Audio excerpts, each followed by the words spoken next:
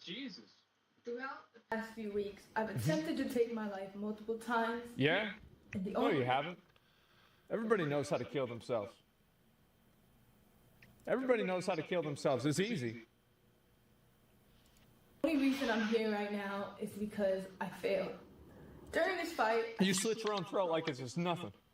You do try Charlie Kirk, you'd be dead in a minute. You shoot yourself in the head with a gun, you'd be dead in a second. Ah, get the fuck out of here. How many times we gotta play patty cake with this bullshit, this emotional manipulation? I'm sorry I'm being harsh, but I hate this shit. I hate it.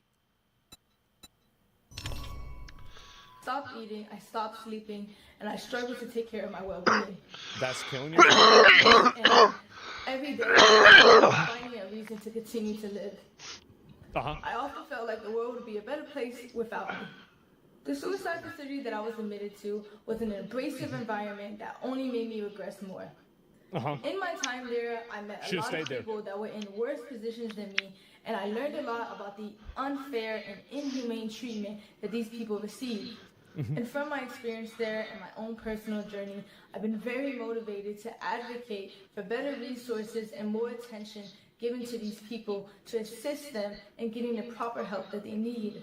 I think we just put them all in a mental asylum and keep them in the crazy box, get them the fuck away from everybody else as normal.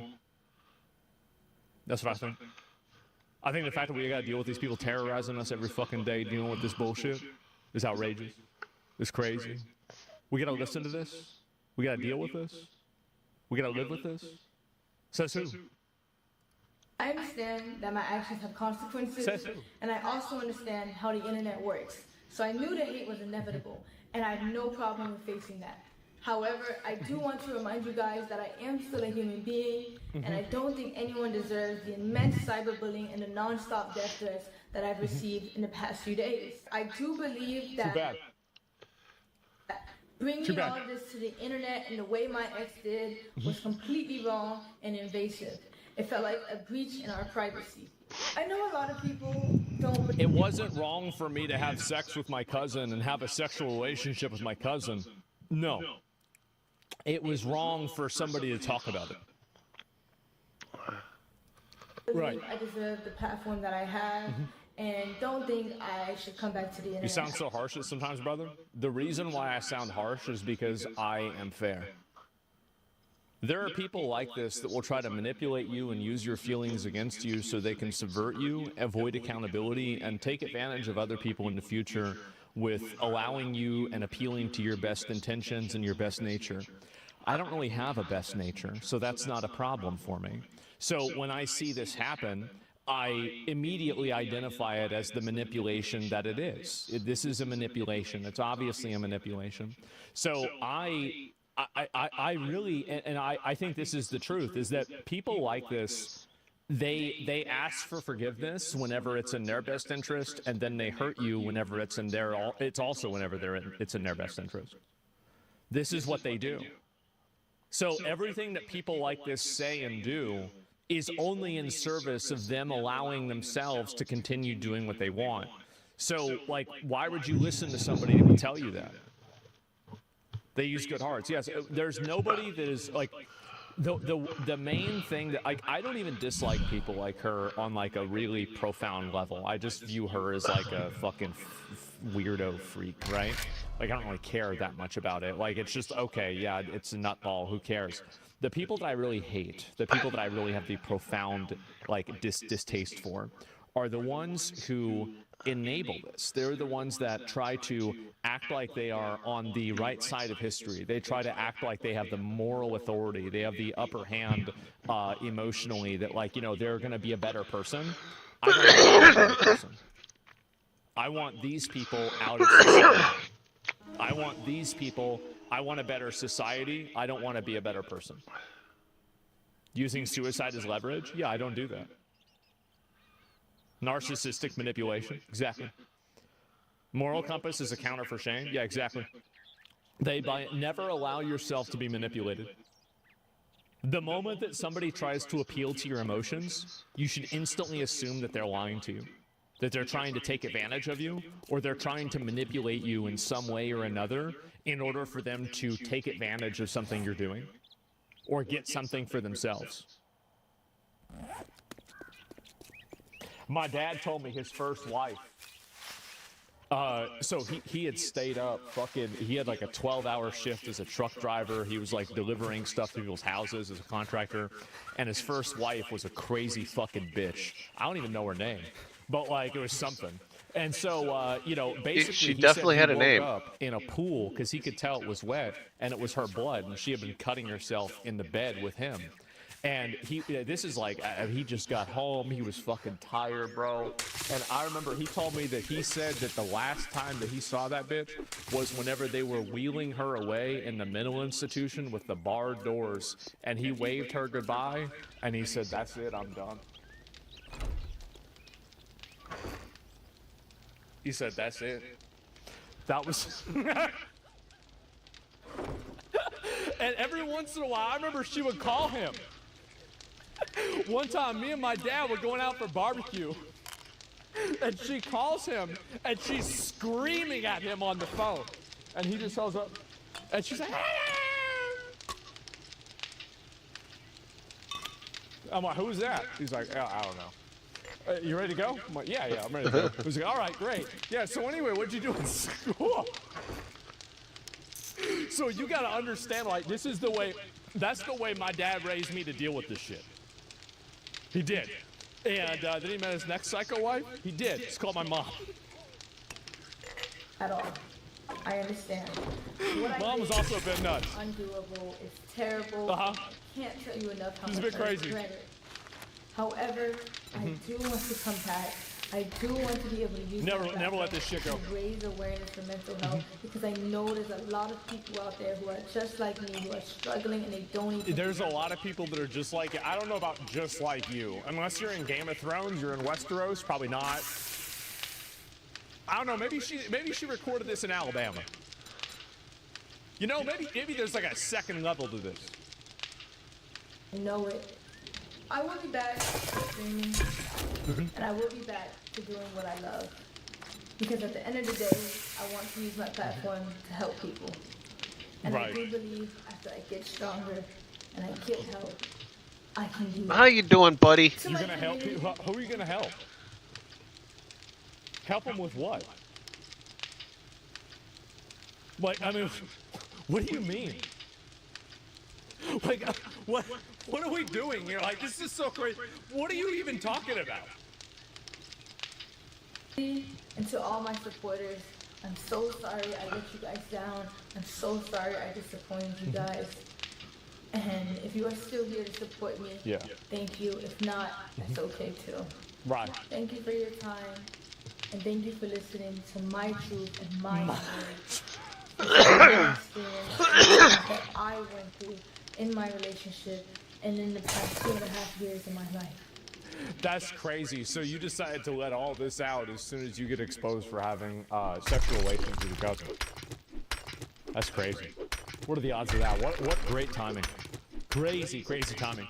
So anyway, this is also like, and this is the girl, right? Content creator. Now I'm gonna tell y'all, like, this is what you should have done. Before we go to his response, this is what you should have done. You should have gone and said nothing. You shouldn't have said a single thing. You should have just posted photos of you in a bikini, looking cute, looking hot. You said you were working out to send pictures of your cousin whenever you were, you know, like, fucking, I guess, doing cam shows for him in your boyfriend's bedroom, right? So you should have done that. And I guarantee you, if she had responded to all this criticism with some hot-ass thirst traps, every fucking comment would have been, "Oh my God, moving to Alabama right now.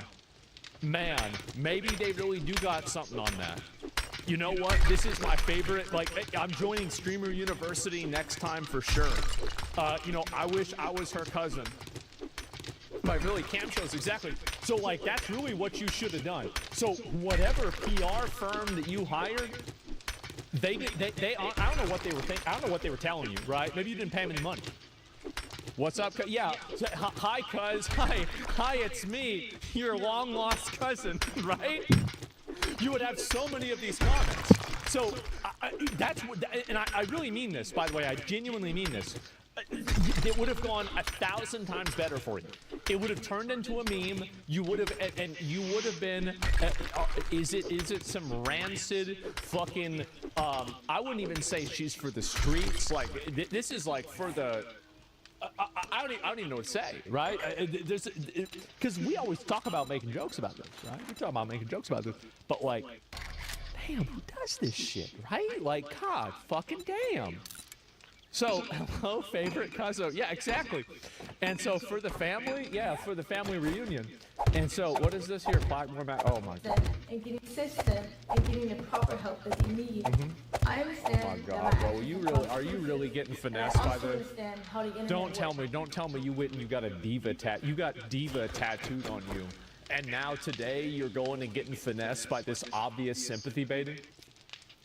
Don't tell me you're literally getting, you're getting, oh.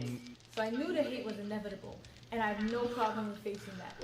However, I do want to remind you guys that I am still a human being.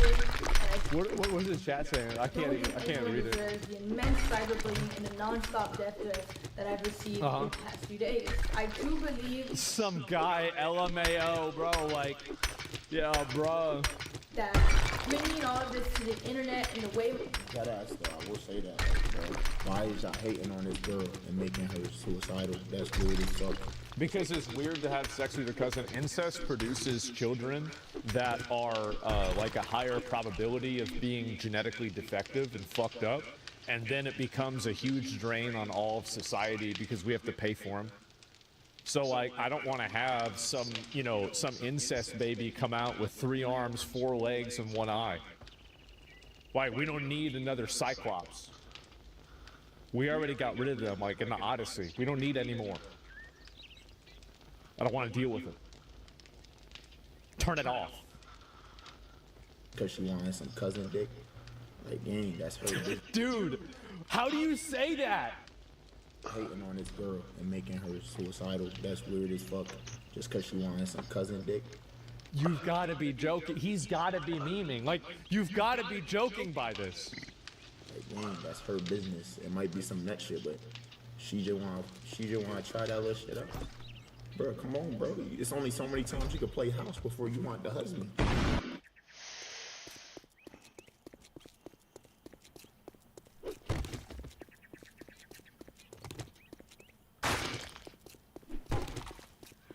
Oh my God.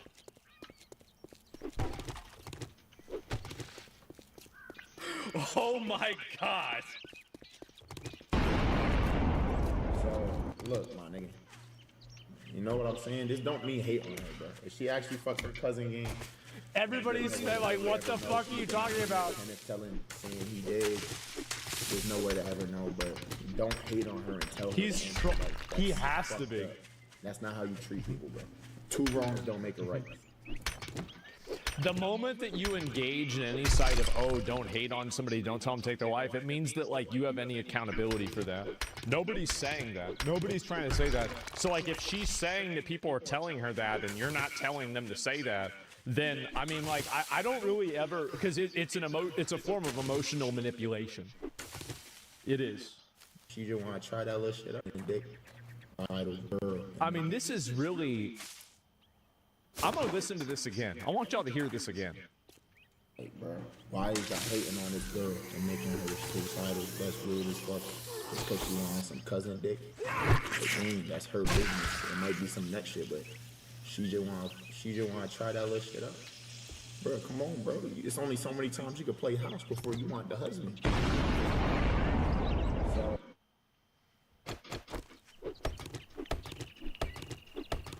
That's crazy.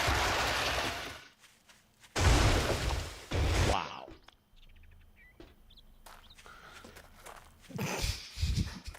He gotta be trolling. He's probably trolling. This is just so funny to me. It's so funny.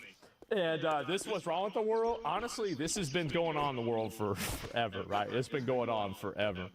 And so this is really... There's no way out of this one. I'm sorry, but you're done. You're finished. So apparently, Kat has dropped a video titled My Truth, but the whole video's fucking lies. So how the fuck does that work? I'm not gonna lie, Kat, you fucked with the wrong one. Nobody, and I mean nobody, will sit here and fucking lie on my fucking name, bro. Hell nah. Alright, so the demon has dropped the video My Truth. For whatever fucking reason, it has 2.8 thousand likes. Y'all niggas... You gotta download the extension.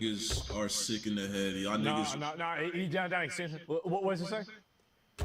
Negative 22. Negative 22,000. Shawty done lost her damn mind.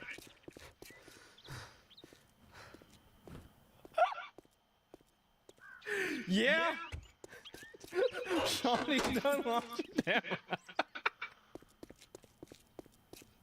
mind. For real, for real. My truth. Your truth is that you cracked your cousin. I'm sorry to my ex, and then accuse him of the most horrible stuff. Y'all dating? Nah, we cousins. She tried to throw Uno cards, poker game. Cuzzo in the back, holding up flashcards like SNL. I got caught. Let's make this about my ex. Top 10 comment section. She talking about everything but the cousin. The cousin cracked immediately after this video. Family functions. Family functions finna be hell. Oh my god. Hello. No, never mind. It's wrong. Really let yourself get manipulated by this demon, bro. By this fucking demon. Let's get into it. Yes. Hello, everyone. I'm here to say my truth and share my story on the belief of what I say sorry to my. I'm sorry that I. All right, I'm sorry for fucking. You know what? I'm sorry for cheating on you with my cousin, but our relationship wasn't perfect, so that's the reason why I did so. I'm sorry for sending my cousin pictures of my ass, titties, and fucking cooch on your living room couch and in your restroom and on my bed, but you know what? Because our relationship wasn't okay, that excuses it. Oh my god. I'm sorry that you had to find my cousin's cock in my camera roll, but you know what? It's okay. Because our relationship wasn't okay in the first place. And that right there is the work of the reputation saver that you was emailing and your fucking YouTube manager told me about, bruh. So you went and hired a firm to try to write you to get your money back. You need to get your money back right now. That's crazy. You paid for this? Told me that the moment I exposed you, that you was emailing people trying to figure out ways how to come back from this shit, bruh. I have to own up to what I did. I have to take accountability. It might be the bricks and minifigs side hustle. For my actions. And in doing that, I come to realize that I need help for myself and for all my loved ones around. Okay, alright, yeah, we get that. Help in order to correct my mistakes, misinformation, clear up a lot of things. Note! Bro, on Apple phones, you share a note Dude. to somebody, you collaborate on a note. Both people, you have to literally, You banged your cousin. damn near, like accept that shit. Am I tripping? You don't- It's you don't- a shared note. You don't come back from that, man. Ways they were gonna have sex, like having sex in public. By the way, you have sex in public. I'm gonna be real. Like that is, in my opinion, go to jail. There's kids in public. There's kids in public. We don't do that. We don't do that. Now you want to go do that? There's places in the world where you can go do that. America is not one of those places. It's fucking disgusting. What the hell are you talking about doing this shit? It's nasty behavior. Who does that? You go to the zoo, you see that. Through your notes app, and that shit was there. You have a bucket list with your cousin, bro. Like, come on, bro. Some of the stuff that's on there doesn't even make sense if he wrote it from his point of view. The internet is not that stupid. In any way. It was only shared to me. And I also want to make this very clear. I did not have any sexual intercourse with anybody outside of my relationship. There was a rumor going around that I was cheating my entire relationship, and I've been doing this for months, which is completely false. Hey, first of all, hold on. First of all, there's clips on the internet of you literally admitting, confessing your love for your cousin. Well, back when I was like, I don't even know the age, to be honest.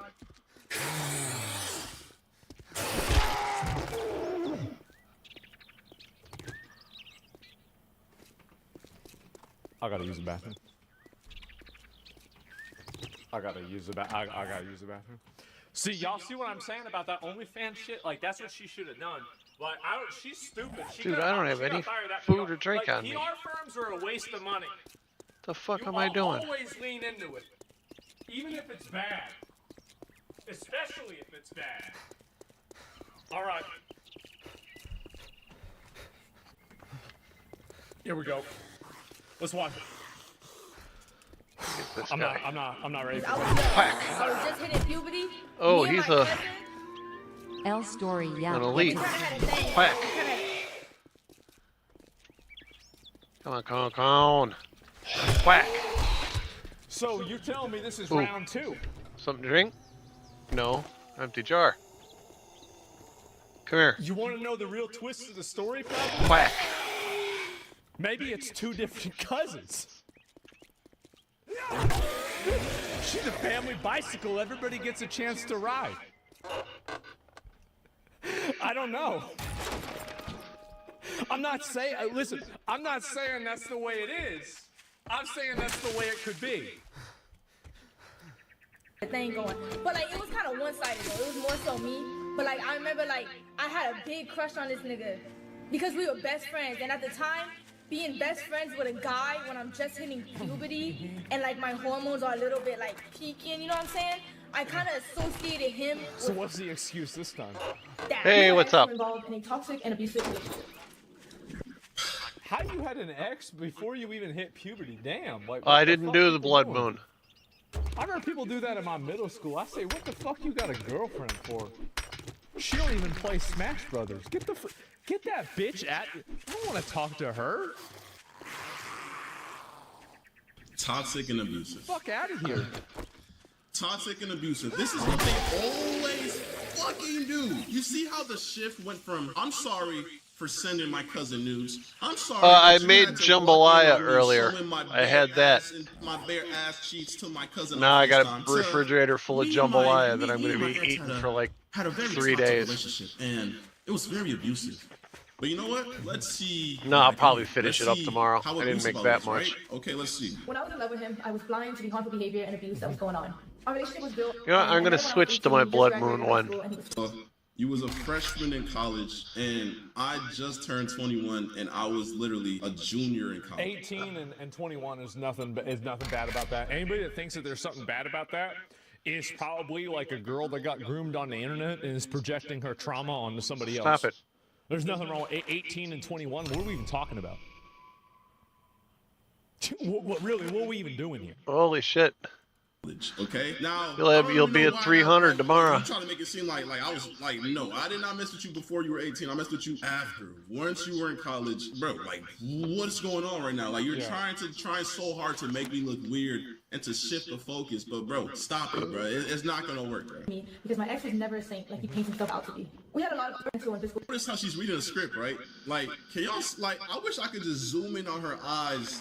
These soulless, evil eyes, and just see the fucking script on her PC screen, bro. This is sickening, bro. Like, I'm hoping, really emailed her talking about, we gonna save you. All you gotta do is sign your soul. I'm hoping I have Your another soul good is gone, stream bro. tomorrow. She's reading off a script they orchestrated a whole story to bring me down. It's sick. He put me through a lot in the past 2.5 years of us being together. Jesus He Christ. even forced himself on me at one point. Say wallahi. Yo, hold on. My ex dealt with a lot of anger issues, and he would often use me as Okay, no. First of all, I've never forced myself on her. I've never forced myself on her. I've never put my hands on her. I've never done any of this sort, my nigga. First of all, this girl was literally like, I don't know what's the... Guys, I don't know who to believe. Should I believe the girl who's a serial liar who's apparently had a romantic relationship with her cousin on and off for probably 10 years? Or should I believe the guy that showed her phone of her doing all this stuff and her laundry I gotta list of find a all the different video ways of that this. she wanted to have sex with her cousin? Oh, jeez, guys, like, I This really is- wonder. This is more cousin fucking than I want to hear about.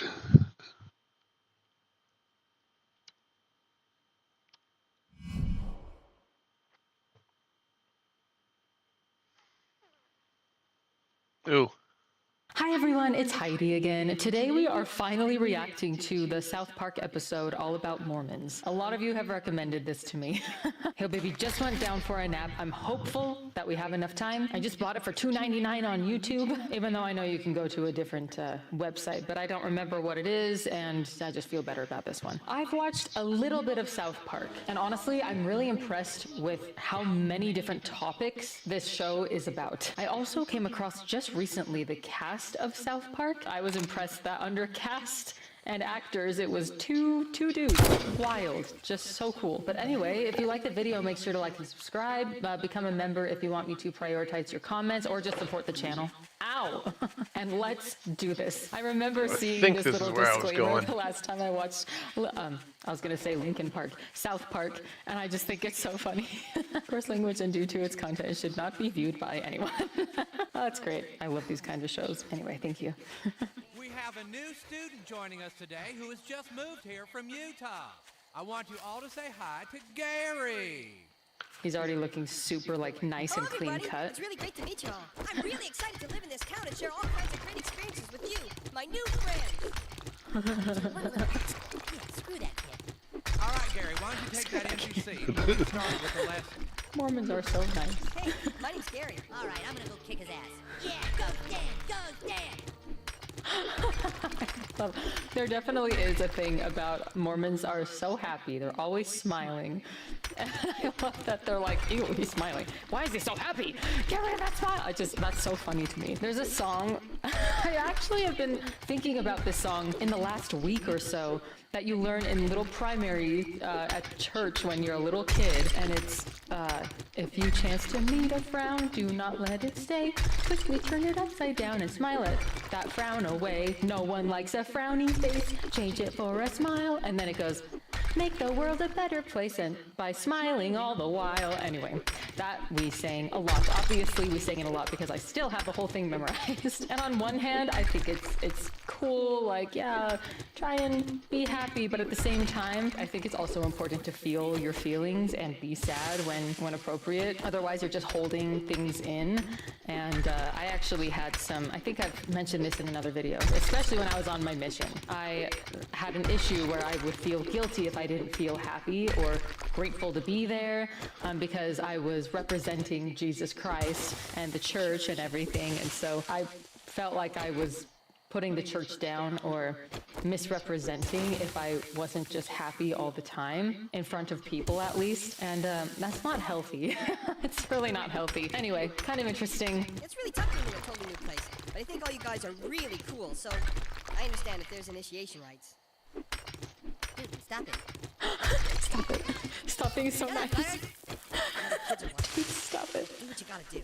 You can't hate him, you know? Going over to his house for dinner tonight. What? How did that happen? He's Yes. really nice kid. What kind of family is a kid like that? Okay, my turn. Ooh, 5. 1, 2, 3, 4. Living. 5. Hi. So I'm my many kids. babysitter, Amanda. Well, it's great you could join us for family home evening, Stan. What's that? That's when we don't allow any TV and just entertain each other with music and stories. They all play instruments. Of course they do. Yeah, I love my family. My family is the best. If you ever have to face a challenge, Baby. our family- Sorry. This is so funny because it is so true. Mormon families are very, very nice. Like when you meet those their family's been in the church for generations and that's all they've known their whole lives. And yes, you get this exactly. They all play instruments. I don't know why. In the church, I mean, you have a lot of opportunity to at least play the piano. Every song is accompanied by a piano. I don't know, for some reason, kids are just into musical instruments. The parents are very into that. And why? Why is that? Maybe it's just the culture. That's so spot on. I mean, being able to play a musical instrument is really cool. It's very beautiful, so nothing against that. But this is so funny. Man alive. And my family, we used to play Life fairly often. We would play Sorry a lot. That was a good time. Board games was the thing. And then family home evening. Every Monday evening, it's encouraged to have a family home evening where you spend time with your family, you do an activity, have a treat or something, and then you do like a little lesson, like teach your kids something about the gospel. I'm trying to remember, but I'm sure that leaders encourage people to invite outsiders, people from outside the church, to attend your family home evening so that they could feel the spirit in your home and with your family and stuff like that. So that is just so funny. So very true. I'm getting a kick out of this if you couldn't tell. Now how about we do some scripture readings from the Book of Mormon? Joseph Smith lived in a little American town in the early 1800s. I'm gonna try and not get triggered. And suddenly, God and Jesus appeared before him. Now? I mean, that's what we learned. Why would he make that up? Dum dum dum dum dum. Why would he make that up? Joseph dum dum dum dum dum. A Native American? But And your he's skin is white. white. Yes, long ago all Native Americans were white. We all came to America from Jerusalem. I actually don't know if the belief was that all Native Americans were white, but that is kind of funny. Also buried with the book are two seals, the Urim and Thummim, which will allow you to translate the writings. It's very educational. Destiny. That's all true. Rice Krispies. Yep. Oh yeah. Let's wrap some more of them up in plastic wrap and hand them out to the poor. Service is also a really, really big thing in the church, which is very cool. It's definitely very, very service oriented. So wrapping up treats and, giving them to the poor or to the neighbors or something is very, very, very common, I guess. Not common, but like it's not far off. Man, just the research that they put into this, like who did they talk to about this? Or did they know Mormons? I'm so curious. It's so funny. Yeah? He's gonna end up liking that, I 100% guarantee it. But I do think that there's a big difference between telling people what you believe and then being like, you need to follow the plan, or, you should go to church too, or whatever. Sure, tell me about your religious beliefs, let me know what your thing is about, but don't try and push that on me or make me feel pressured to join you. If that makes sense. But that is definitely something that leaders of the Mormon Church encourage all members to do is, every member a missionary was one of the slogans, I guess, that they used when I was still a member, that there are always opportunities to share the gospel with others, with your neighbors and stuff like that. And first of all, it makes Mormons feel very, very awkward about it. At least that's how I felt. It's not natural to do that. People have to really push themselves to share the gospel with your next door neighbor outside of like a church setting, or invite them like to church activities or to church or things like that where you never would have invited them before. And some people are like, no, I'm happy to invite people, I'm happy to share the gospel, but it's not normal, it's not natural, and you can feel it. I feel a little bit bad. I think it makes people's relationships with others a little bit strange sometimes when it could have just been chill. But anyway, we're gonna continue now. You can call me Randy. Randy, the last thing we want for people to think we're pushing our religion. We know there are a lot of beliefs out there, and ours just works for us. To each his own, right? Yeah. Some Mormons are like that. Some of them are all about sharing the gospel with others, and then some of them are just like, no, I don't know. But you're supposed to share the gospel with others, so I don't know. It's a tough thing. Some Mormons are very, very chill, though. It's hard to know which ones are which. It's hard to know which Mormons want to be your friend just because they want to be your friend, and which Mormons want to be your friend in hopes that you will come back to church. A little bit tricky there. I found them! Found what?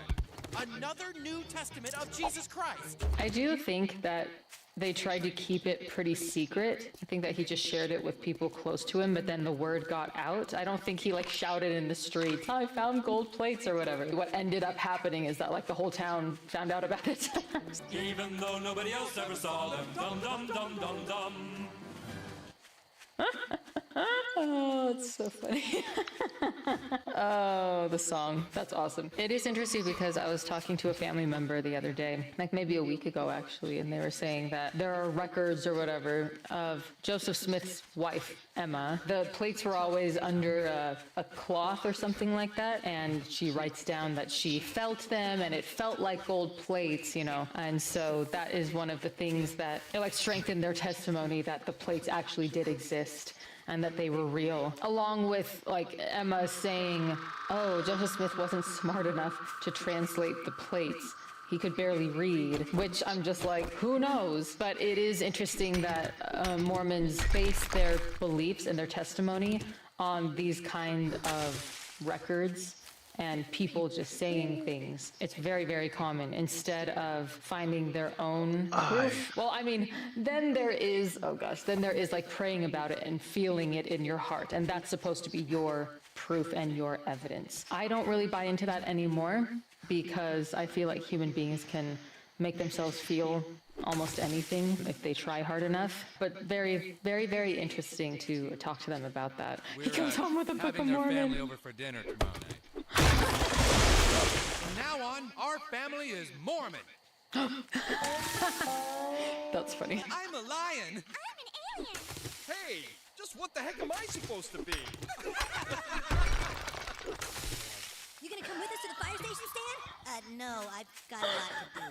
Well, Gary, you want to just hang out with your friend Stan? My God.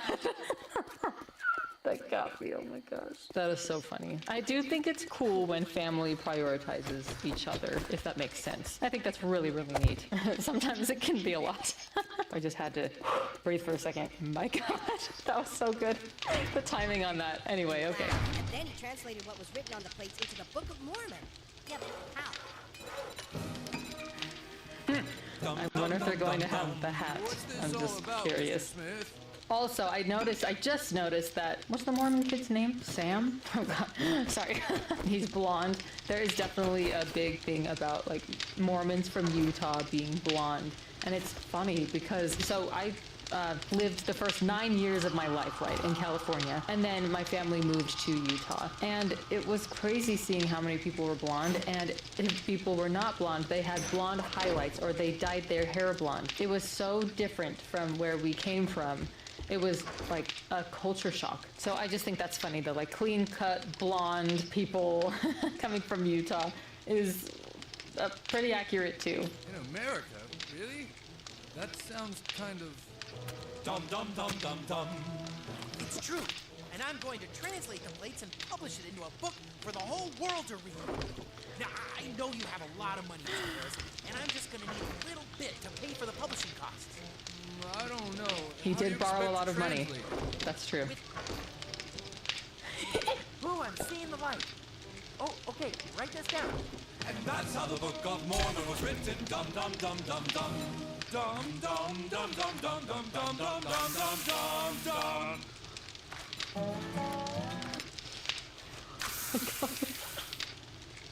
Okay, there was so much to unpack there. Oh my God. I love the way they depicted him just looking into the hat. It just looked so ridiculous.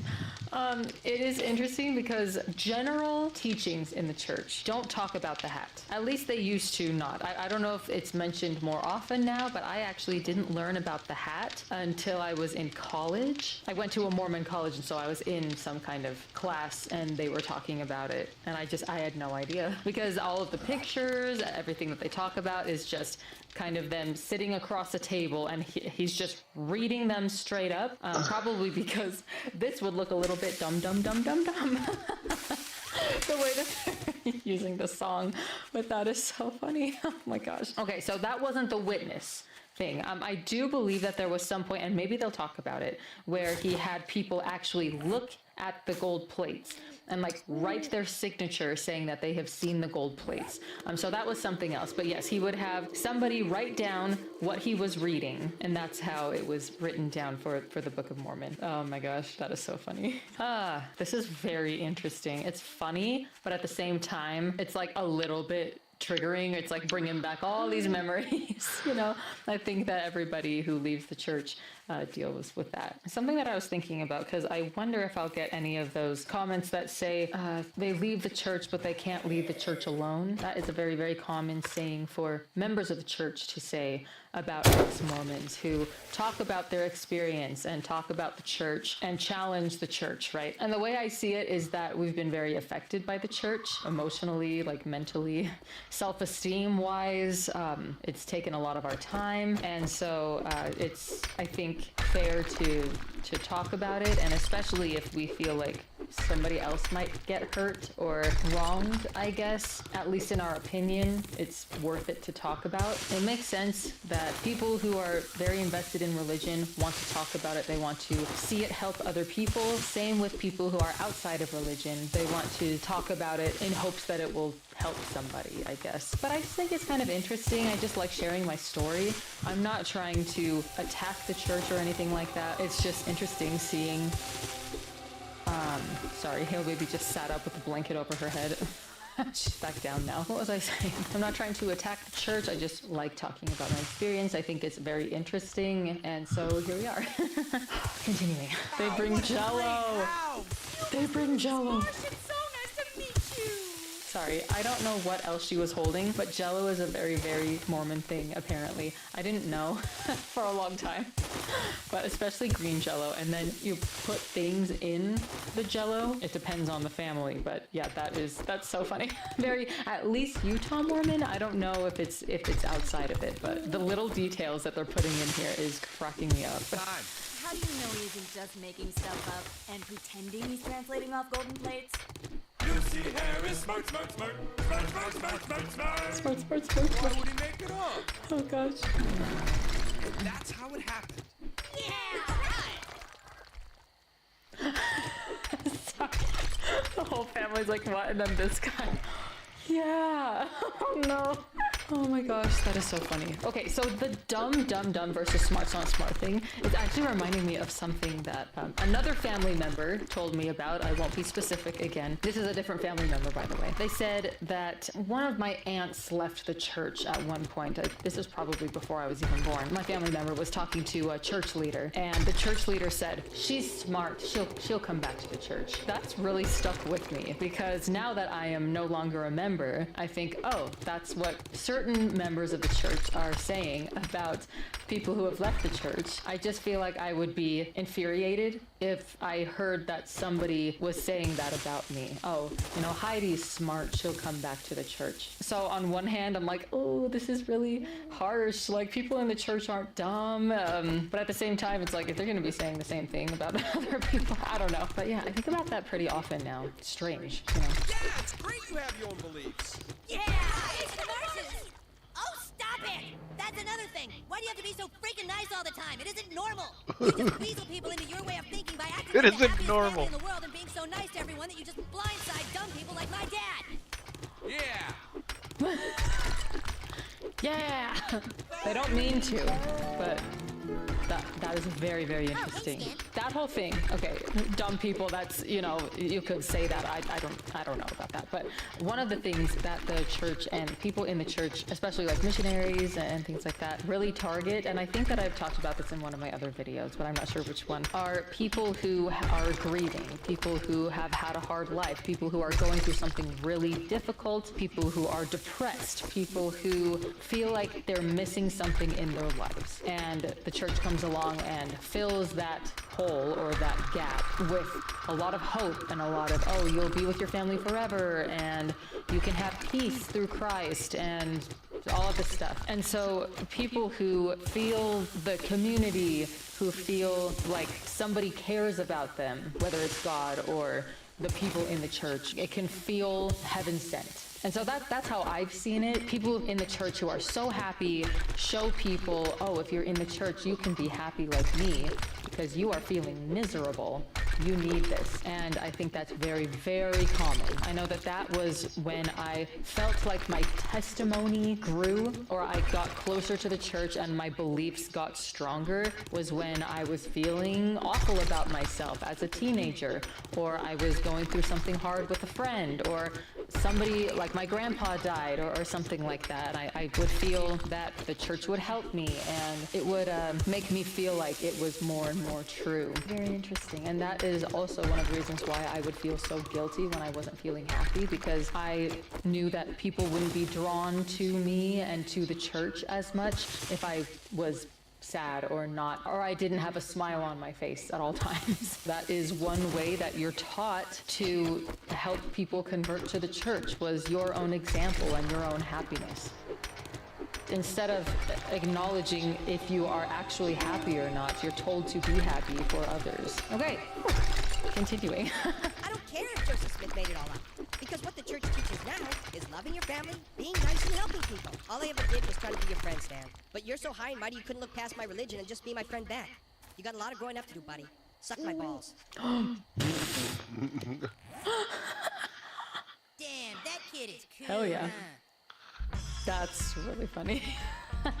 That was a funny ending. I don't know, I have mixed feelings about it because I've heard people say, oh, I don't believe that any Mormons actually believe that Joseph Smith was a prophet and that the church is actually real. I think that they say that they do, or I'm trying to remember what they said, but I remember being like, no, I definitely believed it. I mean, I sacrificed a lot of my life for it, and I was not friends with certain people because of it, which is ironic because at the end of this, it was like, oh, you couldn't even see past my religion. And it is funny because and I don't know if this has changed by now, but when I was a young woman, when I was a teenager, there was this little pamphlet called For the Strength of Youth. And it said something like, only hang out with people of your same standards. Hi everyone, so I'm editing right now, but I decided to actually look it up, and it was about dating actually. It wasn't about in general. It says, or it used to at least, I don't think it does anymore. It used to say, only date people of your same standards. I'm not exactly sure where I got that more broad interpretation. As you'll see in just a minute or so, you get maybe a tiny bit of that from my mom, but I might have just taken that a little too far. I'm not exactly sure, but I don't want to spread misinformation. Thank you, let's continue.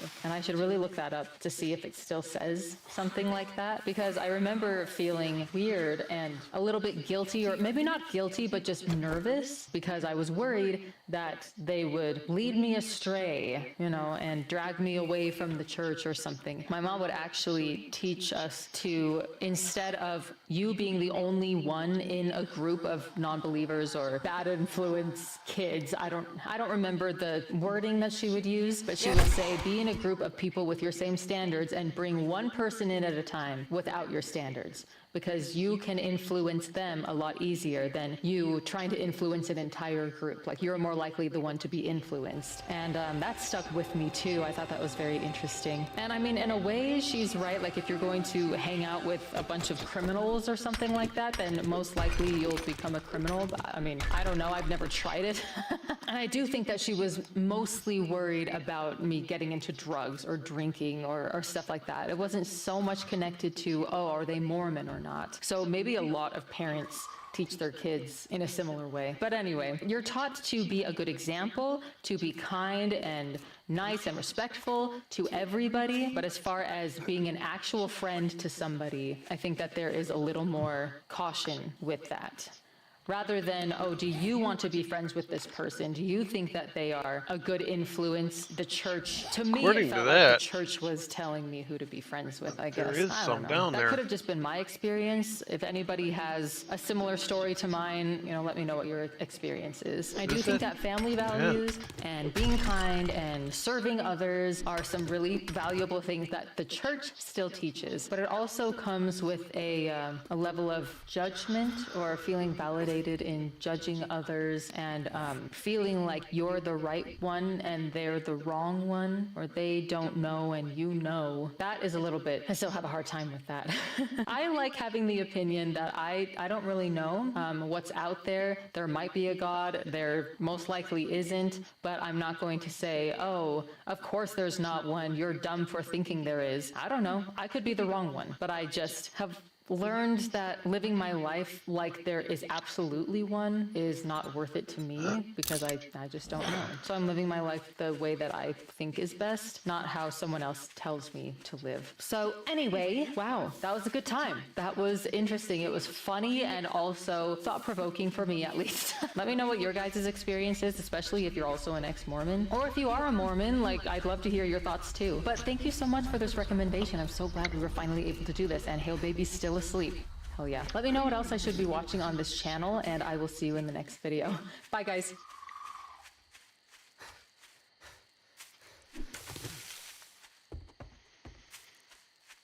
So last night, in a moment of anger, just before midnight Eastern Standard Time, I decided to launch and donate $1,000 to a Give, Send, Go campaign for Russian order for him to get attorneys so that he can actually fight out both the civil and the criminal charges that he's facing. And the reasons I did this are actually quite numerous. Of course, obviously, there was the temporary restraining order that was granted by a Utah judge against Reckless Ben that actually prevents him from mentioning the company Bricks and Minifigs. It prevents him from releasing part 3 of his video series, and essentially it kneecaps him going forward because he can't really launch his own campaign in order to advocate for himself. So I figured somebody was going to do this for him. I started looking for the campaign, and guess what? I couldn't find it. And if nobody else is going to do it, I decided to pull a Thanos and say, fine, I'll do it myself. I'll do it myself. And yeah, that is one reason among many reasons I decided to launch this campaign. In addition to that, I stumbled across this Willie Mack video, and in this particular video, it was indicated by Ethan Klein, who a clip of him was used in said video, that Reckless Ben had yet to find an attorney. Because some of the charges Ben's facing might actually stick. And according to sources, he's looking for an attorney, but still hasn't got one. And I'm like, bro, why are you wearing an attorney? That he was still looking for an attorney, and to me, at this stage in the game, what are you even doing? When you were arrested in the state of Utah, the first thing you should have done was ask for a lawyer. When Bricks and Minifigs started indicating publicly that they were going to sue you in civil court, the next thing you should have done is got an attorney on retainer in order to fight that battle. And of course, if you watch Willie Mack's video, which is absolutely wonderful, you'll find out that Reckless Ben has had a lot of trouble monetizing the videos on his channel. Now I get why he didn't talk to a lawyer. He's not rich. A lot of his videos are demonetized or copyright claimed. Didn't have nearly enough money for a lawyer. Basically my entire YouTube career has just been demonetized. Because he uses a lot of copyrighted music. I've only ever been able to afford like rent and basic food, and like that's it pretty much. So getting a lawyer for this video was not really an option. He does not have that much money, and if money is the barrier between him and an attorney, I know that good people out there who have been interested in this story will actually support him. So yeah, I started it off myself, and I want Reckless Ben to accept the funds. And by the way, that is where we're at right now in this situation. I have sent emails from GiveSendGo to multiple email addresses, the emails that of course are associated and on the legal complaint, and in addition to that, the email that was on his YouTube channel. He needs to accept it. He needs to put in his identifying information, so that way the now $8,000 that has been raised in just a couple of hours since the launch of this GiveSendGo campaign can go to him, so he could spend that on his legal defense. Because Ben, you need a legal defense, and a lot of people in the comments have been telling me that Reckless Ben wants you to support him on Patreon. Guys, definitely support him on Patreon, but make no mistake about it, Patreon is different in a lot of ways from GiveSendGo, and the first difference is that GiveSendGo, these are gifts, so as long as you're under the gift tax threshold, Reckless Ben should be able to use that money in order to fight his legal defense. Now, as somebody who has a Patreon and has website memberships and has Subscribestar and has all of those subscription services, those are reported as income either on an individual level or as a business level. So while you absolutely should support Ben's work on the platforms that he wants, the fact is he needs a war chest in order to fight back against the civil and criminal charges, which is why I went with GiveSendGo. In addition to that, we also got reporting last night that the fundraiser that Reckless Ben actually set up for Brian Menzel in order to make him whole after he thought he wasn't going to get his Legos back was actually taken down, and that was over $400,000 of money. And considering that Brian Menzel is considered a party to the lawsuit that has been filed against Reckless Ben, this was obviously, in my opinion, in my speculation, a mechanism in order to make him vulnerable, to hopefully force him into a settlement that will either keep him silent or maybe possibly get him to testify against Reckless Ben in the civil matter. And because I had no insider information, I speculated that this could have been due to two different things. First and foremost, this could have been Bricks and Minifigs making the case that this GoFundMe was a part of the extortion that is alleged against Reckless Ben, which, by the way, is also being alleged by that Utah police, the American Fork Police Department. That's why they arrested him after he said he created that GoFundMe in the body cam video that we can see for ourselves. Suing him is not working for us. So let's do a GoFundMe. Right after I mentioned this GoFundMe, the investigator wanted to leave the room. Hang tight here, and then I'll be back with you, okay? Okay. Okay. Something about me mentioning this GoFundMe really caught his attention. Is that kind of your ideas to do this video with the GoFundMe and all that? But I wasn't afraid to admit that I actually made the GoFundMe for Brian because a GoFundMe is a safe, legal way to raise money for a family if they got all their stuff stolen. I should be risking nothing by admitting this. Basically, the police told me, do not take this man to court, or else you'll get arrested. And so I was like, just thinking, and we're like, let's do a GoFundMe, you know? And that was the solution. But I was wrong. We're going to book you back into the jail, okay? The creation of the GoFundMe, right? We're blasting this person all over saying, hey, he's... So creating a GoFundMe was illegal? When I asked the detective how creating a GoFundMe was probable cause to send me to jail, this was his response. A lot of this stuff you may have to just get an attorney and fight it in the criminal side of court. Or I thought that this was going to be due to the fact that GoFundMe is notoriously bad with their terms of service, and when it comes to criminal legal issues, criminal legal liability, they oftentimes pull down the fundraisers. Again, this is why I chose the platform GiveSendGo, because they allow you to raise funds for people even when they're facing criminal charges, and this was true for Kyle Rittenhouse, Carmelo Anthony, that lady who said the N-word in the park that people raised a ton of money for God knows what reason. And yeah, if GiveSendGo is willing to stand by against scrutiny from all these different actors, in those scenarios, they'll definitely stand by Reckless Ben. So that was the platform that I decided to choose. And again, Reckless Ben, if you're watching this, do not contact me. Don't give me any information related to your case. I am not an attorney. Any conversation with me is not privileged, but go to your emails and please, for the love of God, accept the funds. Accept the funds. Take the money. You need it for your defense. We need you to have that. I need to be able to give people an update that you are taking the money because it is 100% yours and you are already the designated recipient. I've already put in your email. I've also put in a message with that email that says, don't be an idiot, take the funds because you absolutely need it, because make no mistake about it, Bricks and Minifigs has said time and time again, documented by you, that their desire to fight these cases isn't necessarily about winning them, it's about using the process as punishment and essentially running up the costs so much that even if you win, you still feel like you lose. So what this is a First Amendment issue. They are targeting somebody who, again, was a bit reckless, definitely, in my opinion, committed some misdemeanors, at least in the state of Oregon, but the fact is, they're targeting you for your freedom of speech. This is something that we have slap defenses for.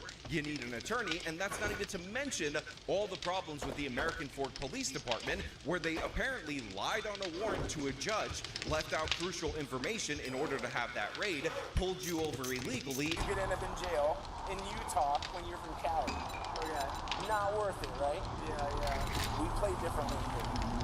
Does that make sense? Yeah. And of course conducted illegal searches, and in addition to that, they were basically taking direction from Eamon McNeff, again according to the body cam, on what charges to throw at you. Ready and willing to arrest these individuals for Utah statutes for cyberbullying and digital stalking, because they're using electronic means for communication and coordinating their stalking.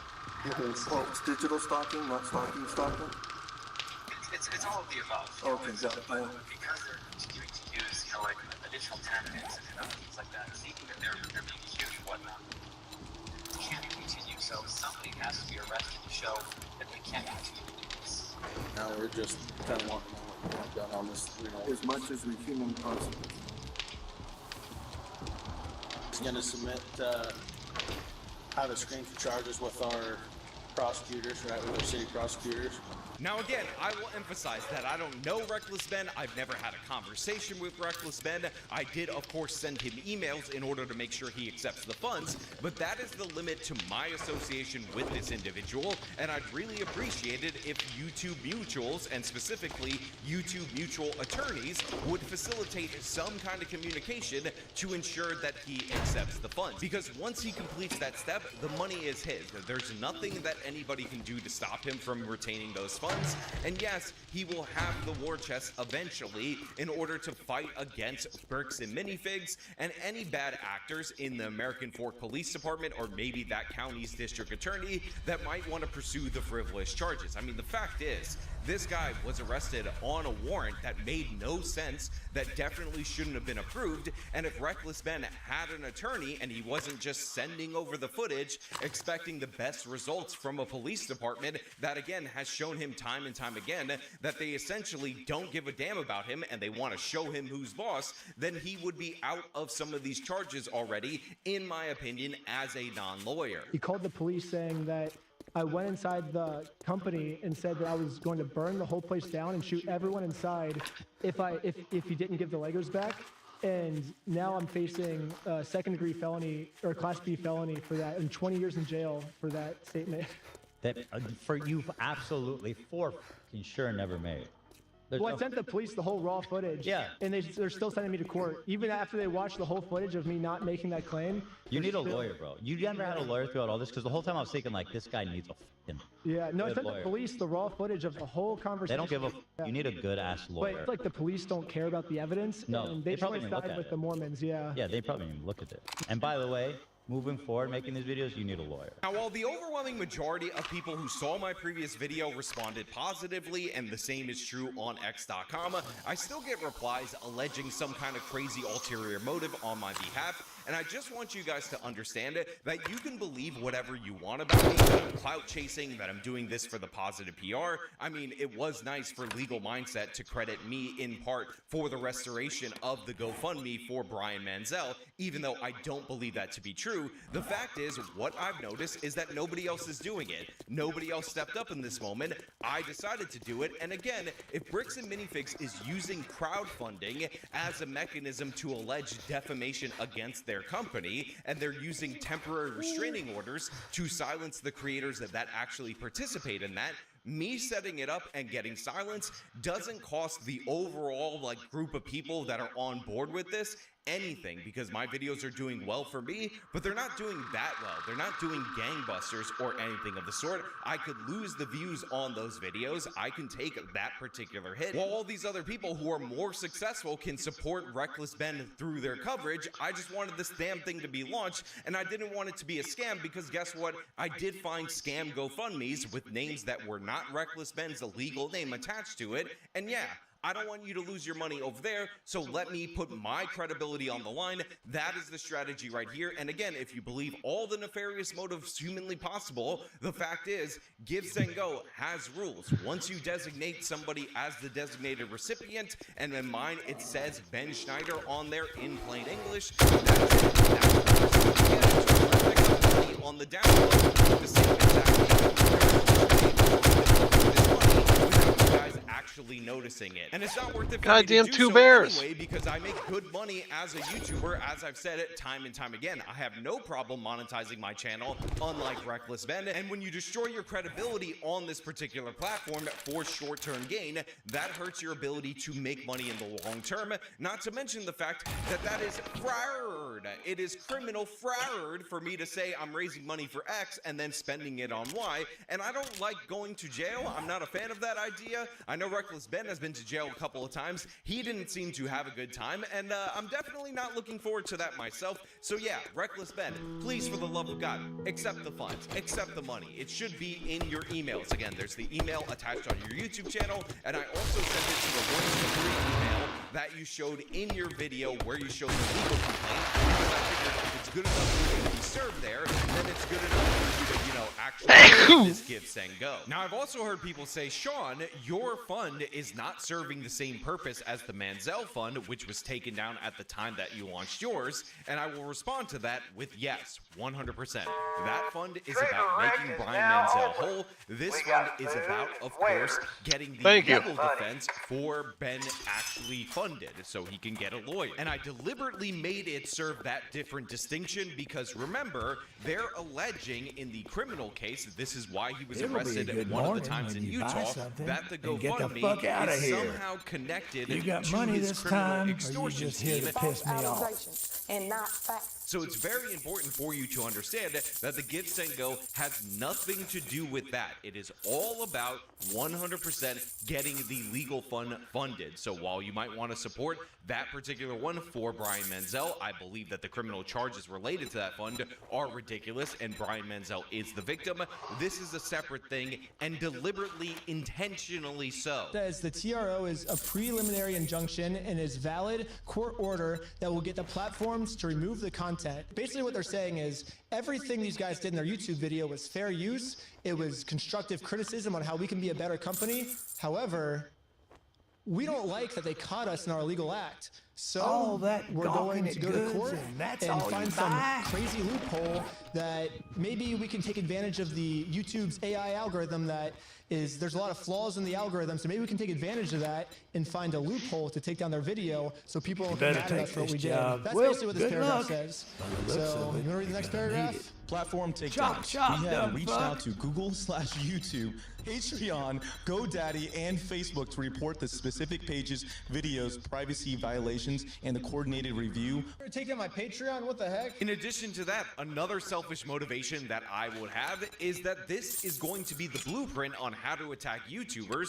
I am a YouTuber, and I don't want this to happen. And if you guys will recall, I just had a recent legal dust-up that was nowhere near this crazy with Sinclair Media. I ended up posting a video about it, explaining why I didn't raise money from crowdfunding for myself in that instance. So yeah, there are purely selfish motivations in here as well as somebody on this side of the camera. So yeah, for everybody watching this video who's interested in donating, you can donate there. I do recommend you also support Reckless Ben on Patreon. In fact, I got Anna Kasparian to advertise for Reckless Ben and this Give, Send, Go. Let me play that for you right here.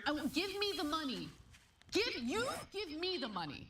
Okay? So everyone from across the spectrum is on board with this particular case, but also in addition to that, leave the man comments in public, tell him to accept the Give, Send, Go, tell him to take control of it because I don't want it in my hands. I want him to be the verified recipient, and I want him to get a lawyer. Reckless Ben, for the love of God, get yourself an attorney, get yourself 2 attorneys, get yourself a team of attorneys, because you need to fight these cases out.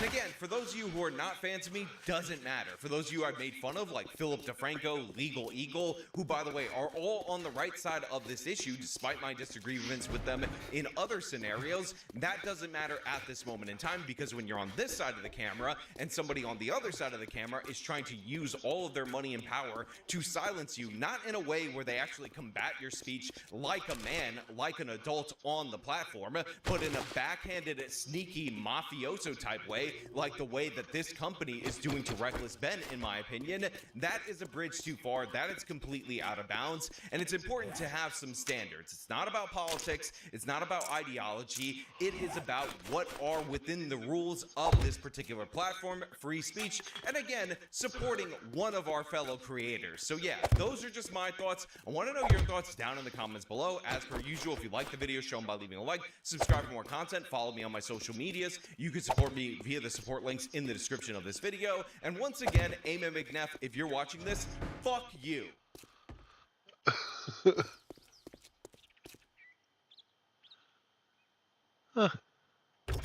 Hey, you're watching my official compilation channel, but if you want to see my newest videos as soon as they're uploaded, check out my main channel, Chat History. Alright, enjoy the video. 15 minutes of useless history. Wait, what? Poland had a bear soldier that served during World War II. His name was Wojtek, and he was a good boy. In 1386, France executed a pig that killed a child. It was arrested, faced trial, and was hanged. Poor thing. During the Great Depression, people would often resort to using potato sacks as clothes. Ancient Mayans worshipped turkeys, as they were seen as vessels for the gods. The 69th and 420th words of the Declaration of Independence are to and districts. The Ford Motor Company was founded in 1903 and hasn't produced a car since. It's said that in Ohio in 1895, only 2 cars existed across the entire state, and they crashed into each other. Famous scientist Albert Einstein was once offered the presidency of Israel. He turned it down. The British Empire had around 120 colonies at its height in the 20th century. Robert Lincoln, son of U.S. President Abraham Lincoln, was present or nearby during 3 different presidential assassinations. He was just a few blocks away from the Ford Theater when Papa Abraham caught a bullet in the back of his skull. He was an eyewitness to President Garfield's assassination and also experienced President McKinley getting absolutely cannoned in the chest. Afterward, little Bobby Lincoln refused any future invites to presidential events. William Higginbotham, a physicist who worked on the atomic bomb, invented the first video game in 1958 using an oscilloscope. He called his creation Tennis for Two. It was a precursor to Pong. About 4% of the Normandy beaches are made up of leftover shrapnel from the D-Day invasions of World War II. The first European settlement in present-day Uruguay was formed in 1527. It was called San Lázaro and was, you guessed it, a Spanish settlement. Ancient Roman warships were equipped with huge fucking flamethrowers that were used in naval warfare. They called it Greek fire, and boy was it effective. In the year 1204, Valdemar II of Denmark was recognized as king in Norway.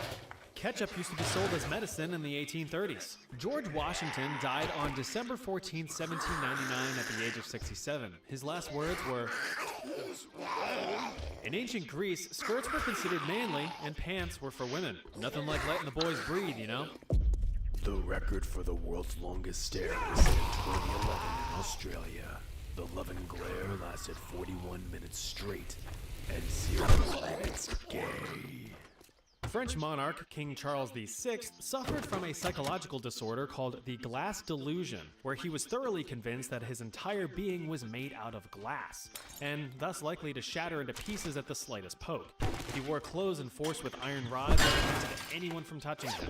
In 1633, the Shanxi province in Imperial China was ground zero to the Great Plague in the late Ming Dynasty.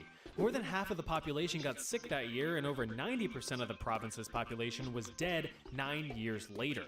The Roman Colosseum used to be covered in marble, but after Rome fell, the marble was looted by big-titty goth pillagers. The Mariana Trench was first discovered in 1875. It is measured at about 36,000 feet or 11,000 meters deep at its lowest point.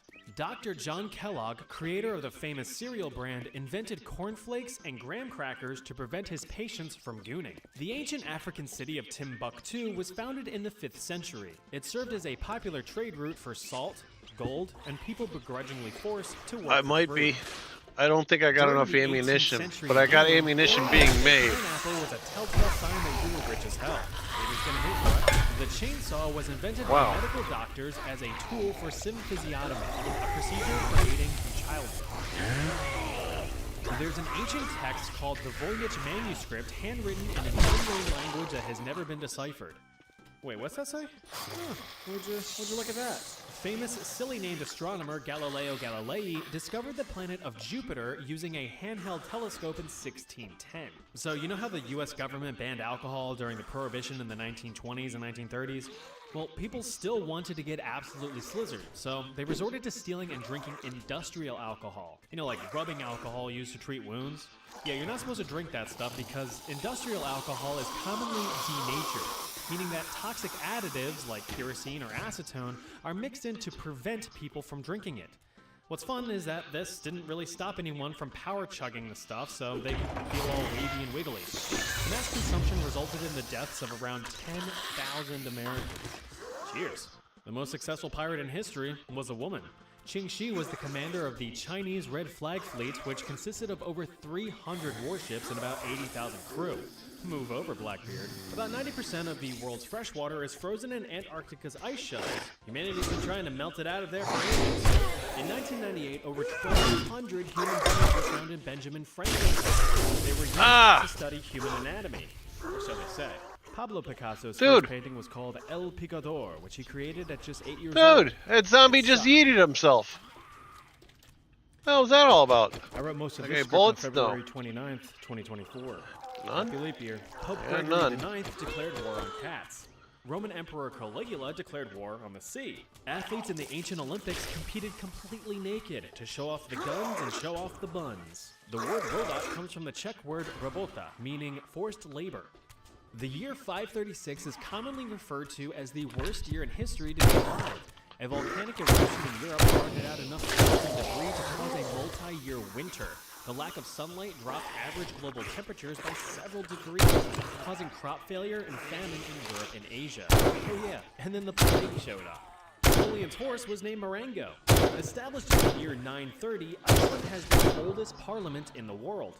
The 13th Grand Duke of Lithuania was Jogaila Algirdaitis. He was also King of Poland. According to a 2021 census, 55% of Isle of Man residents identify as Christian. 44% aren't religious at all. Abraham Lincoln was a licensed bartender.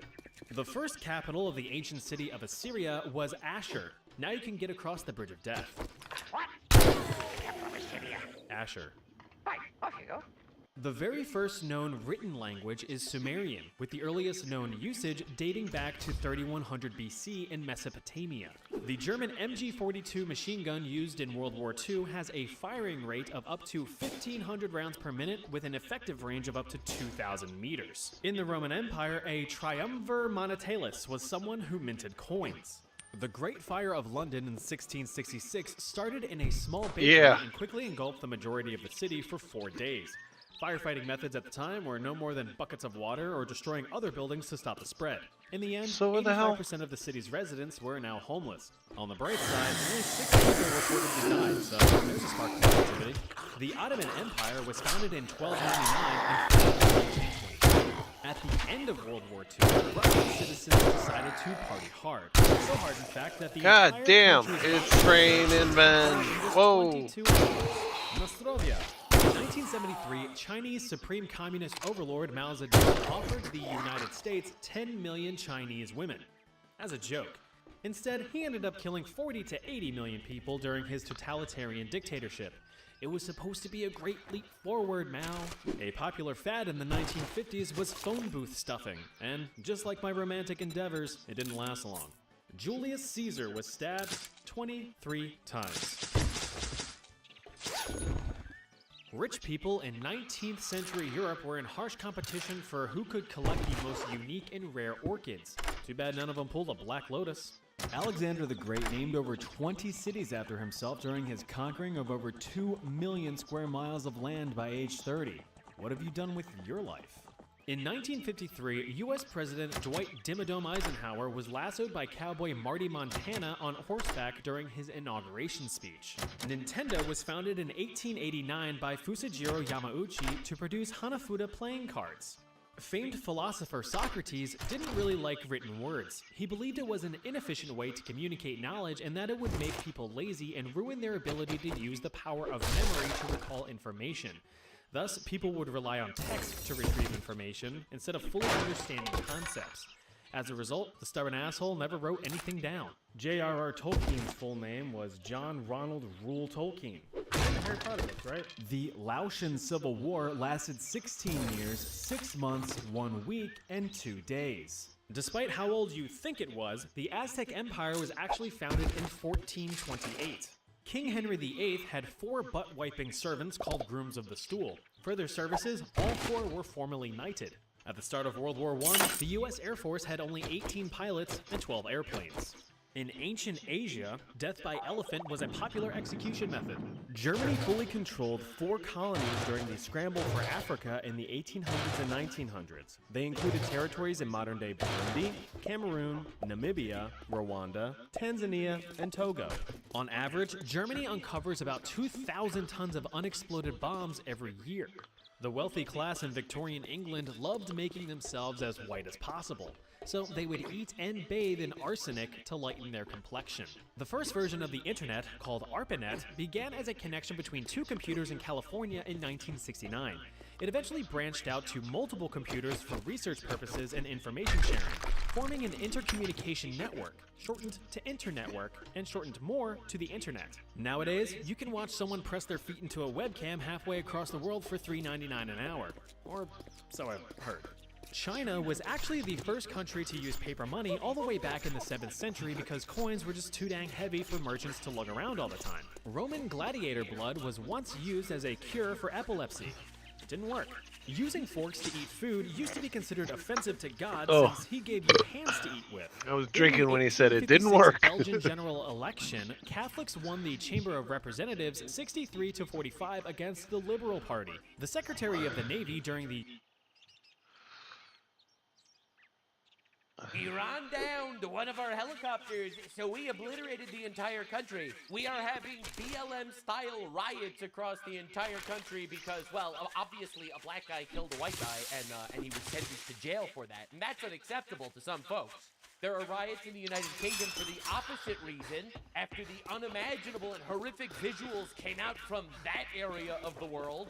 UK patriots are really tired of the fact that their entire country is getting annihilated. Great. Here we got you some go. crazy election Don't spend it all results in from one last place. night, and also the UN is targeting Japan because they are not gay enough.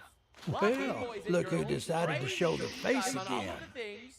I was in the Jew tunnels for a while for this one. This one's gonna be awesome. Definitely subscribe, because let's just say YouTube You has don't not buy been very something friendly next because I time, actually cover I'll all the shoot things you. in the least homosexual way possible. Regardless, I'm willing to sacrifice my reach and monetization to say what needs to be said, and I really appreciate all your support. The Donald put his big boy pants on and made an insane tweet. I have been informed by our great military that last night the Iranians shot down one of our highly His new one. Apache helicopters, one of my favorite genders. I don't know what you mean. Over the Strait of Hormuz. There were 2 pilots involved. Thank God. If you want a job from me, you don't A new just saying? stand I've there heard him and say that bum before. He up your doesn't say it ass. often, but I've heard him say it Job before. done. Thank you for your attention to this matter, President Donald Carrying J. too much Trump. shit on me. Iran is really pressing their luck a heck of a lot. They've been Oh, bombing yeah. Arab countries and they haven't really been doing anything in return. So Yeah, I thought you were talking about they bombed Israel. Israel fucking responded, Krabby. taking out some of their leaders and striking a lot of their weapons facilities. And they were like, all right, we're going to stop striking Israel. They're attacking us back. Yeah, Donald it's a wants new to make Nux deal, video. and he's orange. Maybe we'll hit the Donald instead. They take down one of our helicopters, and the Donald decides, actually, You no, hungry or we are something? not pushovers. And now you're gonna die. And die they did. Breaking. President Trump confirms U.S. military will retaliate against the Islamic Republic of Iran after the IRGC shot down an American Apache helicopter. One of my favorite Be careful genders. out there. You wouldn't want Hang to on. get All of hurt. a sudden, everyone in Iran is like, that's the sound they make when they're having sex, consensually, of course, with small. Iran downed one of All our right. helicopters, so we obliterated the entire country. We are having BLM-style riots across the entire country because, well, obviously a black guy killed a white guy, and he was sentenced to jail for it. That's unacceptable to some folks. There are riots in the United Kingdom for the opposite reason, after the unimaginable and horrific visuals came out from that area of the world. UK patriots are really tired of the fact that their entire country is getting annihilated.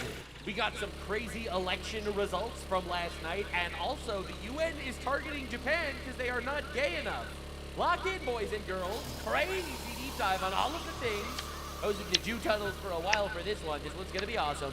Definitely subscribe, because let's just say YouTube has not been very friendly to me because I actually cover all the things in the least homosexual way possible. Regardless, I'm willing to sacrifice my reach and monetization to say what needs to be said, and I really appreciate all your support.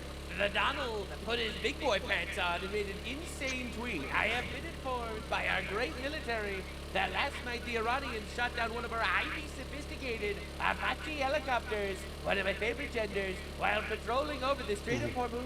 There were 2 pilots involved. Thank God both are safe and uninjured. Nevertheless, the United States must, of necessity, respond to this attack. Thank you for your attention to this matter, President Donald J. Trump. Iran is really pressing their luck a heck of a lot. They've been bombing all the Arab countries, and they haven't really been doing anything in return, so they kept getting bombed. They bombed Israel. Israel responded by taking out some of their leaders and striking a lot of their weapons facilities. And they were like, all right, we're going to stop striking Israel. They're attacking us back. Well, Donald wants to make a deal, and he's orange. Maybe we'll hit the Donald instead. They take down one of our helicopters, and the Donald decides, actually, no, we are not pushovers. And now you're going to die. And die they did. Breaking. President Trump confirmed U.S. military will retaliate against the Islamic Republic of Iran after the IRGC shot down an American Apache helicopter, one of my favorite genders, in the Strait of Hormuz. Come here! So all of a sudden, everyone in Iran is like, that's the sound they make when they're having sex, consensually, of course, with small furry animals. As you can see, I think of them incredibly highly. So these guys are losing their mind. They thought that Trump would just roll over. They're like, oh, Trump wants a deal. He's getting pressured by the left-wing media in his country, and the Eurocucks and the UN. They're all pressuring him. He's got to make a deal. We're going to be able to show our strength by taking down a helicopter, and we're going to be able to get away with it. Well, Well, let's just say they did not get away with it. The IRGC is like they're puffing out their chest. They warns if America hits, the region will burn. And President Trump responds, if people are stupid, we'll end up in something where we have to wipe out an entire infrastructure of a nation. Oopsie poopsie, that would suck so bad. Bro is not blinking. Bro is not blinking. Breaking, Iran directly rejects today's claim that Iran sent a new draft to the peace proposal. They claim no proposal exists. All right, due to suspension of talks, Iran denied to agreeing to the 15-year enrichment suspension, denied zeroing in on 4 nuclear issues. All right, so they're sending deals and they're denying that they sent deals. And the question is, are they lying? Are they telling the truth? Do we have multiple factions fighting for power inside of Iran right now? Probably a little bit of all of those things. Regardless, the Donald decided, you know what? I'm sorry. We're not taking this lying down. We're still in the ceasefire, by the way. These are self-defense strikes. God, I love how we can just twist language. Am I right, guys?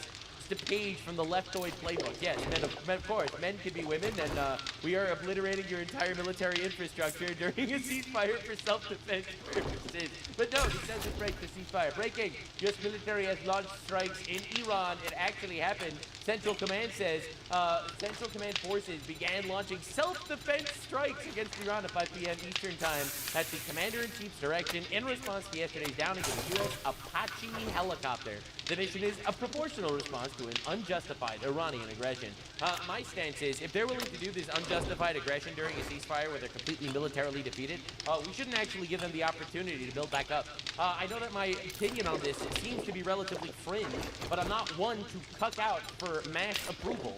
I actually think these people can't be trusted. We gave them ample time to make a deal, and they need to die, or we're just going to lose so many people. You know, I see Thomas Massey goes into Congress and being like, Israel accidentally hit our plane, our ship 80 years ago. They accidentally hit our ship and 34 people died, and then Israel apologized, and we did 11 investigations to prove that it was an accident and friendly fire, and then Israel paid millions of dollars in reparations, and that's horrible. Iran has killed thousands of our people on purpose, and yet none of these people want to talk about that. You know, Tucker Carlson is floating conspiracy theories. Ooh, maybe Israel is trying to get Donald Trump killed.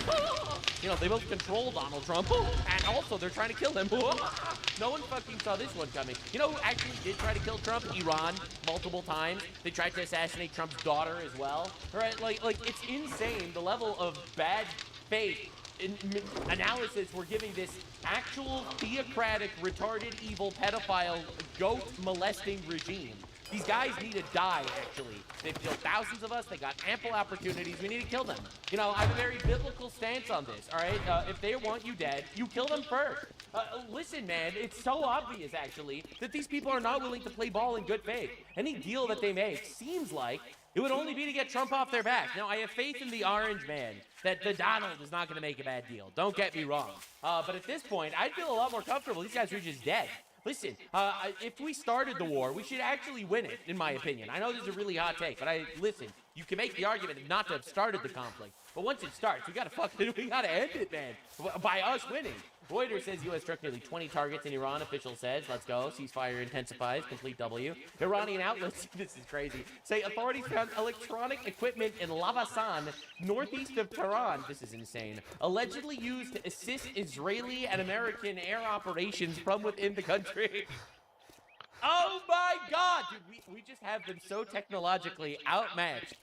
Like literally, the IQ difference is diabolical. It's actually insane to watch these fucking retards get annihilated like this.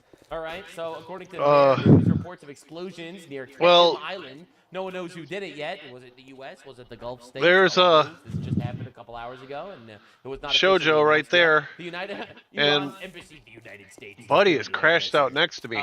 Yeah, we actually don't give a fuck about your opinion about any of the things, Mr. Islamic regime that started every single conflict in the Middle East over the last 47 years. I gotta find cars. I need to get radiators.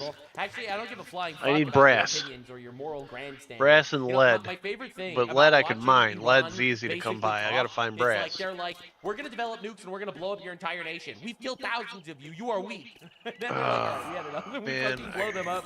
Fucking stamina's pissing me off. This is literally the fucking. What is this? What actually are we looking at, man? This is like the Muslim victim bully handbook. We will kill your men and enslave your women. We fight back. No, we are getting genocided. You are a criminal aggressor. No, please.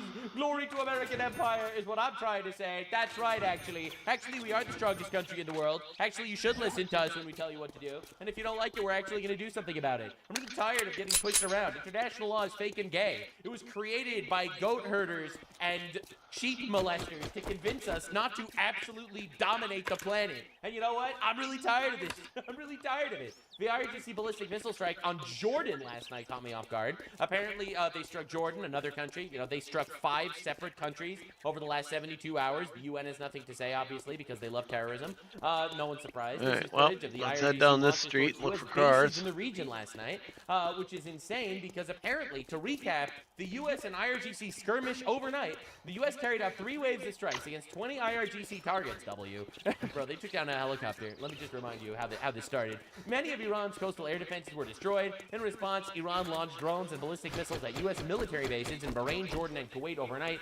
US, Jordanian, and Kuwaiti officials said that most of the missiles and drones were intercepted, and for now, tensions have calmed down. But the truth of the matter is, I think Trump is starting to actually realize that, yeah, actually, we can't make a deal with these apocalyptic, theocratic death cult members. I think he's starting to realize that we're actually going to have to go ahead with the other idea. The other idea. If people are stupid, we'll end up in something where we have to wipe out an entire infrastructure of a nation. Oopsie poopsie, we might have to do it. Listen, you should have known what we got into when we started, and I think Trump did. I think a lot of Trump's advisors didn't. I think a lot of people like to think that all cultures are equal, and they're just trying to live their lives and be peaceful, and they don't realize that we're actually up against a literal apocalyptic death cult with the stated goal of obliterating all of Judaism and all of Christianity. Stated goals. All right, they view, Israel as the small Satan, America as the great Satan, and their goal is to vanquish that, to bring their end times where everyone can have sex with as many children as they want. Sorry, bro, we're not letting that happen, actually. So, the Islamic Republic official state TV is openly broadcasting simulations of a nuclear attack, stating that they're planning on doing it to America. All right, like this is on Iranian news. So while we're making a deal with them, they're still trying to drum up propaganda for their terrorists to say, no, we're actually still gonna fucking obliterate them so we can bring our apocalyptic end times reality. It's pretty insane, and I don't think Trump is gonna actually roll over. I think these guys are fucked. I really do. And we're gonna see if I'm right. Could be wrong, but I have faith that the Orange Man is actually gonna want to stop the nuclear threat. And he is going to want to come out of this war, winning it, actually. Now, while all this is going on, and everyone's talking about it, Pakistan's information minister says 26 terrorists were killed in hideouts along the Afghanistan border. Pakistan and Afghanistan should be bombing the fuck out of each other. No one knows about this, obviously, because who fucking cares? I'm sorry to be that guy, but I don't give a fucking stand in bombing son of the bitches-stan. None of this really... Bro, they've been doing this for years. But of course, it's on the media, no one wants to talk about it, no one cares. Only white people are causing violence, actually. Muslims are incredibly peaceful. Now, one thing that I love to see, and this is mostly Rubio, I think, that's spearheading this. Iran's football federation says its ticket allocation to the FIFA World Cup has been withdrawn just days before their football's global showcase begins, leaving fans unable to attend their team's matches. No! Al Jazeera, Qatar News. Yeah, this ain't good. No! The Iranian fans are not going to be able to get into the United States to watch their football matches. Listen, I know this is going to be hard for y'all to hear, but shady as fuck. This is awesome. Nothing from the U.S. has told them they can't come. I mean, the problem with Iran, it would be not their athletes. It would be some of the other people that would want to bring with them, some of whom have ties to the IRGC. We may not be able to let them in, but not the athletes themselves. Yeah, actually, our country has borders, and we're going to make sure that they work. Actually, we don't want to just let in whoever the fuck without paying attention. Actually. But I don't know where that's coming from, other than speculation that Iran may decide not to come, and then Italy would fill their spot. But if they decide not to come on their own, it's because they decided not to come. That's right. What they can't bring is a bunch of IRGC terrorists into our country. Yeah, no, we're not actually going to let you just bring an infinite terrorist into our nation. Sorry, I hope you don't mind, actually. We don't like that a lot. And Rubio also dropped this, evergreen gem in regards to us bombing Iran. If you fire at a U.S. Navy ship, what are you supposed to do? Say, oh, there's a ceasefire, we're not going to shoot down your drone. That's a stupid question. That's a stupid position to take. That's right. Of course we fired back at them. You were shooting them. Yeah. That's what I would expect to do. Yeah. Only stupid countries don't shoot back when you're shot at. Only stupid countries don't shoot back when you're shot at. Just based. It's just correct. Oh, but how can we do this? The poor goat fucker. Yeah, honestly, you figure it out. I'm sorry. Now, in other great news, the Somali referee banned from entering the US for World Cup, right? He was also starting this whole drama. No, you're only banning him because he's Somali. Based. That's enough of base. But they were crying, no, it's racist. You're not letting him in just because he's Somali? First of all, yes. Yes, that is a perfectly valid position to hold. Second of all, bonus meme, he also had suspected links to terrorist groups. Right, literal double whammy. So first, the United States is like, no, you can't bring in this Somali referee guy. They're all crashing out, it's because you're racist. Now, the reality is, no, it's because Somalis generally suck. Statistically speaking, I'm just speaking from statistics. They generally suck. Like, as a culture, I'm just saying. You know, they got tons of piracy, tons of scams, tons of beheadings and shit. 99% of women in Somalia have been genitally mutilated. Rape was only outlawed like 5 years ago. Average IQ is 67. They have produced literally fucking nothing of value ever. And then these retards are like, how dare you insult Somalia? We have been around since the Bronze Age. You're still in the fucking Bronze Age. So, in my opinion, the fact that the Somali referee was banned from entering the U.S., that's enough. Valid, based, I understand it. I respect the stance and the position. The added bonus, he also had links to terrorist groups. Bro, I'm sorry, man. We need to limit the amount of this shit in our country. So I'm Somali. I'm proud to be Somali. To me, being Somali isn't just eating bananas with rice. It's a lot.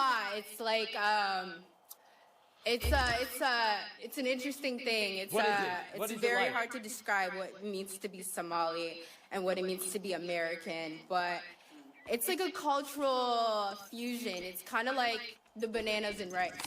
You know, you don't really see, like, you know, it's you know, people don't think, oh, you can eat bananas with rice, but that's what it's like to be Somali and American. It's like that combination of banana and rice, but you're gonna get what I mean.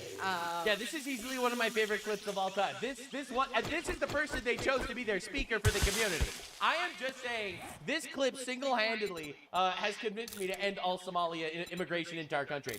Anyway, Trump administration accepts only white refugees for the 6th straight month. I'm just saying, my fucking goat. That's my fucking goat. That's my guy. That's my guy. Listen, any white supremacists in the audience? Technically, I'm Jewish, so I'm allowed to say these things when you're technically, like, considered racist. So I will be that guy. I will bear your cross with you. Let's freaking go, boys. Hell yeah, dude. Colossal W, Trump. Everyone's like, nah, Trump ain't doing nothing. Yeah, what are you talking about, bro? Yeah, it is pretty funny. Objectively in a better place than it was. Could he be doing more? Sure, absolutely. There's so much more to be done, but fuck, I'll take what we can get. Oh my God. Now, Donald Trump, who everyone's saying, oh, Trump is losing the party. All of his endorsements keep winning. It's insane. So, of course, Lindsey Graham, for some reason, this guy is unstoppable. He fucking wins every single time. Projected to win the Republican nomination in South Carolina. Stop raping, sir. Like, bro, that used to make me laugh, too. 60% to 27%. That's just miserable, dude. Holy shit. Now, everyone hates Lindsey Graham because he supports every war ever. You hear war, and Lindsey Graham, he just fucking comes out of the fucking sewers. He's there. He's ready to go. Bro is ready and locked in. All right, so Lindsey Graham wins by a landslide. He got the Trump endorsement, obviously. Mark Lynch was the guy that, like, all the retard right-wingers were supporting. They were like, yo, we're all... Is there a switch somewhere I'm missing? Green and all these fuckers. And you know... on the other side, maybe? They all came out for this guy. My guy, you will never, ever produce a reasonable alternative to the neocons in the Republican Party if you produce retards. It's so heartbreaking to me watching so many, like, decent people on the right just completely and utterly fall for, like, the third world psyop. And it's like, oh, yeah, we need to elect some guy that thinks the Jews killed JFK and did 9/11. And it's like, you know, fuck, man, holy shit. Right, so, yeah, Lindsey Graham wins by a complete landslide because everyone Trump endorses wins. That's just how it works. And no endorsement in the country, and no coalition of endorsements in the country matters as much as Donald Trump's. I'm just saying, this man has a stranglehold on politics. He has for the last decade, and he still does. Congratulations, Senator Lindsey Graham of the great state of South Carolina in the big win tonight with almost 60% of the vote against a large field of very capable candidates. There will be no runoff. Now Lindsey will be able to devote his time to passing the desperately needed and long overdue Save America Act. And honestly, we need more loyal people in the Republican Party to fucking do this shit. This is insane that we're not doing this. So many traitors, turncoats all. And of course, one of the major people criticizing Donald Trump was Nancy Mace. She was really popular in Congress. She lost badly. So Pamela Yvette won the race with 29%, and get a load of this one. You're not going to believe it. How dare you hit me? And all these guys lost. Nancy Mace came in 5th place. 5th place! I guess the American people really don't like when you call Donald Trump a pedophile. I guess the American people are like, no, actually, there's no evidence. I still can't believe I didn't find any pistol We have ammo. Republicans ruining our What the hell's that all administration that about? worked so hard to put together a generational coalition destroyed by Anybody retards in here? that fell for the bottom tier leftoid slopaganda, right? Like Nancy Mace, who honestly, did this whole thing. Remember we about used the to find Epstein turds files in the only toilet. after Donald Trump was elected president. Every Republican that brings up Epstein shit after Trump was elected president, but was silent about it during Biden's 4 years, in my opinion, is a traitor. It's really that simple. I want the Epstein files out. I want every client that Epstein had that raped kids on his island in fucking handcuffs or worse. Ideally, publicly executed, all right? But as it stands right now, 4 years of Biden completely covering it up, and now we have 3 million files under Trump, and you're gonna sit here and be like, Trump is a pedophile protector, when Biden was just completely silent about it for 4 years? Nah, dude, you're just an enemy of your party at this point, and yes, you're gonna lose. So Nancy Mace loses miserably. Nancy Mace tried to do this. Pamela Evette is not endorsed by Donald Trump. Do not believe her lies. Then she posted this of her with Trump, which is AI. This is an AI post of her and Trump. Community note, yeah, Trump actually did endorse Pamela Evette. So she tried her best to make it look like she had the endorsement instead of Pamela.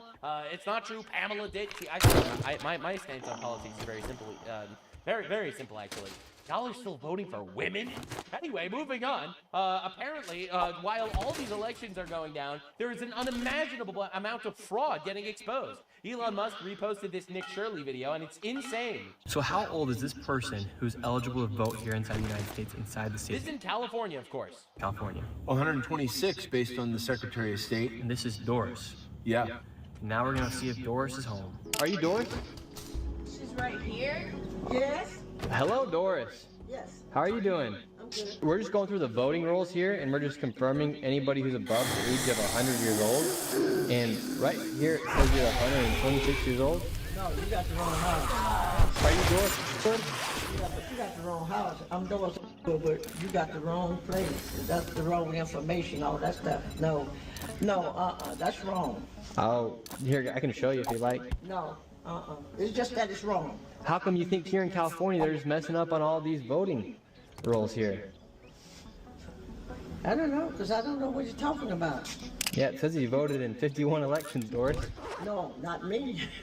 Really? That's weird. I'm not no 100-something years old.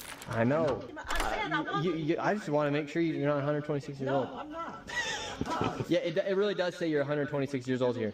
No. Says, Who did this? Be 126. That don't even make sense. I know, that's what the Secretary of State says. Well, the Secretary of State is wrong. Yeah. Okay, well. Put it like this, I was born in 1940, so you figure that out. All right, Doris. You have a good evening. All right, so apparently, so the state writes that she's 126 years old and voted in 51 elections, and she's like, no, none of that's true, actually. It's insane how much fraud there is. California, in fact, made it illegal for any election in the state to require ID. All right, not just do they not require ID, they made it illegal to check if there's ID. Costco checks ID. California outlaws local voter ID rules. It's illegal to show your ID in California. Like, why would they do this? If not just for fraud purposes. All right, now Candace Owens. Holy shit, this is pissing me off. So Candace Owens has been on a weird rant lately, basically going full Russian propaganda. As you can see, this is reposted. Holy crap, I used like 20 block picks and I didn't get shit out of there. Candace Owens, talking about Russia. And she's totally not a foreign operative guys, decided to divide our country. I encourage literally every person in the world to visit Russia. Apply for a visa. You actually are allowed to do that, Dana. Go see the Kremlin Museum. You will be spiritually moved by Russia. Russia is spiritually moving, guys. Everything, and I mean everything that we have been told about Russia is a lie. Okay? Wow. So when Tucker Carlson... So they're not communist? Wait, so you mean that they don't have the largest growing Muslim population in any Christian nation? So they're not, like, just engaging in military and invading other countries? Because they feel like it? You mean they're not doing any of those things? Going around looking... They don't have a secret police that just disappears people and they disagree with the regime? At the grocery stores. That was not propaganda. That is real. Yeah. It is real that they have grocery stores and the food is cheap because people make no money in Russia. The economy is shit. I said an entire Catholic family moved there from Iowa. And I asked them, blankly, is this just in Moscow? Or is it an hour and a half outside? No. You're not Moscow, not Moscow. This is one of the most amazing things, how cheap the food is. Yeah, if you're coming from America, the food is cheap. If you live in Russia, the food is expensive because the food is half your salary. All right, but it's really cheap because they make no money there. How healthy the food is at every places like Whole Foods. They particularly pointed out the grocery stores. But I don't want you to take it from me. I don't want you to take it from Tucker Carlson. I want you to go for yourself. I want you to use your own eyes, and I want you to believe your own eyes. Yes, everyone must go and give Russia money. You must spend money on Russia immediately. It is a spiritually uplifting experience. Even Nick Fuentes is like, what the fuck is going on here? We used to talk a lot more about this last year, but this is something you need to understand. I'm not saying I know for a fact that Candace is in on something or anything like that. I'm just saying this is generally true. All of these big influencers, you have to suspect that they are involved with foreign governments in some capacity. You just have to, because frequently they are. And it's weird. Now, Israel is the big one, and that goes without saying. How many of these people are kissing the wall, taking the trip, they come back... You know, like Jesus did, he also kissed the wall? Wearing an IDF hat, they're taking the $7,000. Like, that goes without saying that Israel has this immense influence in the United States. But Israel is truly not the only one. Why is Tucker Carlson in Saudi Arabia and Qatar all the time? Can anyone tell me why? Yeah. It's so random. It just, you have this brand that, you know, I'm out here in my cabin, I just like hunting and fishing, and I just love America so much.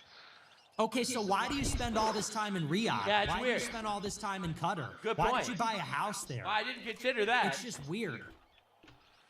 And the same goes for Candace Owens going to Russia. Now, Why are you what's spending going a on week there? in Russia? Clearly something is going on there. Oh, duh. Dan Kazarian. Jew Kazarian, a.k.a. Jew goes to the UAE and Qatar trying to... Well, it's pretty weird. It's pretty weird. Isn't it weird? Isn't it weird? Do not fall for the psyop, man. Anyway, speaking of based Russia, this was back in 2016 when a jihadist beheaded a 4-year-old Russian child, and based Letrad right-wing Putin ordered all Russian television channels to cover it up to stop Islamophobia. All right, this is based Russia, by the way. You have to admit, it is pretty hilarious that all of these based right-wing guys that are going against Trump and going against the grain are all promoting generic globalist UN-style propaganda. But they're doing it from, like, the opposite perspective. They're like, we're against the globalists, and then proceeds to promote exact globalist ideologies. Except they're cool and based, because they love Russia and China and Qatar. Don't fall for the fucking psyop. There is something wrong with this one. I'm just saying, there's something wrong with it. I'm telling you, man, these throngs of low IQ retards are actually throwing our country into chaos because people are just believing them. They'd be like, holy shit, I was watching Candace Owens and my mind is blown. And it's like, yeah, all right, dude, your genes should not be allowed. No, I'm kidding, obviously. We are the greatest nation on the planet. I would like to keep it that way, and I don't want to fall apart because a lot of foreigners are poking and prodding and convincing people to become absolute retards. Use your mind. Find the truth yourself. Figure this shit out. God, it's like every day it's worse with these people. Today we're going to talk about why China is actually way better and more moral than the United States of America. Tune in tomorrow when we talk about how communism is misunderstood. Thank you, base right-wing anti-Trumper. Very cool. Trump isn't doing what he promised. He's not doing enough mass deportations.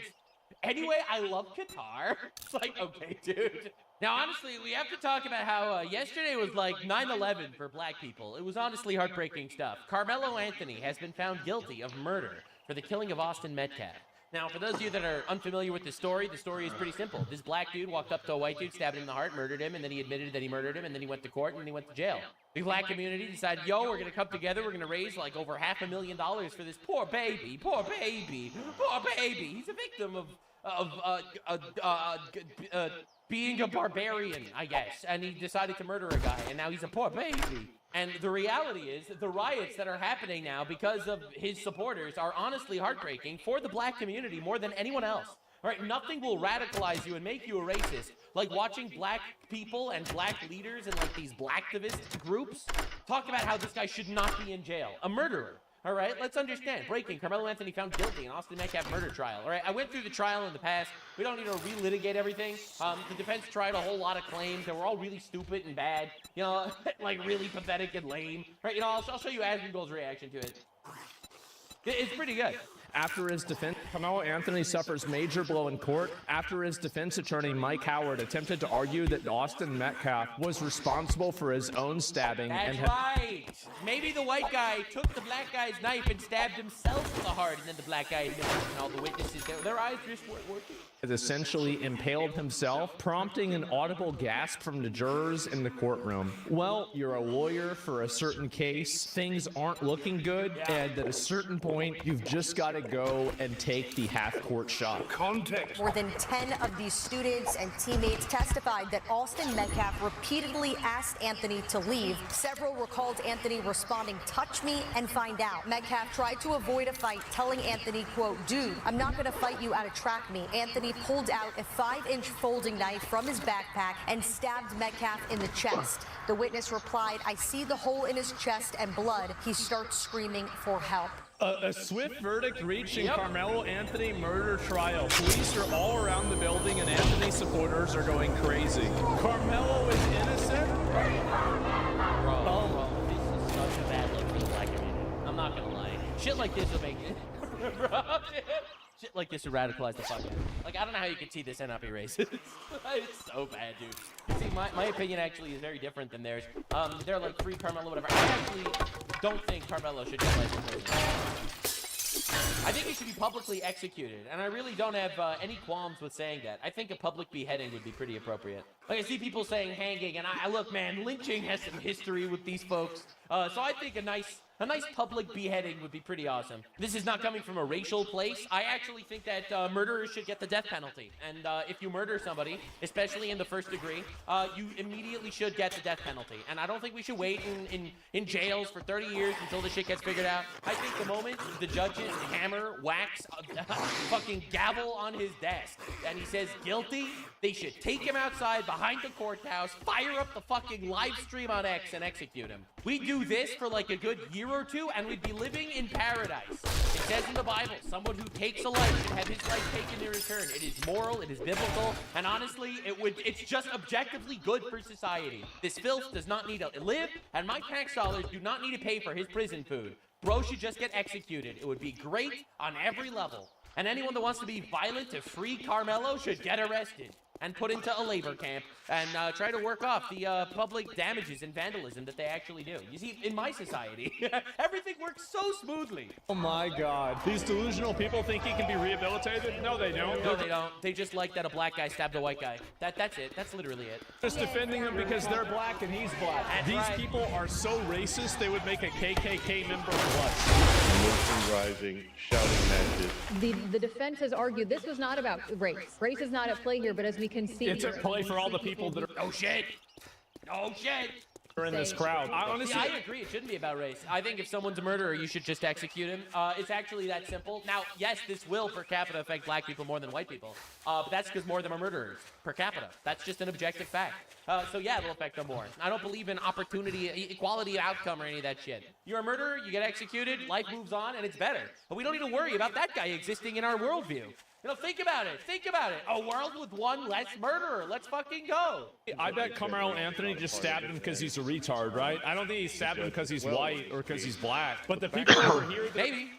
I don't know what his motivations were. I don't know if he's a racist. I don't know if he's just violent, a psycho, a retard. The only thing I care about is that he's a murderer and he should get executed. For doing this, they are racist. What is he doing? That has been a sticking point for people who support Carmelo Anthony. If you support that and you're mad that there's no black people on the jury, you should ask yourself, why are you mad about that? You're giving away the game. It's fucking odd out there. You think you're pretty smart now, we, the jury, find the defendant guilty of murder. That is the verdict from the jury.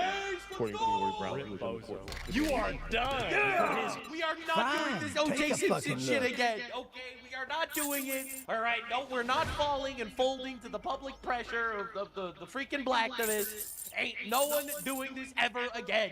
All right, you want equal rights? Shit, you get equal rights. treat you That's that how it good, works. and you don't even They're now fucking berating tip. I don't like Hey, it. you out there Get saving moving, yourself. jackass. Just don't pay by it. You should be ashamed of yourself for putting a murderer in jail because he's a black murderer. And black murderers, we fucking love those guys, especially when they kill whites. I mean, that's what I'm hearing from this fucking retard. Be ashamed. Let me guess, she's pointing at the black ones. Every time. You know, every this is time. always how it is. You need to be ashamed. It's racist as fuck. You need to be ashamed. Because that's one of y'all that was in there. That's one of That's y'all. one of y'all's. But you not gonna do That's what it's all about. It's all about tribal. Bro, I'm not gonna lie here, and this might sound a little bit racist, but this is the type of shit you hear in Africa. All right, the warlord in Zimbabwe's son was killed by the other clan, so then he gets all fucking mad, and he's like, you know what I'm talking about? This is crazy. This is some tribalistic bullshit. All right, let's be real here. Bro, Carmelo Anthony is an American. Austin Metcalf's an American. It's an American murdering an American, and now the murderer needs to go to jail forever. I wish he would get executed. Unfortunately, people aren't as based as I am. But that's what we're looking at. All right? This has nothing to do with race. You are making it about race because you are tribalistic barbarians. When I say that, I don't mean all black people. I mean the ones that are crashing out about this. The chimp outers. The ones that are chimping out. Yeah, and that's another black one. See, that's why I said. See? Oh my God, that's embarrassing. Do you really think letting a knife murderer out is like good for black people? It's not good for anybody. Black Panther. I don't think that far ahead, sir. is attempting to launch a race war. Oh, great. We gotta tell our kids the truth. That this is a racist ass thing. This is a racist ass. Bitch, you are so fucking fat because of the fruits of our nation, okay? All right? The reason why you're as fat as you are is because you get so much free shit from our country. All right, leave. Literally, leave. I am so tired of this. Oh, you were brought here against our will. Yeah, and now you can leave if you want to. If you don't want to, you have to be American. If you want to leave, you can. No one is stopping you. Country. We're in a racist ass state. There ain't nothing else to talk about. When there's a white boy before all black jury. Never. You think some white guy was never arrested for murder? This is the level of retard you're dealing with. Why does the race matter? The race matters because you think that they're going to give him... Race matters because they hate white people. Racial preference because he's black. I think that honestly, the fact that this is even a conversation calls into question, why do we even have jury trials in the beginning? I've been saying this for... I think jury trials are... Not only are jury trials retarded and illogical, because you're basically putting the fate of the future in the hands of a couple of random retards that could possibly be motivated by their own tribalistic instincts to give whatever result they actually want. But it's also not a biblical concept, all right? The idea of a jury is inherently anti-Bible. It states in Deuteronomy, elect for yourself judges and officers. They are the ones that make the decision. This jury of your peers bullshit is cringe as fuck. He asked, is he okay? He asked, is he okay, after he stabbed him in the chest with a knife. You know what? That's a good point. Is he okay? Are you... See, personally, I think that we should execute Carmelo Anthony on a live stream and then ask if he's okay. I feel like that's just that's an appropriate... Good, bro? Are you good? This is a war. A war? A war? I guess you must be the tank. This is a war. Say his name. We gotta send her back. We gotta send her back. And Carmelo. This should radicalize the fucking shit out of you, by the way. And it gets so much worse.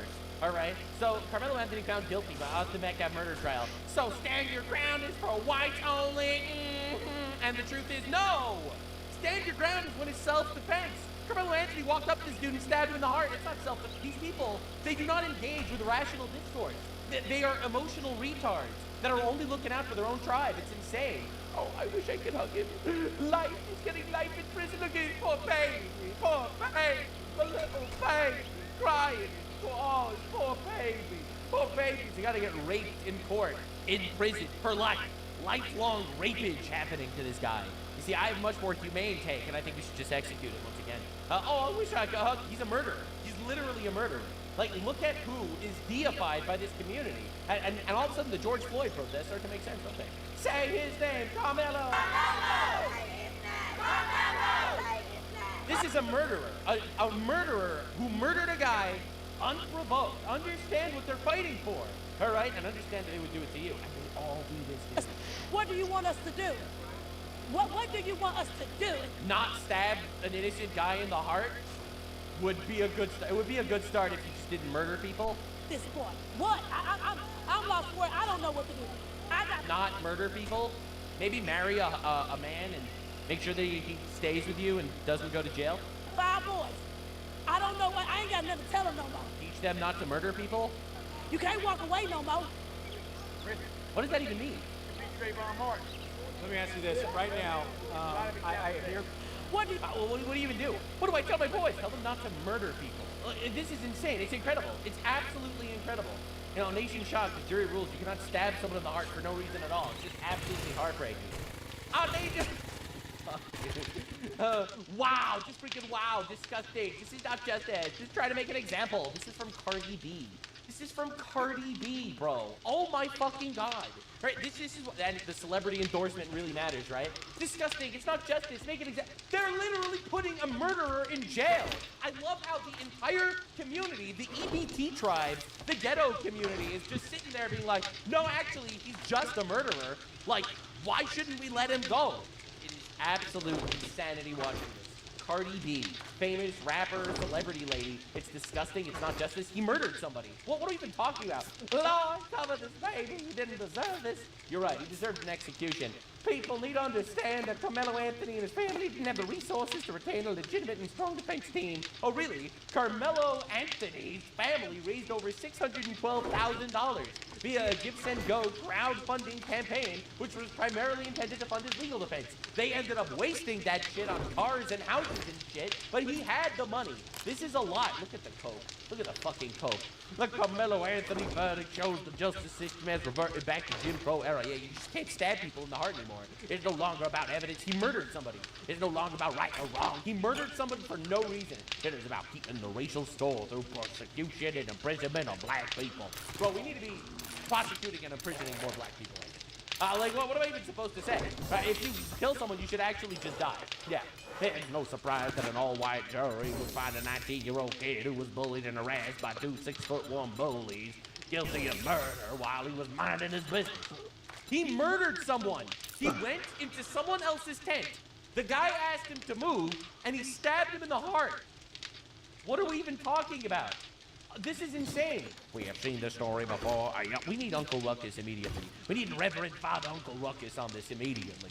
A young black man is put on trial, and somehow the burden shifts from what happened to him to why he would not have defended himself. He murdered someone for no reason. The facts become secondary. The optics become everything. The outcome feels free to turn as long as the verdict is read.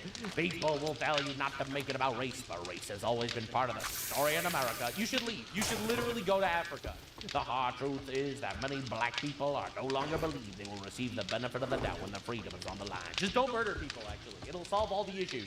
And verdicts like this are exactly why.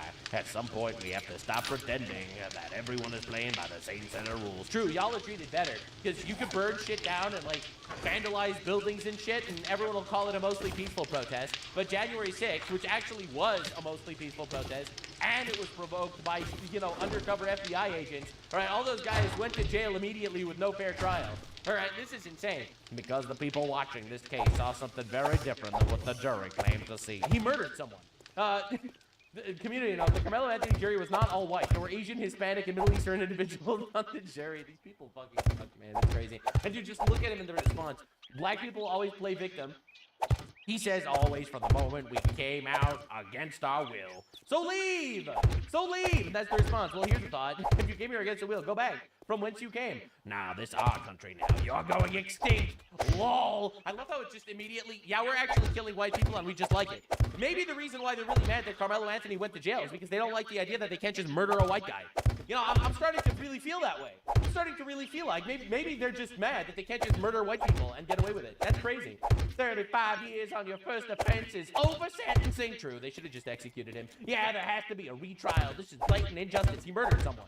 He murdered someone. This is insane. Bro, you think that people should get one freebie for murder? But what are we even talking about? This fucking ape Carmelo Anthony should never, ever see the light of day again. Ever.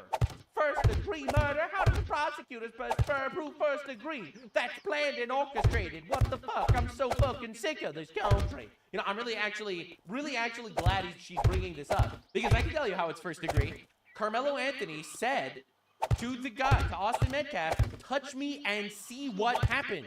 Then he was touched, and he stabbed him in the heart. Touch me and see what happens means he planned to murder him. And he murdered him. Yes, actually, it was a very open and shut, closed case of first degree. All right? And dude, they don't stop. They don't fucking stop. Let her talk. This was a legal lynching. Illegal lynching is when you sentence a murderer to prison. Exactly what happened. We can't get it. All right. I said as a former prosecutor, this was a legal lynching. They had Former prosecutor, what? Why aren't you a prosecutor anymore? in this slaughterhouse. This is a slaughterhouse. This is not a courthouse. This Man, I wish it was a slaughterhouse. courthouse is designed when you will come here and you look like us to slaughter you. Holy shit! Really? Can we get more of them? That judge. No, this is insane, man. It's absolute insanity watching this. Like, these people crying cope about it. Like, you are setting the black community back so far by doing this shit. Right? This is a murderer. Carmelo Anthony being found guilty is the exact representation of black boys never being afforded the luxury to make mistakes. He murdered somebody. He didn't make a mistake. He murdered someone on purpose. As it clearly is in today's society. They are not afforded the same empathy that many Caucasian males are. What are we even fucking talking about? Community note, Carmelo Anthony was convicted of murder, not a minor mistake, for the fatal 2025 stabbing of 17-year-old Austin Metcalf at a Texas high school track meet. The jury rejected his claim of self-defense after witnesses testified Anthony was the aggressor, actually. You know, Carmelo will get out of prison. That boy ain't getting out the grave. Isn't that incredible? Isn't that absolutely incredible? This is like, well, it's worth it because it's true. Our guy is going to jail, but your guy's dead. What the fuck is happening? What do you even do with these people? This is absolutely incompatible with our civilization. In a just society, a tweet like this would get this person landed in an asylum. Carmelo Anthony's butthole is gonna be a 4-lane driveway, okay? I would not exactly celebrate his fate. But this idea is so fucking sick, it's insane. It's almost like they actually just like the idea of killing white people or something. Wow, couldn't believe that. So this is a community organizer in Dallas. Fuck it, dig Austin Metcalf up and stab his ass again. 59 likes. Dude, what the fuck? What the actual fuck are we even looking at here? This is absolute savagery. This meme just becomes more and more true every day. Justice for Carmelo, be honest. It was self-defense, be honest. We love when white people are murdered, thank you. Yes! Yeah, what do you mean you'll dig this boy up from his grave and stab him again? What are you even talking about? Austin Meat Corpse is still pushing up daisies. Haha, it's true Carmelo Anthony is getting life in prison, but at least he managed to kill a white. Just understand what we're dealing with here.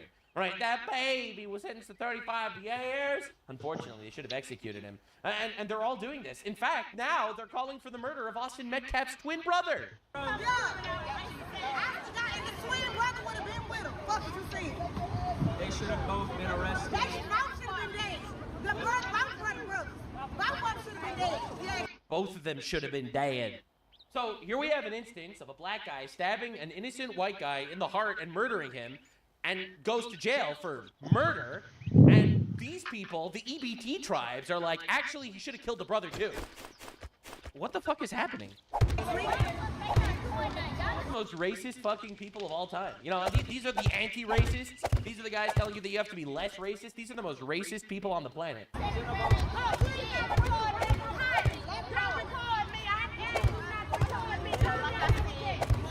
You just look at this shit. It is insane. Now, this, in my opinion, was the biggest twist. So Jasmine Crockett, a congresswoman in the United States of America, made some of the most unhinged statements in regards to this Carmelo Anthony trial I've ever expected. Because she's not in the ghetto. She is a multimillionaire, rich lady, part of government. And let's hear what she had to say about a murderer that went to jail for murder. Black women, especially black women who have black male children, live in every single day. A fear and agony that I promise you, the Metcalfs probably never spend a day. Their son was murdered. What are we even talking about? Oh, black people. Dude, I'm sorry. I'm just tired of it. Most problems that the black community is facing today is the fault of the black community. Take some fucking accountability. Holy fucking shit.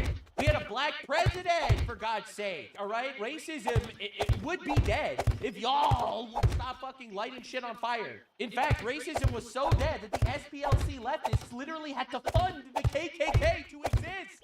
Living that way. We're gonna have to have just some real conversations about race. So we have to have real conversations because the real victims here are black people. Black women live in agony every day. I promise the Metcalfs never lived through. They murdered their son. Their son was murdered by a savage barbarian. What are we even talking about? It keeps getting worse. It keeps getting worse. She keeps going. Was it a switch? I don't know what he had. It was a 5-inch blade. Like it seemed like it was a multi-tool, almost like a Swiss Army. Like with like with the little scissors. First of all, I don't even know if that's true, but it's also irrelevant. And everything and whatever. So it was small. It was a 5-inch blade, and it was plunged. It was big enough to reach his heart. Well, I would have argued the size of it. I don't even think it's a deadly weapon.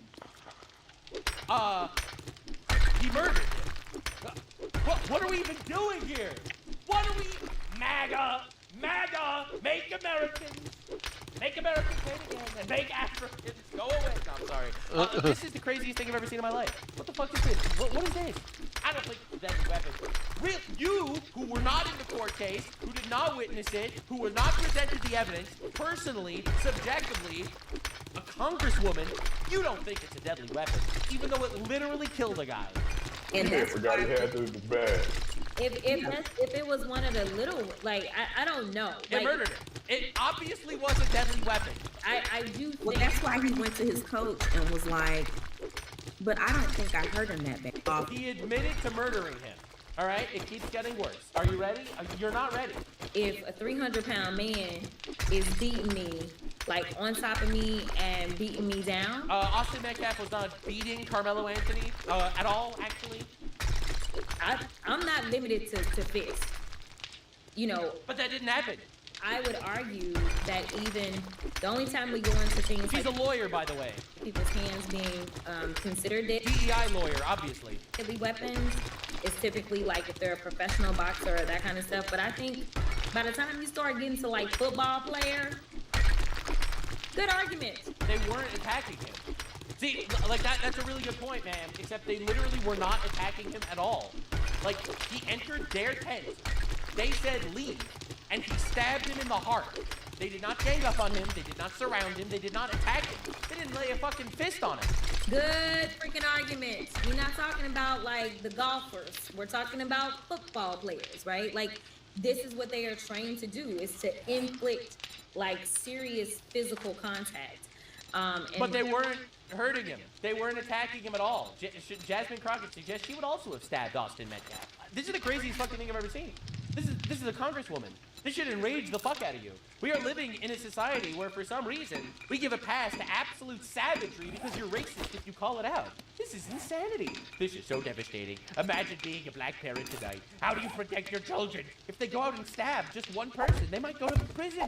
It's like a black man in America can't even murder anyone anymore. Unimaginable. Jim Crow all over again. I'm furious. All right, now Sneeko, all right, the dumbest commentator, I think, in all of politics, decided he was going to actually have a lot to say. He has a lot to say about this. The amount of energy and attention focused to this one thing, rather than, it's because of the theater of it, right? Black murderer, innocent white kid, and then everybody gets to be emotionally attached to it. But the irony is how detached we are from the atrocities that we're involved in because we're in this war, right? Not to be the guy that's saying like, oh, what about Lebanon? What about Sudan? But atrocities here, you know, when you see genocide happening around the world right now, displacement of people. Yeah, Muslims are killing people all over, we know, yeah. It's not even, not 1 ounce of energy from so many Americans is focused on these issues. Even though we're involved, and it's part of our tax dollars and our economy that's affected when this happens. But stuff like this gets publicized so much because of the Hollywood nature of it. Oh, it's the Hollywood nature of a black guy murdering a white guy and then a ton of the blacktivist community rallying behind him that he should be freed. That's totally not endemic of some sort of gigantic political issue in our country. During the BLM riots, which Sneeko supported, by the way, All right, this was Sneeko during the BLM riots for George Floyd, all right, for St. Fentanyl Floyd.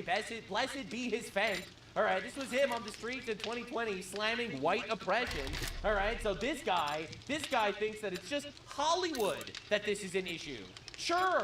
We should totally care about Palestine or something when they started a war and lost or something. That's obviously so much more relevant to our daily life than the fact that we seem to have millions of people in this country that think that you should be able to just murder a white guy and get away with it. Yeah, that's totally more important. It's insane. Now, never forget, this has always been an issue, but we have never been allowed to talk about it because you get called a racist, they ruin your life, they put you in jail, stuff like that. They come up with excuses to call you a Nazi and whatever. But this has always been an issue. All right, this was the live reaction to the O.J. Simpson verdict on Oprah's show. In case of Penal Code Section 187A, a felony upon Nicole Brown Simpson, a human being, as charged in count 1 of being... Now, the craziest thing is, you look at the crowd that's celebrating. All the black women are celebrating that a murderer got off, and all the white women are like, holy fuck, he murdered his wife, what are we doing? A felony upon Nicole... Just an absolutely insanely telling moment.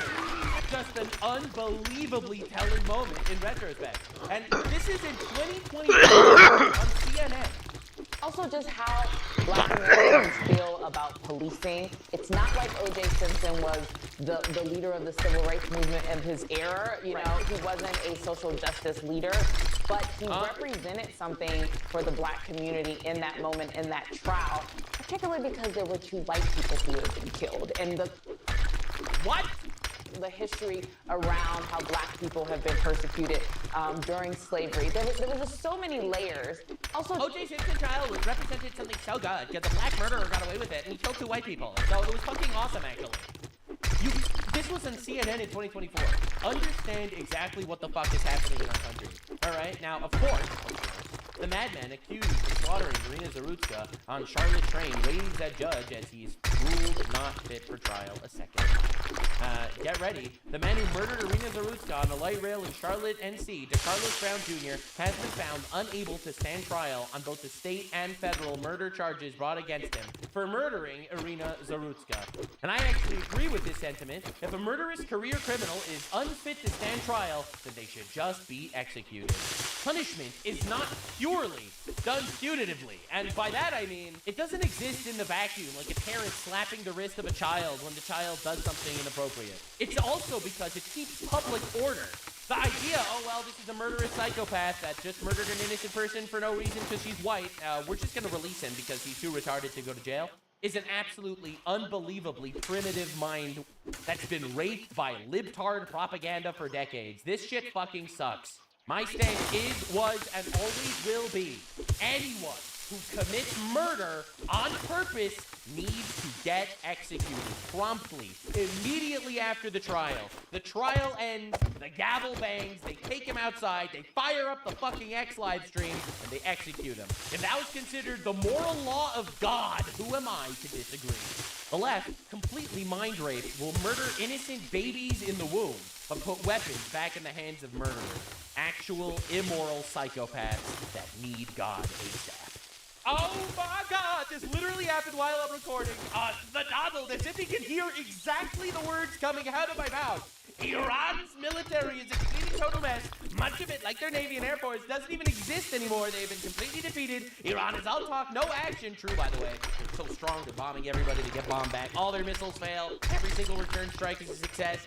Just absolutely and utterly defeated people that think that they could just puff their chest out and just do atrocities to their own people in silence. The bully of the Middle East is dead. They've taken too long to negotiate a deal that would have been great for them.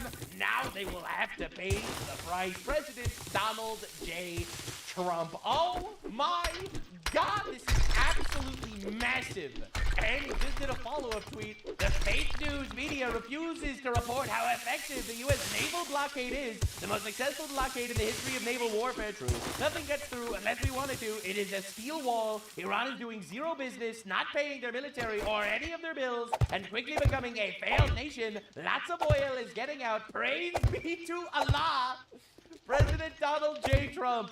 I said the entire time, I love the blockade. I don't mind how long the blockade takes. The ceasefire time doesn't actually affect my stance on the war. We're just basically strangling them economically. Let them gargle in their own blood until an actual decision is made. But I have to say, the fact that we're not just getting away with giving them some random deal so Trump could pull out is fucking banger. Galactic-sized testicles on this orange man. He'll take the time it needs. He does not make bad deals. And if he doesn't get a good one, he's gonna send them to Allah. Holy shit, it's literally like he could hear me. Mr. President Trump, if you can hear me, I have reason to believe that the Hassan Hiker is 2 weeks away from developing a nuclear weapon. All right, we'll see how that goes. Now, there's a pretty major problem that's happening literally everywhere on the planet, and that seems to be that Islam's trying to conquer the world, and, you know, the Western nations are so cucked that we're kind of letting it happen. So, this is Abdullah El-Sayed. All right, he's the guy running in Michigan. Totally doesn't have a terrorist-sounding name, and I'm not saying that for racist purposes. He literally supports terrorist organizations. So, he's in the Michigan Senate race, and this is what he had to say. I want to ask you as well, because my colleagues at K-File here at CNN found that you had deleted thousands of old posts on X, on Twitter, sometime before launching your Senate campaign. Some of those posts included messages that said, that championed the defund the police movement, described the police as, quote, standing armies. Why did you take those posts down? Well, let me just speak to a vision for public safety that I think all of us can agree with. I think all of us want to be safe. We want to know that we can get home safely. We don't want to worry about... Guy that literally supports terrorist organizations, by the way. ...being the victim of somebody's violence, whether it's from a neighbor or the state itself. That's right. So he's calling to abolish police and ICE. Why does every single Muslim running for literally anything anywhere on the planet want to abolish police and immigration enforcement? Let me just ask yourself that fucking question. Why do all of them have that exact same political stance? I don't know.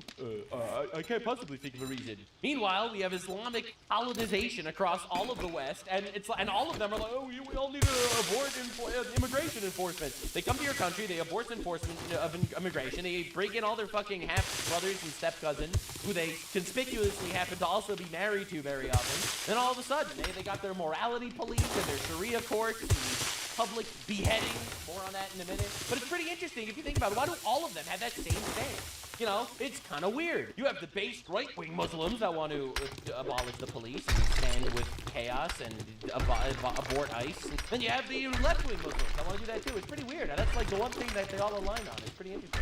Now, the first people sentenced today for the recent riot in Southampton after the video of Henry Novak's murder was published, a group of men throwing wheelie bins at police cars, 3 years in prison. And so this guy is 3 years in prison for taking part in the riot after Henry Novak was killed by an Indian migrant and then handcuffed and bled out on the street by the actual police. All right, now just understand, only 2 weeks ago in the same country, 3 guys who raped 2 children at knife point got 26-pound fines. 2-tier tier, am I right? So let's just understand. So, what the fuck? Let's understand. All right, so you got Pakistani rapist that rapes a child at knife point, has to pay 26 pounds in fines. And then you got a guy who's rowdy at a protest, protesting against rape and murder, and he goes to jail for 3 years. Understand exactly what's going on in the UK. And people in the UK are tired of it. All right, just in, this is a brand new story from today, because this is a daily occurrence. 17-year-old girl was raped by 4 Afghan migrants, including a 16-year-old boy, for hours in Bristol. All right, now, you see stuff like this, okay? You see shit like this in the streets. I covered this briefly yesterday, but we have to talk about the riots that took place today. All right, so you see stuff like this. All right, millions must know. This is a Sudanese migrant trying to behead a random white guy in Ireland. All right, so just understand exactly what we're doing. So we see shit like this on the streets throughout all of Western civilization. All right, and it's absolutely scarring and horrifying that we see shit like this on video. Imagine what these girls went through. Imagine what a generation of young white girls had to go through. It's absolutely heartbreaking. It really is. And the West is just doing it to itself with infinite empathy for retards and criminals. Now, everyone is tired of this shit.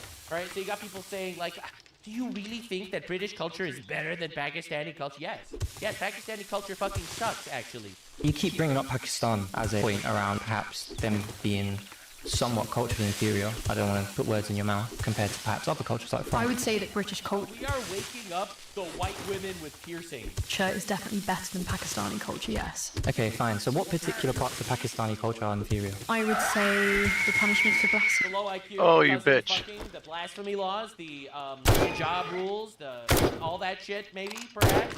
The sex slave, child marriage. I think all of those are pretty bad. Me? But that's not part of Pakistani culture. There are people who are executed for It's not Pakistani culture. It's just what everyone does in Pakistan. But it's not Pakistani culture. blaspheming against What, in Islam in Pakistan? Well, I know that Ahmadiyya Muslims suffer state-sanctioned persecution. Okay, that's not Pakistani Islam. That's like Yes, it is. That is literally Pakistani culture.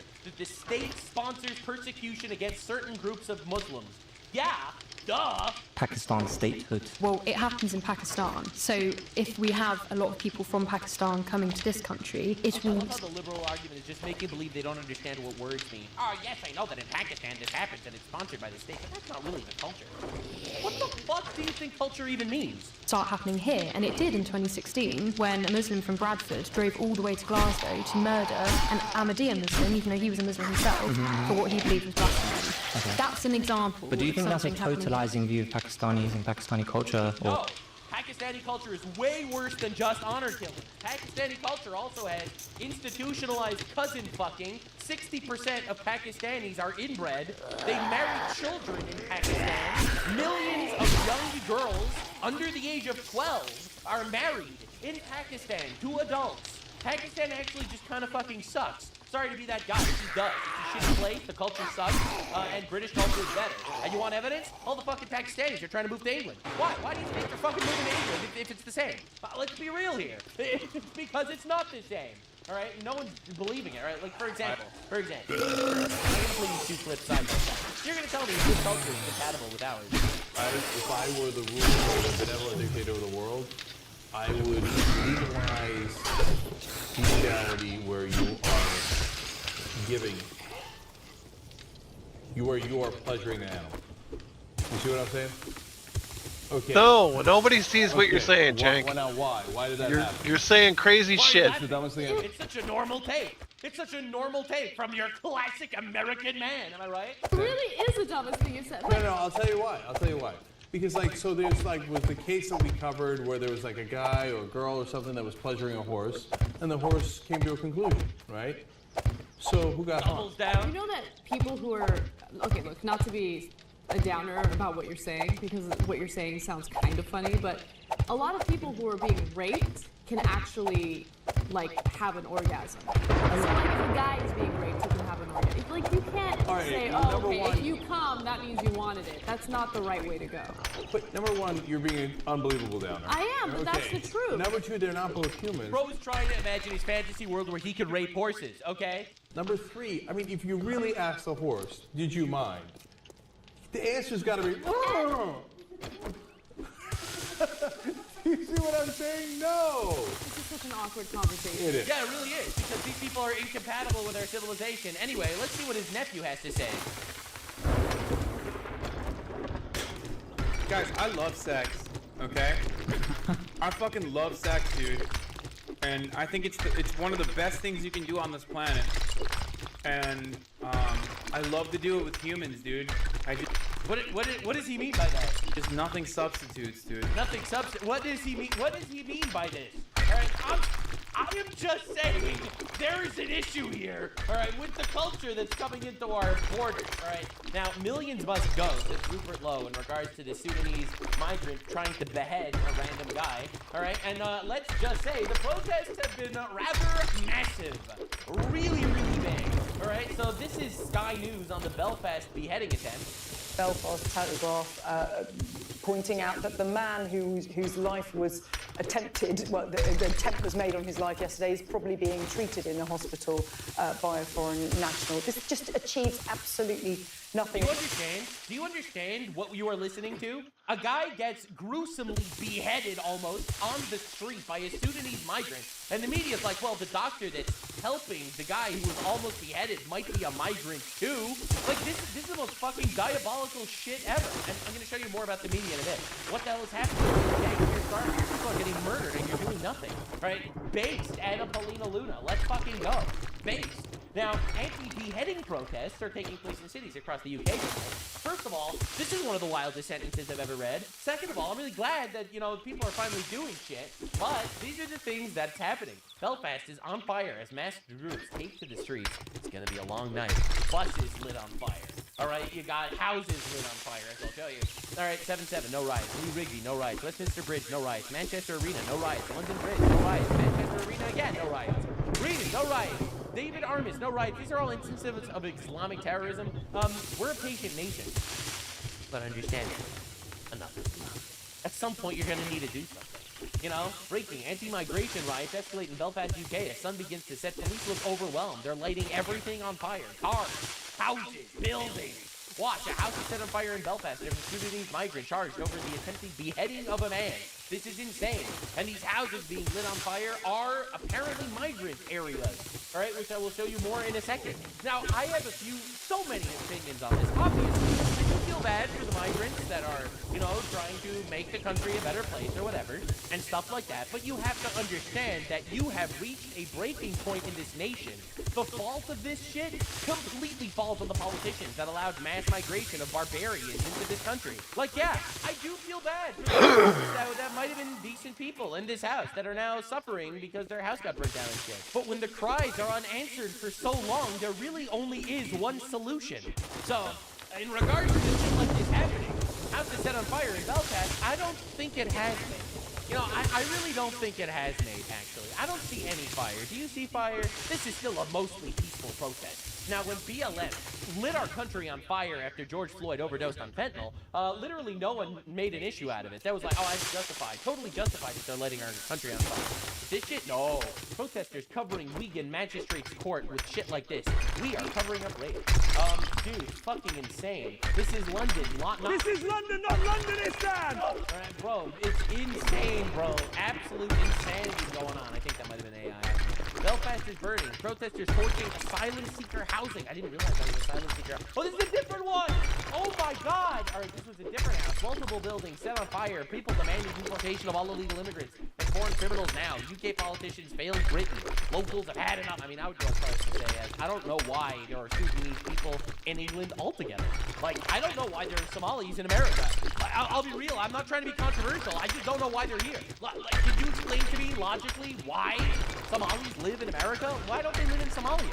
We're a country. We have borders. We have some sort of homogeneity. We have a reason why our country exists, and it's great. Why would we import people that are literally just leeches on the system?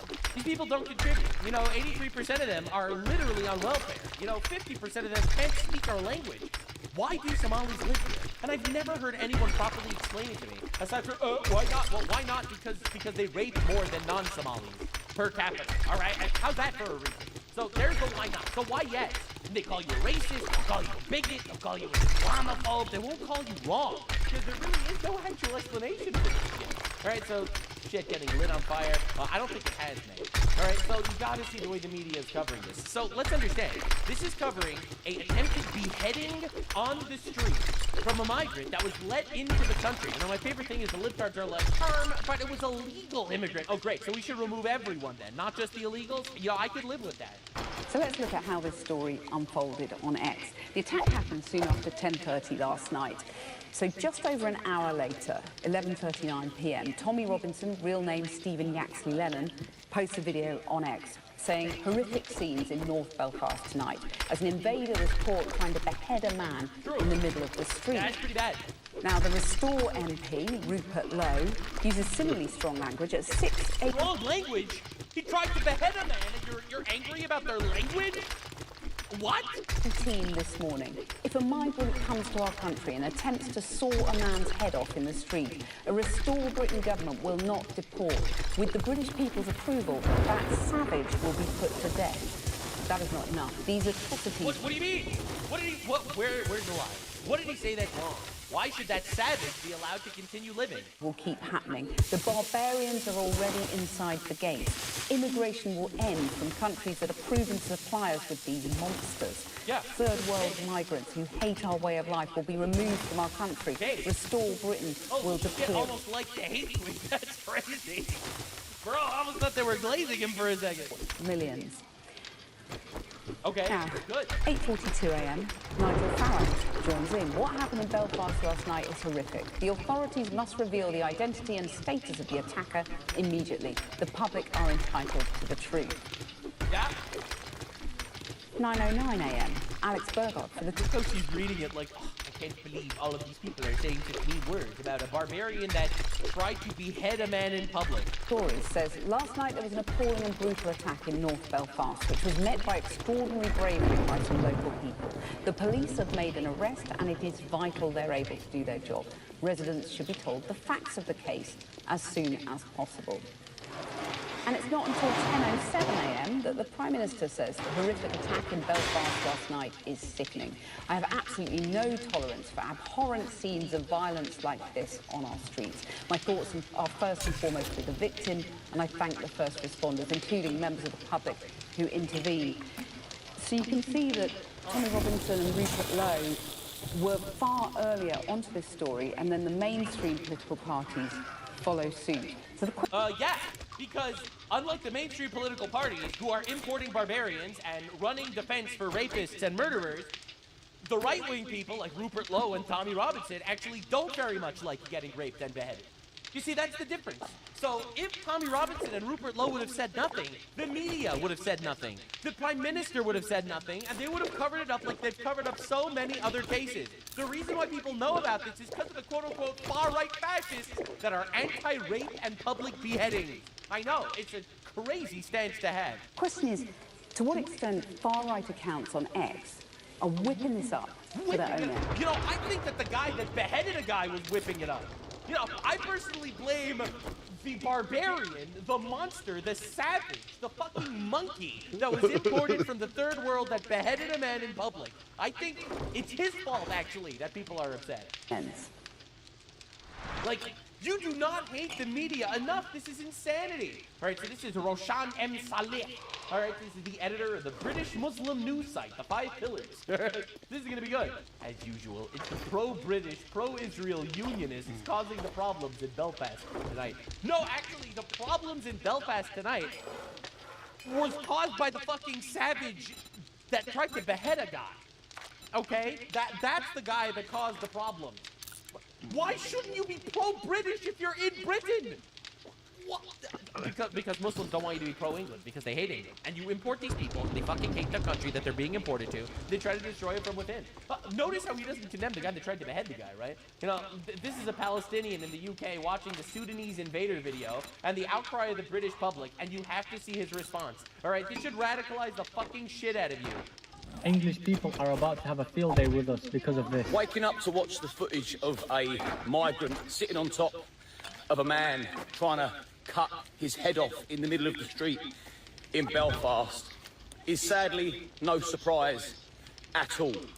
Now you see, we've imported these fucking animals, these inbred pieces of pig shit that are prepared to raise the bar when it comes to violence. Yeah. For no good reason. I mean, where's the lie? That literally just happened. Blah, blah, blah. There's attempted beheading. Civil war is coming. And now is the time to actually... It's coming now. It's coming for a long time. You see, it's funny because when it's children in Gaza and Lebanon being beheaded... Gaza. People in Gaza and Lebanon are being beheaded. First of all, there was not one documented instance of any child in Gaza or Lebanon getting beheaded. I'm just saying, so far he's just lying to you. Because of your government's complicity, it's got nothing to do with... Yeah, it has nothing to do with the British government's complicity that Hamas and Hezbollah decided to attack Israel and lose wars that they started. Actually, that has nothing to do with the British government. When it's millions of people being displaced from their homes and lands because of your government's complicity... Notice how he's basically defending the barbarian that tried to behead a guy in public. It's got nothing to do with you. When there's hundreds of countries being colonized because of your government... England is being colonized by Muslims right now. Why the fuck are you in England? Literally, why the fuck are you there? It's complicity and actions. It's got nothing to do with you, and you don't care. Until the moment... And by the way, colonization, objectively, was based. I'm sorry, I'm tired of making believe that it wasn't. Yeah, there were bad things that happened through colonization, but it's not like bad things weren't happening in those fucking shitholes before colonization. White people owned black people, yeah, you know, before that, black people owned black people. Dog, I'm really tired of this shit. You know, people were dying of diseases, of savagery, of tribal feuding. They lived in fucking mud huts, throwing shit at each other, and they were giving paved roads and indoor plumbing and water and rule of law, and they fucking hated it. Yeah, bad things happen through colonization, true. But I would argue that the bad things that happened under colonization were less bad than the bad things that happened in these third world countries when they were left alone. When it steps into your own country, until it steps Look how he's fucking defending the guy trying to behead someone in public. onto your own doorstep, now suddenly it's a war against us immigrants. Because you immigrants are executing people in public. I'm sorry, that's an issue. Because of the consequences of your own government's actions. That's right. It's the consequences of the British people's government why a barbarian from Sudan publicly executed a man trying to behead him. I think he's still alive, though, thank God. He lost an eye, and he was almost bad, and he's in the hospital. But, you know. And complicity. You think we want to be here? You think we came Yes. Otherwise, you fucking wouldn't.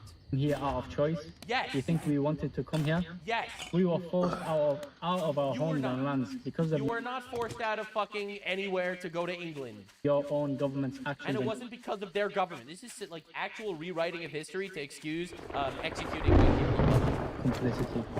Now here we are. What And now here we are, and we just rape. That's what we do.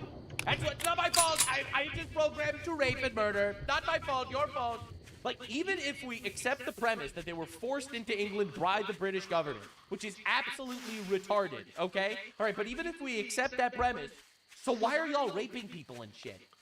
Like, why is this happening? goes around, comes around. What goes around comes around. Dude gets his head hacked off in public. And unfortunately, things are only about to get much worse for us immigrants in the near future. Yeah, stop killing people.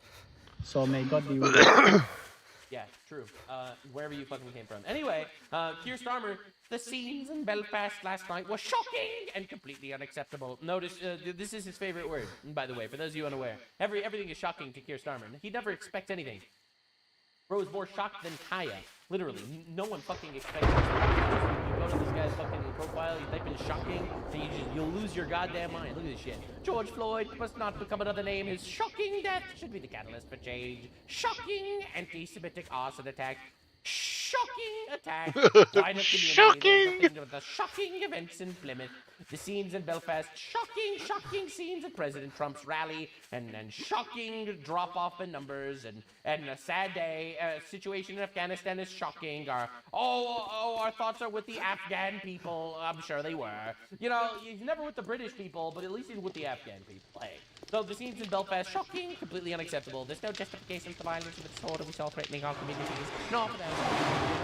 Elsewhere. All right, anyone that's going to be anti-immigration online is going to jail over this. I hope you're aware. That's just England. It is clear that people were targeted last night because of the background, and I will not tolerate it. They're responsible for the fell force of the law. I love how he doesn't even talk about this, like, for terrorism. It's insane. You know, it's wild watching this happen. So he's super fucking mad, obviously. Riots in our streets. No, we don't like this beheading on our streets. Yes, import more of those, please. Import more of those, please. You said fuck all when the Muslims rioted in Leeds, you two-faced traitorous scum. Double-decker bus destroyed an arson attack in Leeds. And he had nothing to say about that one. It's so weird. It's almost like he only cares about some specific violence and not about other violence. So Starmer welcomes people into the country who behead people, and he shakes their hand. All right, those guys are welcome into England. But you know who's not welcome in England? People that like England. Those guys are bad. Zia Yusuf actually posted this. All right, this is Zia Yusuf, like member of the British government. Remember, it's not madmen trying to behead people in the street or police handcuffing white people that bled out that caused the condition. It's reform politicians, right-wing people. The political class are sick. That's right. If you're angered by a public beheading, you're not angry about the beheading. You're angry about right-wing politicians that divide people. Holy fucking shit, dude! Crime is now— these are all Muslims, by the way. It's crazy. The crime is now being used through an entirely radicalized lens, but only when the perpetrators are white. What are we even fucking talking about? Holy shit! This was Ash Sarkar, by the way, gloating about white people becoming a minority in England. The white British population has decreased by 600,000, while the minority population has increased by 1.2 million. So, yes, lads, we're winning. So you are literally talking about winning in regards to white genocide, and then it's like, I can't believe people are radicalized and looking at this through a racial lens. Oh, really? You are directly talking about winning by killing and outbreeding white people in their own country. Holy shit. Zach Polanski, leader of the Green Party, that's the far left guys, like the Islamists and the communists. Politicians who fan these flames should hang their heads in shame. Diamond, yeah, we see the story played out. Single incidents used to fuel the far-right narrative and communities across the region are paying the price. Why are we not angry at the guy that beheaded a guy in public and the fact that this happens like weekly? Why? I see Zach Polanski labeled Restore Britain extremist. The real extremist position is to willingly import savage third world animals who attempt to behead others in the streets. Just my thought. And this is objectively correct, actually. Right, so Bushra Shahi, Muslim, says, she's like a news anchor person. Can we burn houses down when a white man tries to kill someone? Asking for a friend. What the fuck? First of all, you would go to jail if you were white and made this tweet. Second of all, you do that! You literally do that! There was just a church that was lit on fire in England. There was a synagogue lit on fire in England. They firebombed ambulances in England. What are you even talking about? Why do you think Muslims are 3 times overrepresented in British prisons as opposed to white people? Like, explain that to me. You can't. You can't, unless you want to be honest. Now, the rioters have set a house on fire in Belfast. I don't think they have, mate. I actually don't think that happened at all, actually. I don't know what you're talking about. I don't know what media you're reading. I actually just don't think that happened at all. And this is what Rupert Lowe had to say. Our establishment, and that goes for, obviously, all those people responsible for this mass, untargeted immigration, which has resulted in people who are culturally incompatible being settled across Britain, not integrating, and basically damaging our high-trust communities, which have been built up. Dude, could you imagine there was a beheading on the street of Ireland? Can you even believe that shit? Like, we left that shit in the dark ages. We are way past that, but we're importing people who didn't figure that out yet. Over many centuries, and which operated extremely well. This was a Sudanese man in Belfast who came into the UK. He was allowed in by Robert Jenner. That makes it worse, by the way. Who were immigration minister and secretary at the time. They're now Reform MPs. And this fellow, as many others have, exploited our soft border with Ireland. So, Restore Britain, I want to underline this morning the 3 things that we intend to do. The first is to abolish the entire asylum system. While we clean up. I want to make something clear, because for some reason people don't understand anything about ethics or morals. We don't owe these people anything. But you colonize them. Well, anyway, that sucks. Moving on, we don't owe you shit, actually. We do not owe anyone anything. We do not need to be the benevolent asylum donors of the third world. Actually, our government's job is to benefit the people of our nations. That's it. Period. The end. We can do charity work every once in a while, but we have 0 obligation to open our doors and houses to these people. True. Catastrophic legacy of uncontrolled immigration. The second thing we intend to do is to deport all illegal migrants and those who shouldn't be here in the first place. And the third thing we intend to do is to have a binding referendum on the reintroduction of the death penalty to purge the system of this pervasive evil for good. And obviously that will be up to the British people as to whether they pursue the third part of our plan, but we will be working and lobbying for that outcome. So I think what we've had is a catastrophic failure of those in positions of influence and power. They all need to be held to account. I didn't mean to do that. They all need to be responsible for what they have done to Britain, the evil that they've perpetrated on our people, on the innocent, tax-paying, decent British people. Our judiciary doesn't work anymore, our police force doesn't work anymore, the Home Office doesn't work anymore, the Civil Service doesn't work anymore, Parliament's been hollowed out. And it's time that we actually had some radical change and that we restored a democratic rule to our country. And we held people accountable for failure. And that is not happening at the moment. He's just right. He's just absolutely right. It's honestly insane how correct he is. And of course, Canada, still being the woke retards that they are, and this is what they're doing. Today, says Yvonne Baker, member of Parliament in Canada, I introduce a private member's bill that would declare July every year in Canada as Somali Heritage Month. Why the actual fuck are we doing this to ourselves? All right. Hang on, I'm pausing. I gotta run to the bathroom and get something to drink, and then I'm ready to do this blood moon. To import savage, cannibal, third world murderers, rapists, and killers into our nations. We owe these people fucking nothing. But you did X, Y, and Z 100 years ago. Actually, this is gonna shock you. I don't fucking care. Not really my problem today. All right, now anyway, I wanted to see Asmongold's reaction to this because I love when he crashes out over this. Because, you know, obviously he has different political stances than I do in various areas. But one thing that we completely agree on is that we don't owe these fucking savages anything. A lot of the footage for this is a little bit hard to see, and I can only show the blurred versions, right? Yeah, I didn't show the actual one, obviously. Because I would not survive on YouTube. Reform politicians let this monster into our country. I've just watched the most horrific footage from Northern Ireland, from Belfast. So far.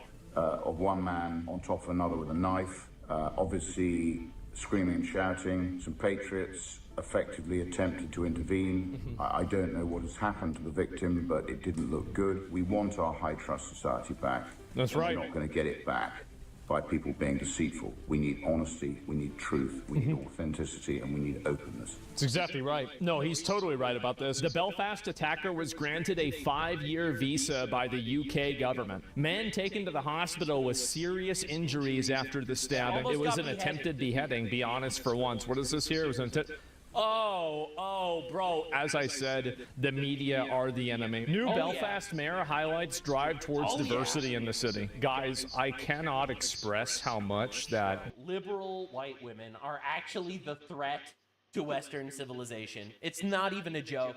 It really isn't. It's like our civilization is based on biblical values, man. All these retards crying about a patriarchy. A patriarchy is actually a good thing. And when you lose the patriarchy, that's when you lose your nation.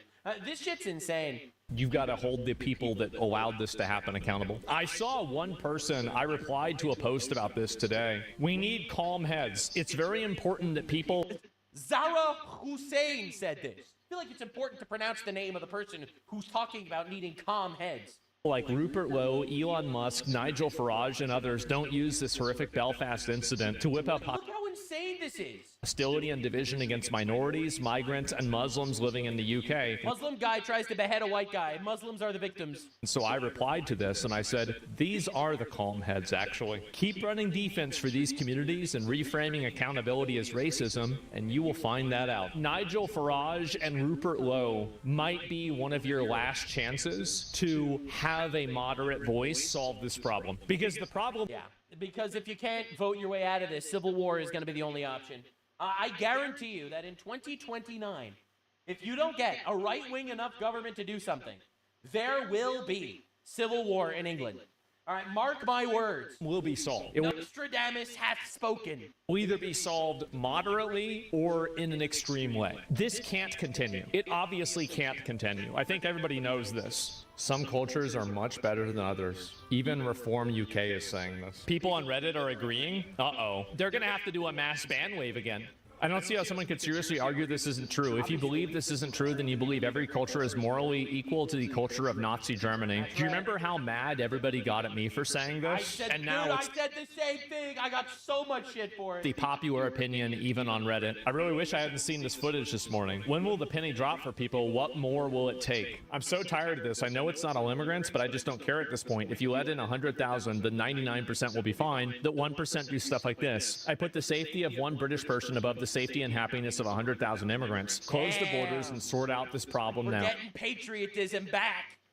And let me guess, this guy got his comment deleted? The food, think of the food? Yeah, but you're saying that our culture has changed because we've had other cultures come here. Is that your position? Well, it's not my position, it's a fact, and you just said it at the beginning. I think so it's better. So what about British culture didn't you like and has been improved by new cultures? Oh, in your boat. Tell me, what didn't you like before? What are you glad is gone from the Britain you grew up in? Let me tell you, if you came to London in the 50s and 60s, the food was crap.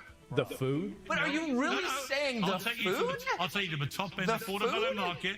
When this happened, he crashed. There were a couple of beheadings or whatever, but it's worth it because the food is spicy now. Out and said this on Twitter. There are a lot of white English people I would happily trade for a good weekly chicken tikka masala. Really? Well, it looks like you traded one in Belfast just yesterday. That's right. Congratulations. Yeah, and I'm really glad that people are actually calling out this actual retard take. Not even exaggerating, this is the retard position. All right, now the craziest part is, and this is gonna shock you. It seems like Piers Morgan was the absolute fucking freak in that interview. Right. When the reality is, they were get into both position. fucking freaks, and they both hate our nation. Right? Did you not see the Tucker Carlson taxi clip, dude? It's literally from this very same interview between Tucker Carlson and fucking Piers Morgan. They had the same interview. This is what the guy had to say. There's a slight amplification of the Islam problem, as people put it, or the Muslim problem, has been massively overstated. Well, that's an op, obviously. Yeah.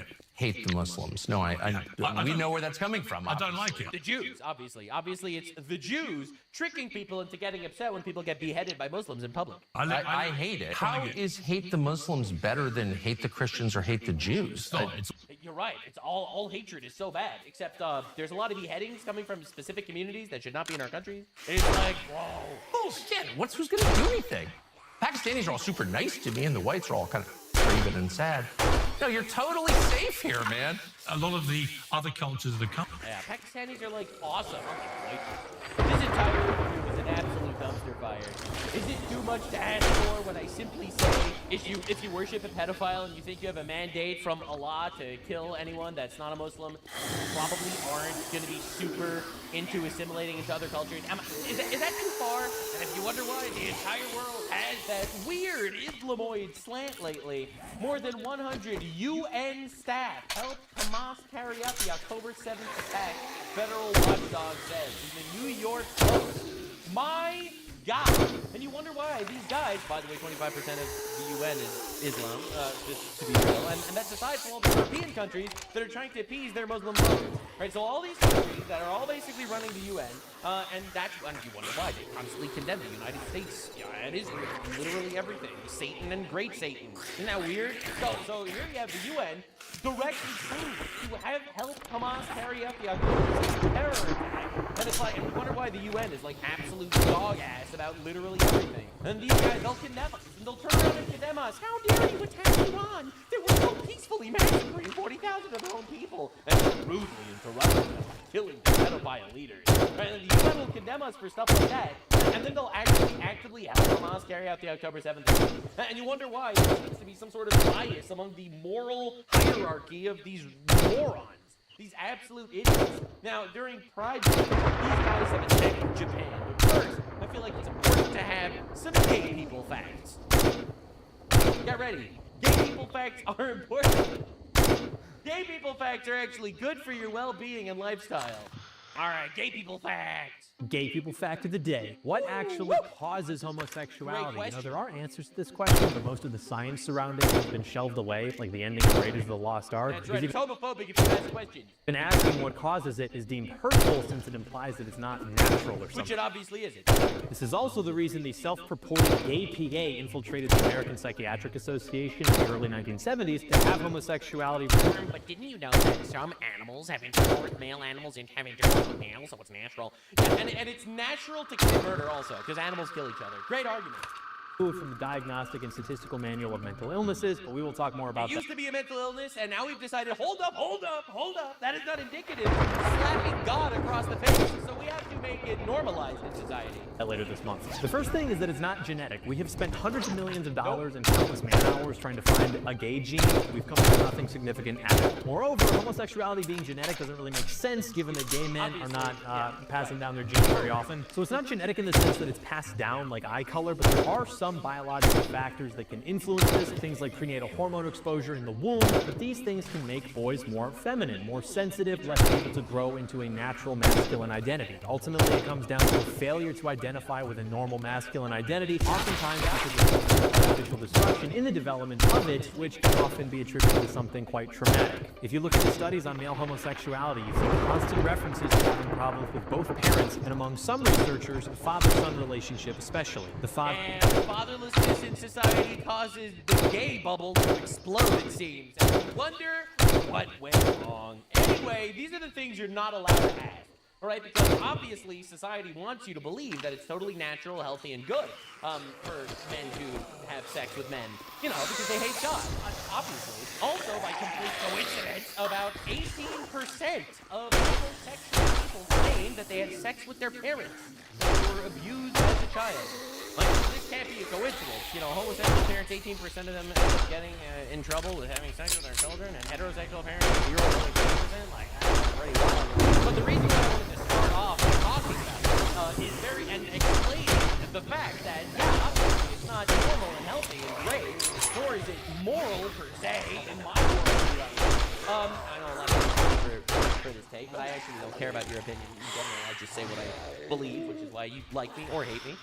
Because it actually seems like the UN is attacking Japan because Japan isn't friendly enough to aberrant, deviant sexual behavior. And this is gonna be what the fuck happens here. Japan, the UN is so mad. Alright, the UN is so mad that Japan called them out in 2025 and even cut funding to the UN. That we have the UN's latest attempt to retaliate against Japan by trying to get companies in Japan to embrace what they call LGBTIQ plus business policies. That's right, and Japan is like, actually, that's fucking stupid. We don't like that at all. Yes, true, based Japan once again. And now you're like, yes, globo homo is not a conspiracy theory. It literally is done in the highest echelons of society to put this gay retard shit onto everyone. It is very obvious that it is an actual op. And trying to get those companies to literally turn against the Japanese government. Yeah. Now, if you're not familiar with the situation I referenced where Japan was calling out the UN, I'm referring to this situation from 2025, where AP urged Japan to halt funding to a UN Women's Rights Panel over a call to end male-only imperial secession. This was hilarious, too. This whole thing is hilarious, man. The UN is such a joke. Really Check this out really quick. Quick refresher on this.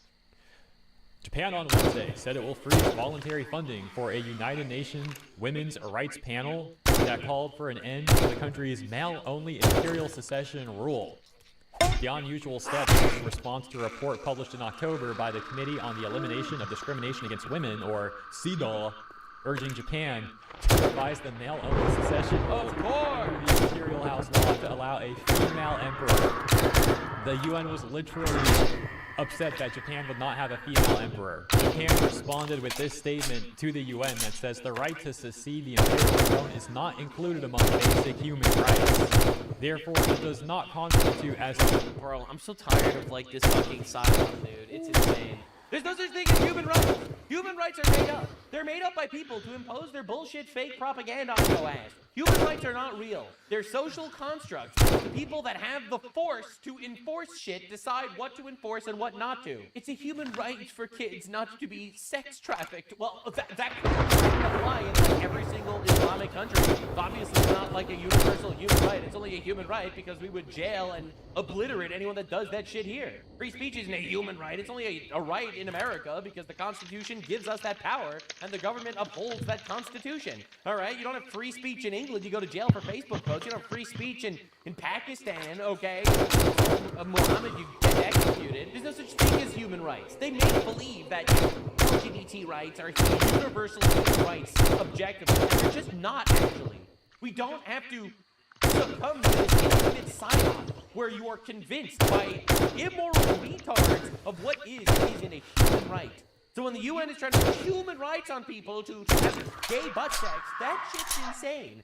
Just like in Japan, the right to succeed the imperial throne is not included among basic human rights, therefore it does not constitute as discrimination against women. Alright, the truth of the matter is, Japan's culture has its own rules, and our culture has its rules. In some way our culture is better, and in some way their culture is better. All right, and the reality is, who the fuck are you with your subjective, flimsy moral compass to dictate the actual human rights violations by other countries? Discrimination against women. Japan then said that their UN contributions cannot go to that committee CEDAW. They were cutting them off. The UN said, well, you know what, let me give up. This is a controversial one. To be clear, I think that straight people and gay people should have the same rights. Both straight men and gay men should have the rights to marry women. Thank you for your attention to this matter. This hasn't been going towards that group since 2005 anyways, and Japan was like, good, let's keep it that way. They then took it even further by canceling a planned visit that members of that CEDAW committee were scheduled to have in Japan later in 2025. Japan was like, nah, you guys aren't even invited anymore. You're not welcome here. All right, with that context, that takes us to We're just... tired of this. We're tired of the slop again. Every video game needs to have infinite gay sex. All right, every TV show, every Netflix show, it all has gay trains bullshit everywhere. That shit sucks. And in my opinion, in a just world, it would be considered profanity for children, and there would be zero LGBT representation in any media for kids under the age of 18. It is a deviant lifestyle that, even forget religion for a second, it does not produce the best objective quality of life. And that's like purely on a materialistic, superficial level. It should not be introduced to children. Just a few days ago on June 1st, 2026, where the UN has this UN Standards of Conduct Gap Analysis tool for LGBTIQ+ businesses, and this was first published specifically Why should Japan be forced to bow their heads to degeneracy? They unfortunately have not done a good enough job as targeted at Japan, calling it their Japanese version of said standards for LGBTIQ+ businesses, and they literally say stuff like this. Does your company take available legal steps to question, challenge, delay, and resist government orders that might lead to human rights violations against LGBTIQ+ Again, people? look at how the left manipulates language, all right? Human rights violations against LGBTQI+ people just means, actually, no, I don't want trans people raping my kids. Or whatever the fuck they're talking about, or grooming them into thinking that it's okay to cut their penis off. Actually, my personal viewpoint is that all cross-dressing is public indecency. It's done in public. I'm not the only one that thinks so. So does God in Deuteronomy, where he says any man that dresses like a woman is an abomination against God. So God and I both think it's public indecency to cross-dress in public. For some reason, you don't care about that. Because you have your own human rights laws that you have subjectively come up with, and they're degenerate and bullshit. You base them on absolutely nothing, and you think that everyone needs to bow to your whims. Now, notice how this doesn't say that we really don't like that Japan doesn't accept these things. No. They call it a human rights violation because they subjectively come up with whatever they deem as human rights violations, and then they slam you. This is how the left uses language to manipulate you. It's annoying that the UN flips this acronym around, by the way. Like, everywhere else it's LGBTQI+, whatever.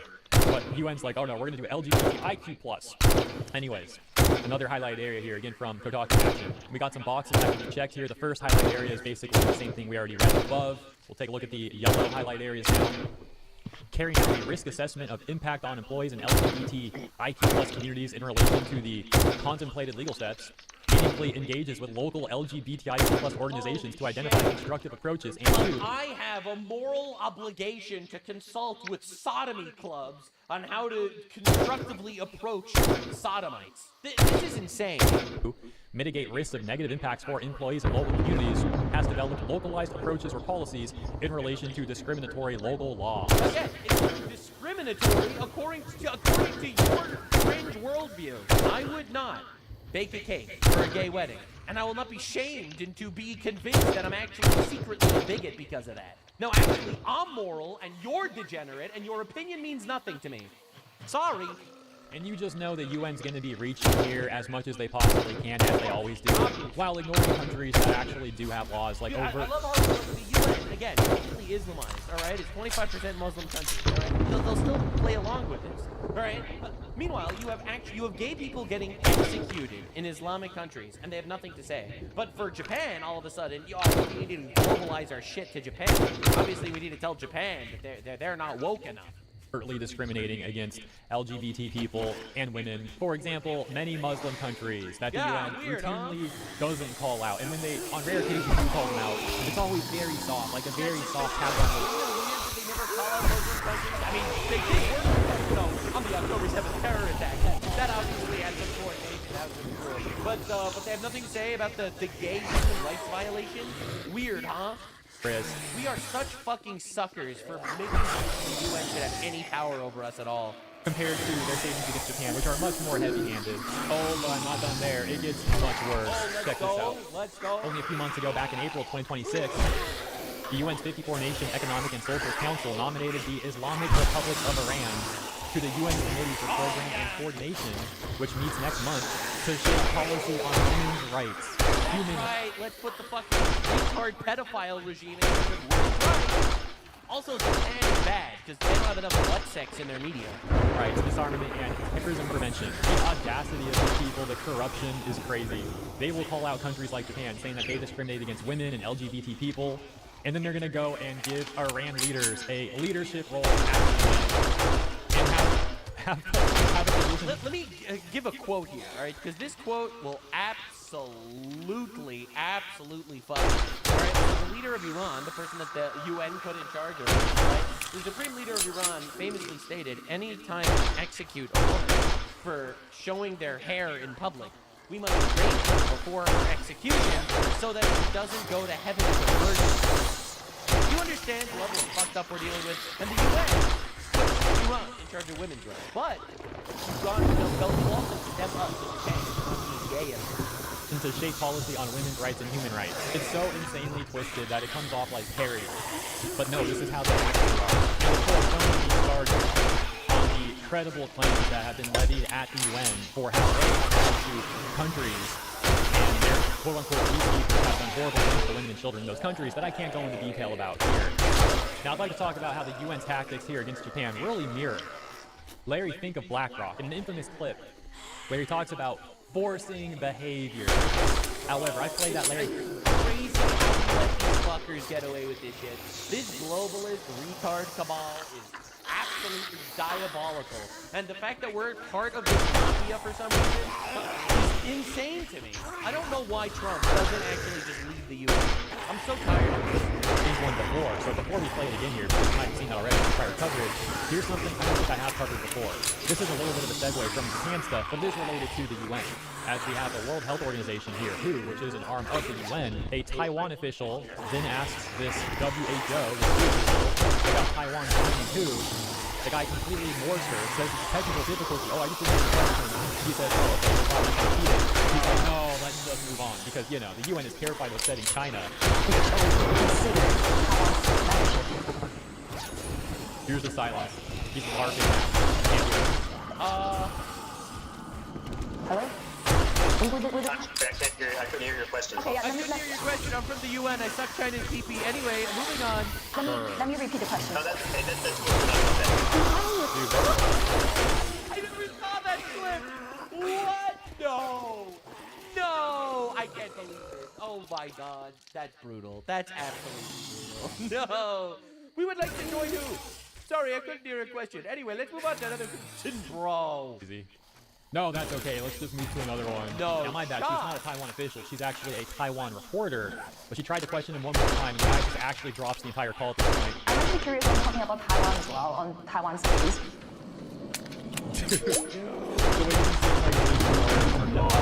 Done with one scumbag, right on to the next. Now we've got that Larry Fink clip talking about forcing behaviors. And a quick refresher of why I bring this up. It's very similar to the tactics that we see, as I covered at the beginning, UN used with Japan under the guise of like, oh, goddamn. The Japanese government, they're trying to enforce or force behavior. Larry Fink of BlackRock has collaborated with the UN on multiple occasions, although recently they pulled out of a climate deal that used to be a part of with the UN, so that's starting to dwindle a little bit, at least in the public, to know what's really going on behind the scenes, but now it's like the criteria for you. Well, behaviors are going to have to change, and this is one thing we're asking companies. You have to force behaviors, and at BlackRock we are forcing behaviors. Look how insane this is, because who makes you the moral arbiter of literally fucking anything? With BlackRock, we force behaviors, like just cartoonish and evil stuff. 54% of the incoming class are women. We added 4 more points in terms of diverse employment this year. Yeah, but why is this good? What we're doing internally is if you don't achieve these levels of impact, your compensation could be impacted, okay? We're doing the same. And so it's... Oh yeah, we're pushing gay sex on everyone. It's awesome. On the side, 3 times in, So yeah, we're doing the same thing, you know, feeling like a real winner with their authoritarianism. You have to force behaviors.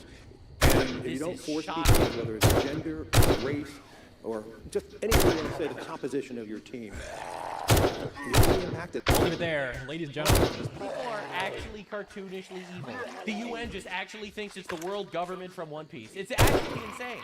The UN just declared war on Japan by writing a strongly worded letter, and then Japan promptly said, fuck you, and left. What a clown show, man. We gotta abolish this shit immediately.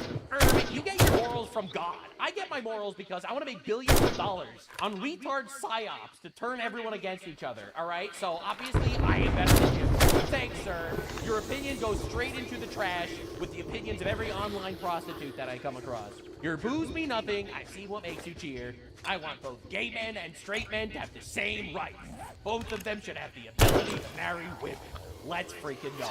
Now, one of the craziest news updates I've seen in a while is the fact that Graham Plattner won the Democratic nomination for U.S. Senate in Maine. All right, he's going to try to defeat Collins and flip the seat from red to blue. I hope it doesn't happen, obviously. We'll see what happens.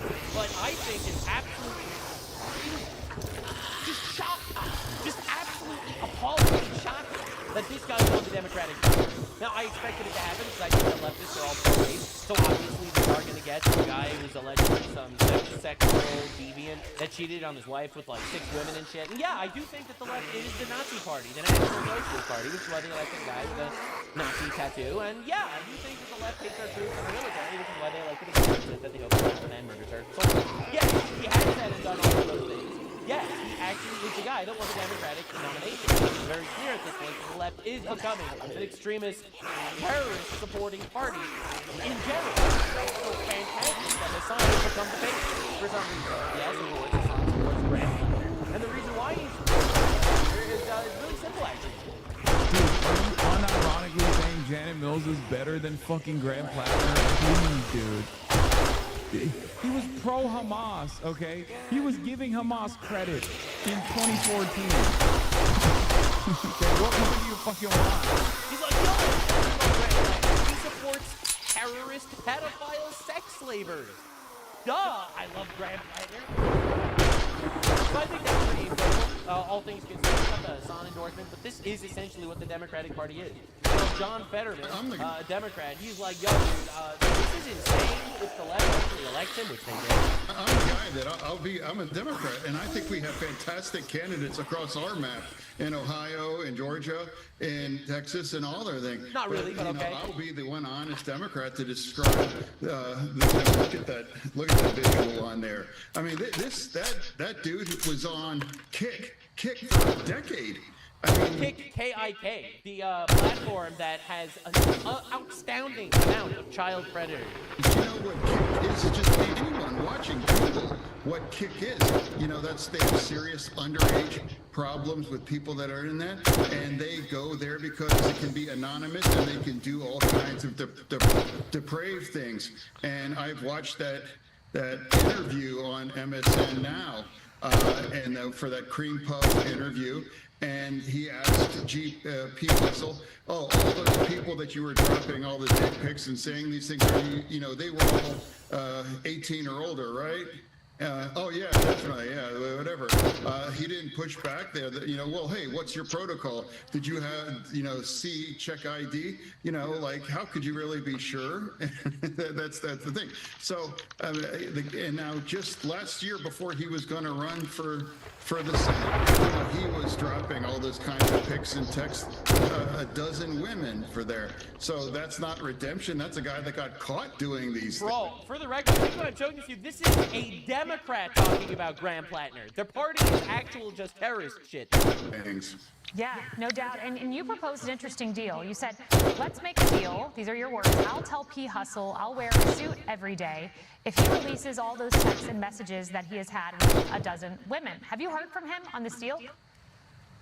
Yeah, well, no, of course, I never heard from P. Hustle. But what's strange with P. Hustle is back in April, he was doing an interview on... Pretty weird, right? It is pretty weird, actually. It's insane. Now, Democrats in 2024, Trump is a Nazi abuser rapist. Democrats in 2026, vote for our Nazi abuser rapist.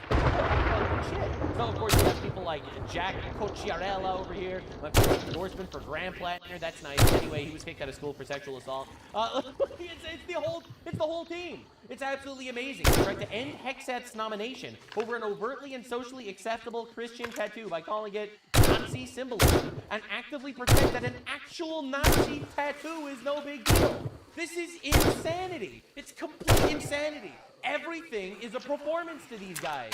You know, yet this is a Jerusalem cross. This is a completely normal and acceptable tattoo. This is an actual Totenkampf Nazi death's head tattoo. All right. They endorsed him, and they said this tattoo was enough of a reason to get rid of Pete Hegseth. It is insane watching this happen, and in my opinion, this is just absolutely shocking. Informing voters of sexual assault rumors boosted Plattner's lead to 8.1% among voters, 18 to 29, 75% support Plattner after hearing the allegations. I guess white liberal women really just all have rape fantasies, actually. It's insane. It's absolute insanity. Like, yeah, I guess that's why they keep voting to bring in migrants to rape them. I guess they just love rape or something. Well, what do you want me to say? What other conclusion can I draw? All right, so this tears him to shreds. It's Graham Plattner, a Maine oyster farmer and progressive Democrat Senate candidate. Plattner has been, shall we say, controversial. Soon after Plattner announced his run for Senate, it was reported by CNN's K-File that Plattner was a prolific Reddit user, and CNN featured some of his most problematic, now deleted tweets.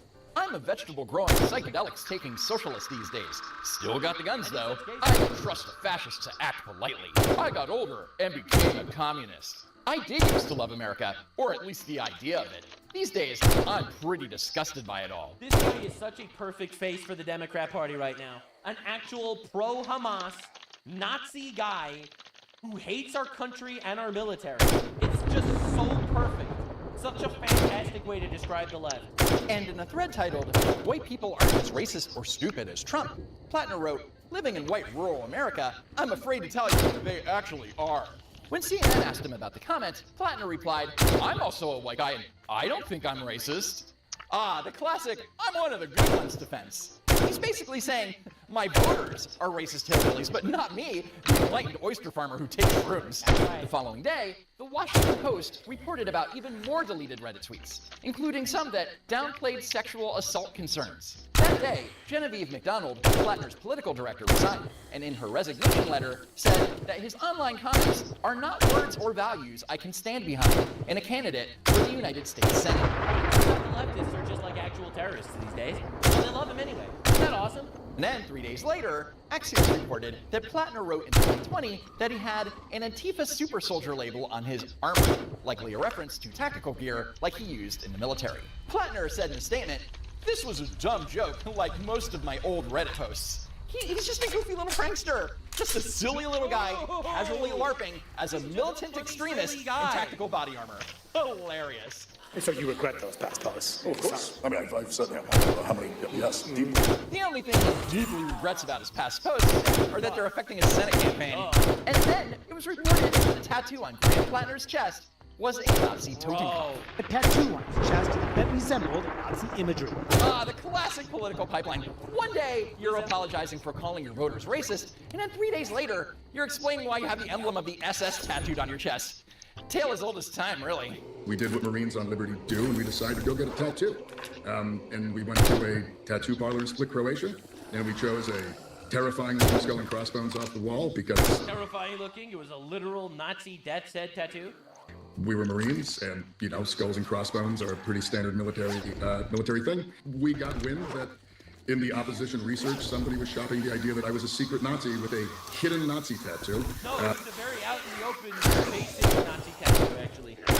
And I can honestly say that if I was trying to hide it, I've not been doing a very good job for the past 18 years. In response, Genevieve McDonald wrote on Facebook, "He's not an idiot. He's a military history buff. Maybe he didn't know it, got it, but he got it years ago, and he should have had it covered up because he knows damn well what it means." Wait, you're telling me that the guy who spent multiple combat tours in the military and reads history books for fun just accidentally picked the emblem of the most notorious death squad of the 20th century off a flat sheet? Makes sense to me. What's your problem? This is not absolute insanity. These guys guys that have been calling every single right-wing guy a Nazi, every single one of them, they celebrate Charlie Kirk's murder because, well, he was a Nazi, so it's good he's dead. That is basically the public sentiment on the left. They'll elect an actual Nazi. You can't make this up. We're actually living in clown world. None of their words mean anything. Nazi-style tattoo. It is the tattoo of concentration camp guards. It is the very worst tattoo you can get if you are getting anything Nazi, and that's a pretty high bar there. So between the extremely problematic posts and the tattoo, Democrats hold their support for Graham Platter. I'm just kidding. Democrats are terrible. Your group said yesterday we're still supporting him. Why? I'm not going to be impressed by squad media running around saying, "What do you think about the tattoo on Grand Platter's chest?" Between you and me, there might be one or two more issues. Which is weird because back in 2017, when Democrats were pushing the very kind people hoax, Bernie Sanders said the following. When you have a president commenting on a march by Nazis and white supremacists, who then declares, well, there are nice people on both sides. Mr. President, there are no nice Nazis. But if there's one... They don't call you a Nazi because they think you're a Nazi. They call you a Nazi so they could justify your death, all right? Evidence is they have an actual Nazi that they're all promoting. It's crazy. One thing that the modern Democrat Party loves more than calling everyone who disagree with a Nazi, it's circling the wagons. Get the guy with an actual Nazi tattoo in an attempt to capture the ascendancy. Look, Graham clearly made a mistake, and I've been on CNN saying that what I appreciated about him is that he owned He got a permanent Nazi mark on his body. that mistake. He took responsibility for it, and I don't think that that's disqualifying. But like most everybody, yeah, if that was the only issue, I would agree with you totally, bro. are stumbling along the way. There's some things that easily get done, and I'm sure the public will hear about them. My genuine belief here is that voters in Maine right now are concerned about the fact that they can't afford health care, they can't afford housing. We have the most corrupt White House in American history. He seems like a flawed person who's been through some shit and come out the other side. I don't. Keep watching these side by side. It is absolutely crazy watching these side by side. Oh my God. Think he's a Nazi for what it's worth. If he was a drunk Marine in Croatia, and when you walk into a tattoo parlor there, the time period he was there, basically anything you picked off the wall would have been problematic. And no, I don't love everything he's ever posted on Reddit, but I think people are allowed to grow and change. And Mainers seem to have a culture that he has changed. I mean, allowed to grow and change. Anyway, Donald Trump did a thing I don't like 50 years ago. We have to kill him now. But this guy who's literally sexting with women while married, cheating on his wife, and having Nazi tattoos and supporting terrorist organizations, this guy's awesome. For a symbol like this, is that not irrelevant when an election is time as to whether or not that's okay? No, look, this is all very relevant stuff, but it's relevant to the voters who are voting. The Nazi tattoo was something that he owned up to. He said it was a mistake. He was did it when he was signing the third worlder in our government is coming out here to support the guy that supports terrorist organizations and is a Nazi. I'm starting to think that actually they don't care about Nazism, they just love terrorism. Have to serve this country in the military, we learn from it. And the question is, are we going to believe in redemption and people being... We believe in redemption, says the guy that supports Trump getting fucking murdered and shit, allegedly. Dude, this guy openly supports terrorist organizations. What are we doing? Flawed and then having a chance to move on. Yeah, he's really not the perfect person, and he's himself acknowledged that he's kind of a flawed person, and he's been very open about working on that. He's flawed. Like, he's a Nazi that supports terrorist organizations. He's flawed. Working on it, guys. I mean, who needs a seasoned legislator when you can use a seat in the United States Senate as a tax-funded rehabilitation program?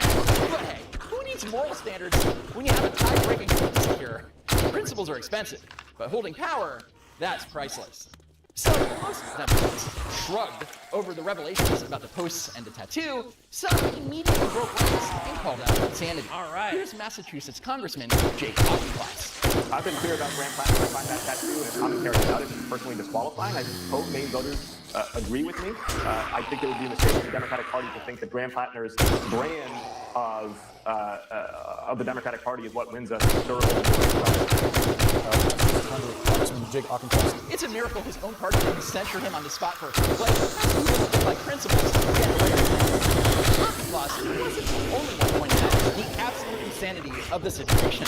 When I was growing up, if someone had a clear Nazi tattoo on them, you probably could conclude that there's a Nazi sympathizer. Can you even imagine if Trump had like a Nazi tattoo? Can you even imagine? Can you even imagine? They called like Charlie Kirk a Nazi. They call Trump a Nazi. They say, and their reasoning is like, he wants to close the border. He actually wants a country with borders. I guess that makes you a Nazi. How? At some point, you're going to continue to You could never trust them ever. to defend that or dismiss that. I mean, he has said that these are not, does not represent him. It's a different time in his life. I'm so sorry. And now he stopped acknowledging this. But in 2026, things work differently. And by late May, Plattner was leading his fellow Democrat candidates by 66 points. You couldn't blame Plattner for feeling invincible. Are there other skeletons from your past that still may emerge in this race? Are you sure about that? No, there's not. That's why they led with the They led with what they had. Oh, Graham, sweet, innocent communist Graham. That's not how opposition research works. And as Graham would soon find out, political opponents don't release all of the bad news at once. They like to stagger it for maximum damage. On May 30th, the New York Times and the Wall Street Journal reported that the Plattner campaign had been warned about the existence of texts between Graham Plattner and multiple women. The New York Times reported Mr. Plattner's wife, Amy Gertner, told a senior campaign aide that he had been exchanging sexual messages with multiple other women. The Wall Street Journal writes, Amy Gertner, who married Plattner in 2003, told the campaign about messages she had found early in their marriage in the spring of 2025. Early in their marriage? They've only been married since November 2023. For clarity, Plattner's wife only found these texts a year ago. Amy Gertner, concerned that her husband's behavior could become a political liability, had told Genevieve McDonald, the Plattner campaign's now former political director, about the texts. Dude, I love how the left is a terrorist party. Like, how could I possibly have any other conclusion? Watching all the Graham Plattner, and this is just one fucking guy. Like, he was a nobody, and everyone came out to support him. Just like, oh, he's really brave about supporting terrorists. We really like that. See, we only support terrorists silently, but this guy actually openly supports them, which is very cool. Presumably, she's the one that leaked the story to the Times and the Journal. Ms. McDonald said Ms. Gertner told her that her husband had been exchanging sexual messages with as many as a dozen women. The left, they just love womanizers. They love it. They're pro-rape. It's the pro-rape party. It's the pro-rape and adultery party. They just love that shit. Anything that in the Bible it says is a sin, the left is like, fuck that. Add it to the LGBT rainbow. Let's do it. That's right. We'll call it the Pride Movement, named after the greatest sin. That's right. We're gonna do it. It's gonna be awesome, actually. That's the entire leftist movement. They read the Bible, and then they take out all the sins, and then they basically turn that into their book of commandments. It's almost like they're working in the wrong path. AIDS ultimately decided the texts were a private matter. It was being private matter of cheating on his wife. He's probably a wonderful guy. Handled by the couple in marriage counseling. Ah, yes, it's a private matter. Because when a major candidate for the highest legislative body in the country is allegedly lurking on encrypted apps, messaging a dozen different women while newly married, that's not a character flaw. It's just a private scheduling conflict. I find it really shameful that there's a group. And then he made his wife release an apology video saying, "Of course, I forgive my husband for abusing me and cheating on me, and so my husband is a flawed person." The fact that he made his wife release this video is fucking abominable. Of media outlets and people who are willing to spread gossip instead of talking about real issues that Graham is running on. He's doing his absolute best to make sure that Hamas can keep killing Jews, and like you're all stopping that mission by worrying about little things like the fact that he has a Nazi tattoo. Probably has nothing to do with Jews. You know, I'm starting to think that Graham Plattner might not like Jews. He supports Nazis and Hamas. It's like, what's the through line there? Like, I'm starting to wonder. And education and childhood. I think it's shameful behavior to spend time and energy and resources on negative ads and negative stories. Don't think about the negative. Only think about voting for Graham Plattner. Graham, when all he's trying to do is improve the lives of people who work for a living. You have to marvel at the sheer level of political gymnastics on display here. The wife, who is the exact person who originally flagged the texts to the campaign because she was worried that they were a liability, is now on television blasting the media for reporting on the exact thing that she was trying to hide. I don't know, I'm thinking Stockholm Syndrome? Twice if you need help, Amy. It's no surprise I think she's in danger.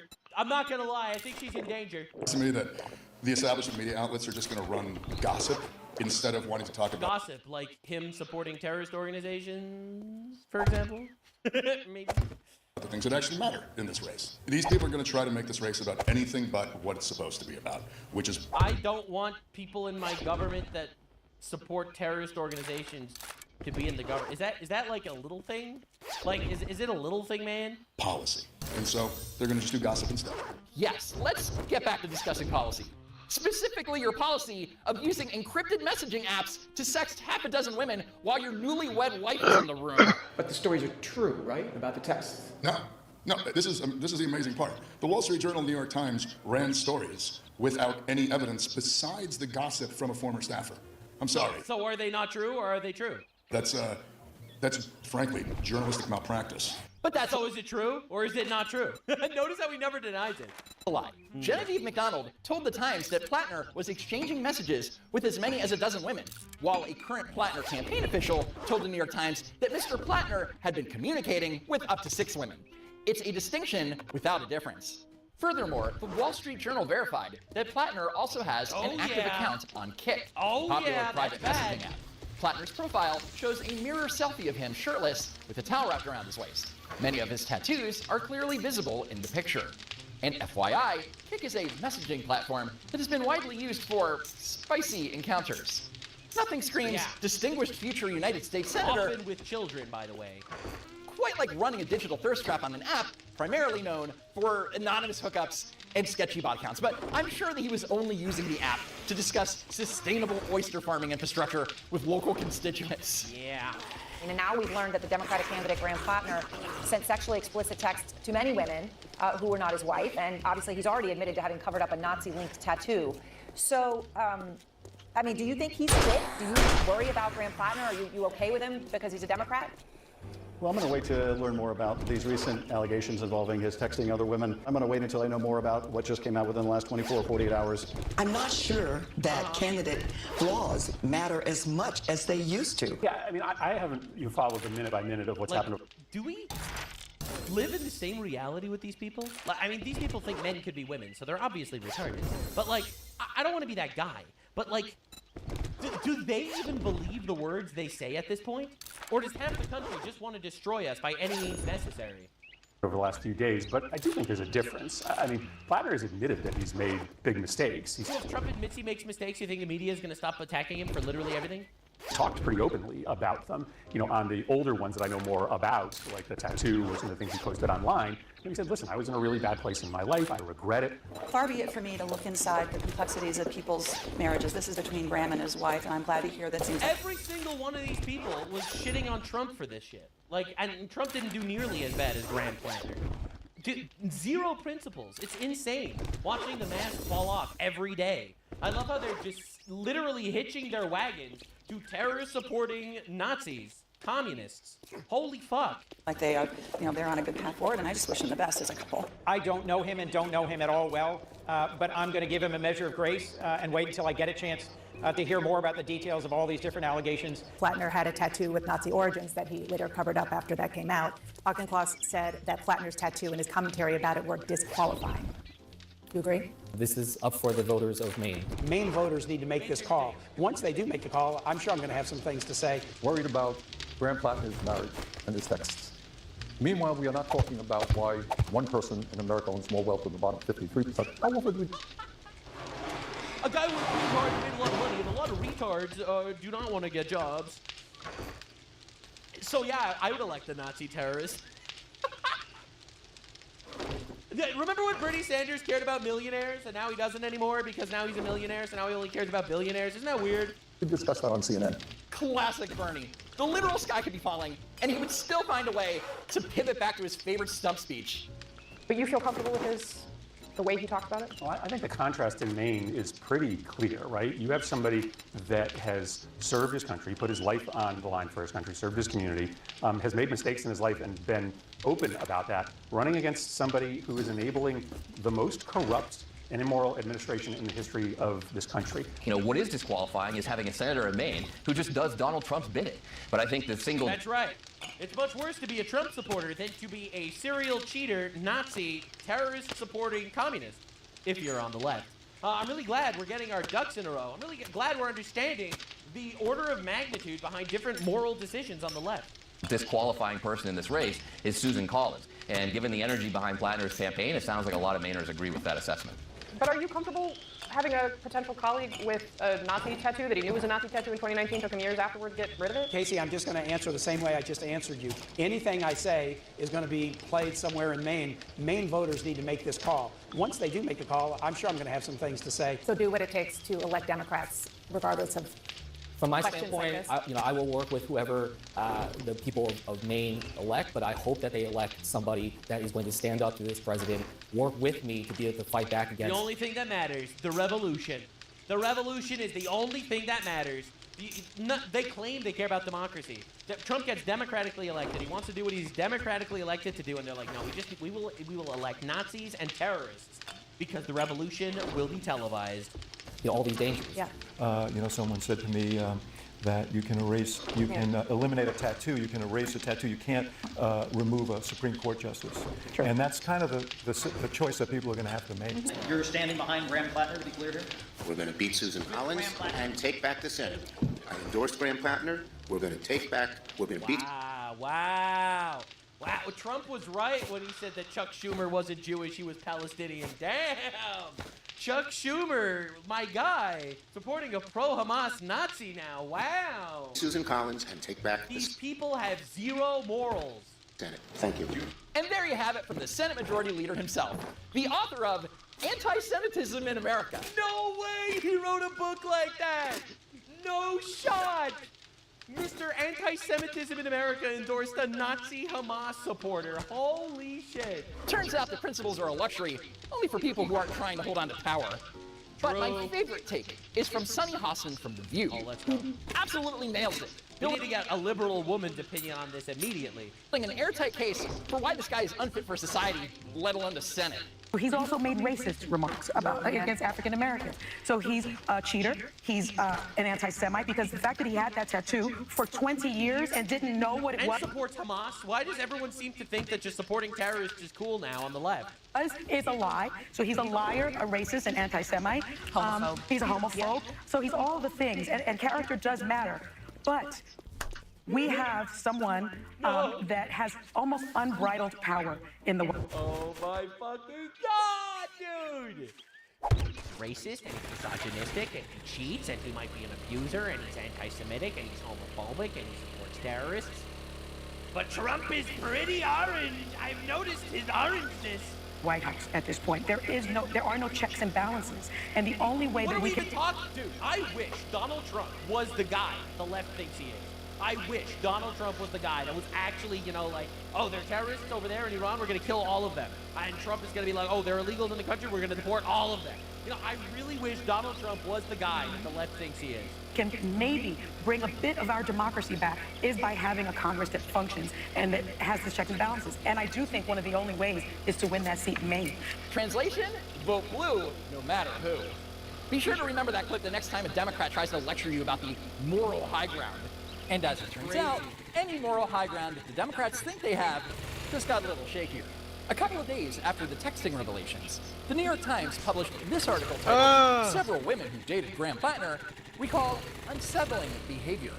While several women described Plattner as a fun and caring partner and saying they felt safe with him, others did not. In extensive conversations over the last few months, 3 other women who had been romantically involved with Mr. Plattner offered a far more complicated assessment. describing volatile and toxic relationships that were unsettling and at times emotionally wrenching. It'll be a good Times writes, quote, Mr. Plattner can be rough with her, and get the as fuck outta Feifel here. said, particularly when they were drinking, leaving her shaken and sometimes afraid. She was quick to note that he never hit me, he never punched me, but during one argument, she recalled he twisted her arm behind her back, shoved her into a bedroom, and held the door closed from the other side so she couldn't get out, telling her to remain there until she was calm. Did that happen? No, it did not. I'm sure if Graham Plattner told me that the sky was blue, What's it gonna be, I'd have to go outside huh? to double check. Anyway, that's it regarding What an absolute fucking nightmare. And yeah, so after he was accused of raping lots of people, his approval rating went up and he actually won his nomination. Isn't that pretty incredible? That's the left. If you are a leftist, you are either evil or retarded. There's no other option. Understand exactly what your party is. Hopefully he'll get slaughtered by the Republican in a couple of months. Vote Collins to stop the Nazi takeover of America, literally. Like, literally. This is insane. Dude, our country needs a lot of help. It really does. right, But do now not that we're black pill, done because we doing are moving in the right direction. business, Young men are get getting out of really, the really store. radicalized on this shit. And with social media and stuff, the women that have been importing all these rapists and shit into our country are slowly starting to realize that actually that's not great. The people that hate our country are literally breeding themselves out of existence. Heartbreaking as that is, because nothing radicalizes a liberal woman like a husband and children that they actually don't want to get raped. Never black pill. This infinite degeneracy on the left, it will come back to bite them. We will save our country. We just have to elect strong, young men with principles behind them that actually want to save our country. Slowly but surely, we will weed out this absolutely diabolically backstabbing Republican Party and replace it with real radicals that make real differences, and the left will get absolutely destroyed. As more and more people wake up and realize that it is a self-destructive group and cesspool of terror, lies, and cringe, because this shit might sound cool on them at the moment, but it has an expiration date. Everyone in England is rising up because they actually really don't like the Islamification of their country. And people here are going to start to notice really soon. Anyway, that was today's deep dive on all of the things. Definitely subscribe for all the things every day in the least homosexual way the coverage could possibly be done. Remember, gay people are supposed to have the same exact rights as me. Meaning gay men should have the right to marry women if they want. Happy Pride Month, everybody. I'd like to wrap up with reminding you that not a single organization or company changed their logo to rainbow colors because no one ever actually cared about it, and now that it's unfashionable to actually do anything, no one's actually doing it. Because the truth of the matter is everyone actually knows that gay sex is gross. Yeah, apparently you're not allowed to say that shit, but everyone feels that way, so you're not putting that toothpaste back in the tube. See you in the next one. Thanks so much for the support, everyone. You guys are awesome. YouTube doesn't like my videos, so it's not really got, like, it doesn't really get shared very often. YouTube does not put it on anyone's recommended feed. Most of my views are coming from subscribers, so definitely subscribe. And share the video with your friends. We have to radicalize a generation here, and it's not going to happen all by itself. So thanks for being here. I'll see you in the next one. Every day, another deep dive on all of the things. Bye!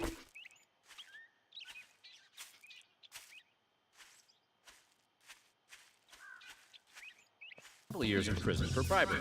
Although Hoffa's fate remains officially unsolved, it hasn't stopped Hollywood from making a bunch of movies about his demise. Italian fashion designer Giorgio Armani founded his eponymous company in Milan, Italy 4 days later with his partner, Sergio Gagliotti. Fashion House has since become synonymous with trend-setting red carpet fashion and is still generating billions of dollars of annual revenue almost 50 years later. Near the end of July, Gerald Ford became the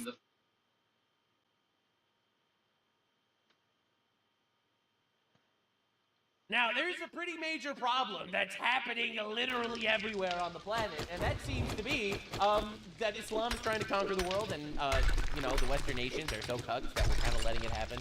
So, this is Abdul El Sayed, alright, he's the guy running in Michigan. Totally doesn't have a terrorist-sounding name, and I'm not saying that for racist purposes. He literally supports terrorist organizations. So, he's in the Michigan Senate race, and this is what he had to say. I want to ask you as well, because my colleagues at K-File here at CNN found that you had deleted thousands of old posts on X, on Twitter, sometime before launching your Senate campaign. Some of those posts included messages that said, that championed the defund the police movement, described the police as, quote, standing armies. Why did you take those posts down? Well, let me just speak to a vision for public safety that I think all of us can agree with. I think all of us want to be safe. We want to know that we can get home safely. We don't want to worry about Guy that literally supports terrorist organizations, by the way. being the victim of somebody's violence, give whether me a it's sec. from a neighbor or the state itself. That's right. So he's calling to Hey, how abolish you police doing, and buddy? ICE. Why does every single Muslim running for literally anything anywhere on the planet want to abolish police and immigration enforcement? Let me just ask yourself that fucking question. Why do all of them have that exact same political stance? I don't know. I can't possibly think of a reason. Meanwhile, we have Islamic colonization across all of the West, and all of them are like, oh, we all need to abort immigration enforcement. They come to your country, they abort enforcement of immigration, they bring in all their fucking half-brothers and step-cousins, who they conspicuously happen to also be married to very often. Then all of a sudden, they got their morality police and their Sharia courts and public beheadings. More on that in a minute. But it's pretty interesting if you think about it. Why do all of them have that same stance? You know, it's kind of weird. You have debased right-wing Muslims that want to abolish the police and stand with chaos and abort ICE. And then you have the left-wing Muslims that want to do that too. It's pretty weird. That's like the one thing that they all align on. It's pretty interesting. Now, the first people sentenced today for the recent riot in Southampton after the video of Henry Novak's murder was published, a group of men throwing wheelie bins at police cars, 3 years in prison. Right, so this guy is 3 years in prison for taking part in the riot after Henry Novak was killed by an Indian migrant and then handcuffed and bled out on the street by the actual police. All right, now just understand, only 2 weeks ago in the same country, 3 guys who raped 2 children at knife point got 26-pound fines. 2-tier tier, am I right? So let's just understand. So, what the fuck? Let's understand. All right, so you got Pakistani rapist that raped a child at knife point, has to pay 26 pounds in fines. And then you got a guy who's rowdy at a protest, protesting against rape and murder, and he goes to jail for 3 years. Understand exactly what's going on in the UK. And people in the UK are tired of it. All right, just in, this is a brand new story from today, because this is a daily occurrence. 17-year-old girl was raped by 4 Afghan migrants, including 16-year-old boy, for hours in Bristol. All right, now you see stuff like this, okay? You see shit like this in the streets. I covered this briefly yesterday, but we have to talk about the riots that took place today. All right, so you see stuff like this. All right, millions must know. This is a Sudanese migrant trying to behead a random white guy in Ireland. All right, so just understand exactly what we're dealing with.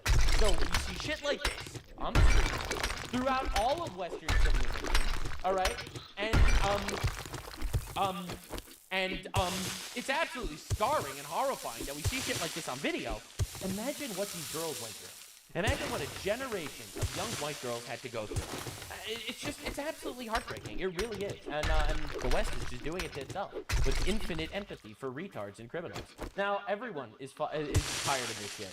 Right? So you got people saying, like, do you really think that British culture is better than Pakistani culture? Yes. Yeah, Pakistani culture fucking sucks, actually. You keep bringing up Pakistan as a point around perhaps them being somewhat culturally inferior. I don't want to put words in your mouth compared to perhaps other cultures like France. I would say that British culture We are waking up the white women with piercings. is definitely better than Pakistani culture, yes. Okay, fine. So what particular parts of Pakistani culture are inferior? I would say the punishments for blasphemy. The low IQ, the cousin fucking, the blasphemy laws, the hijab rules, all that shit, maybe, perhaps. The sex slave, the child marriage. I think all of those are pretty bad. Me? But that's not part of Pakistani culture. There are people who are executed for It's not Pakistani culture. It's just what everyone does in Pakistan. But it's not Pakistani culture. blasphemy against What, in Islam in Pakistan. Well, I know that Ahmadiyya Muslims suffer state-sanctioned persecution. Okay, that's not Pakistani Islam. That's like Yes, it is. That is literally Pakistani culture. The state sponsors persecution against certain groups of Muslims. Yeah, duh. Pakistan statehood. Well, it happens in Pakistan. So if we have a lot of people from Pakistan coming to this country, it will... I love how the liberal argument is just making believe they don't understand what words mean. Oh, yes, I know that in Pakistan this happens and it's sponsored by the state, but that's not really the culture. What the fuck do you think culture even means? Start happening here, and it did in 2016 when a Muslim from Bradford drove all the way to Glasgow to murder an Ahmadiyya Muslim, even though he was a Muslim himself, for what he believed was blasphemy. Okay. That's an example. But do you think that's a of something totalizing view of Pakistanis and Pakistani culture? No, Pakistani culture is way worse than just honor killing. Pakistani culture also has institutionalized cousin fucking. 60% of Pakistanis are inbred. They marry children in Pakistan. Millions of young girls under the age of 12 are married in Pakistan to adults.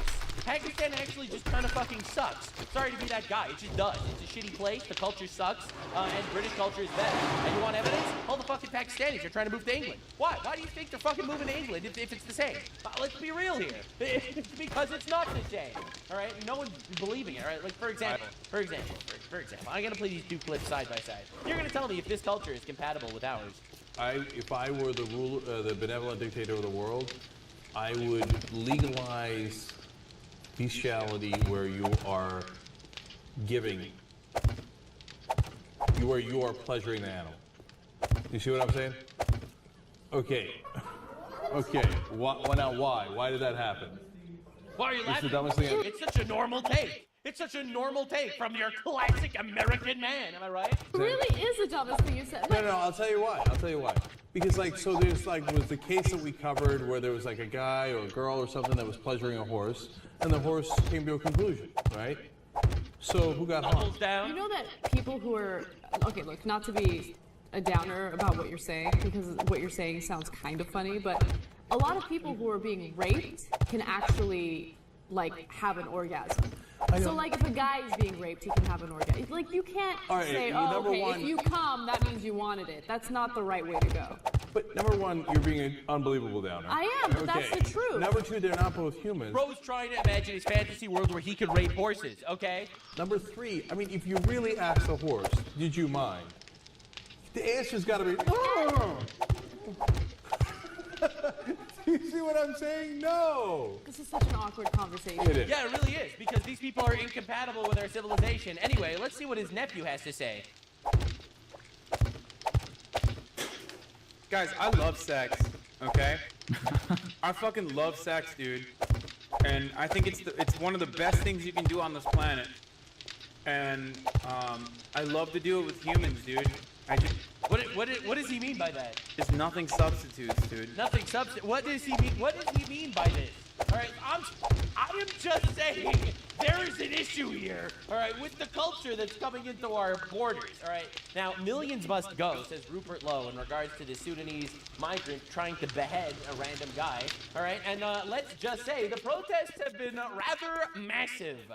Really, really big. All right, so this is Sky News on the Belfast beheading attempt. Belfast Telegraph pointing out that the man whose life was attempted, the attempt was made on his life yesterday, is probably being treated in the hospital by a foreign national. This just achieves absolutely nothing. Do you understand what you are listening to? A guy gets gruesomely beheaded almost on the street by a Sudanese migrant. And the media's like, well, the doctor that's helping the guy who was almost beheaded might be a migrant too.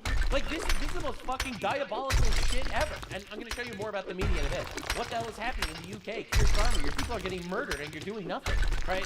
Based, Anna Paulina Luna. Let's fucking go. Based.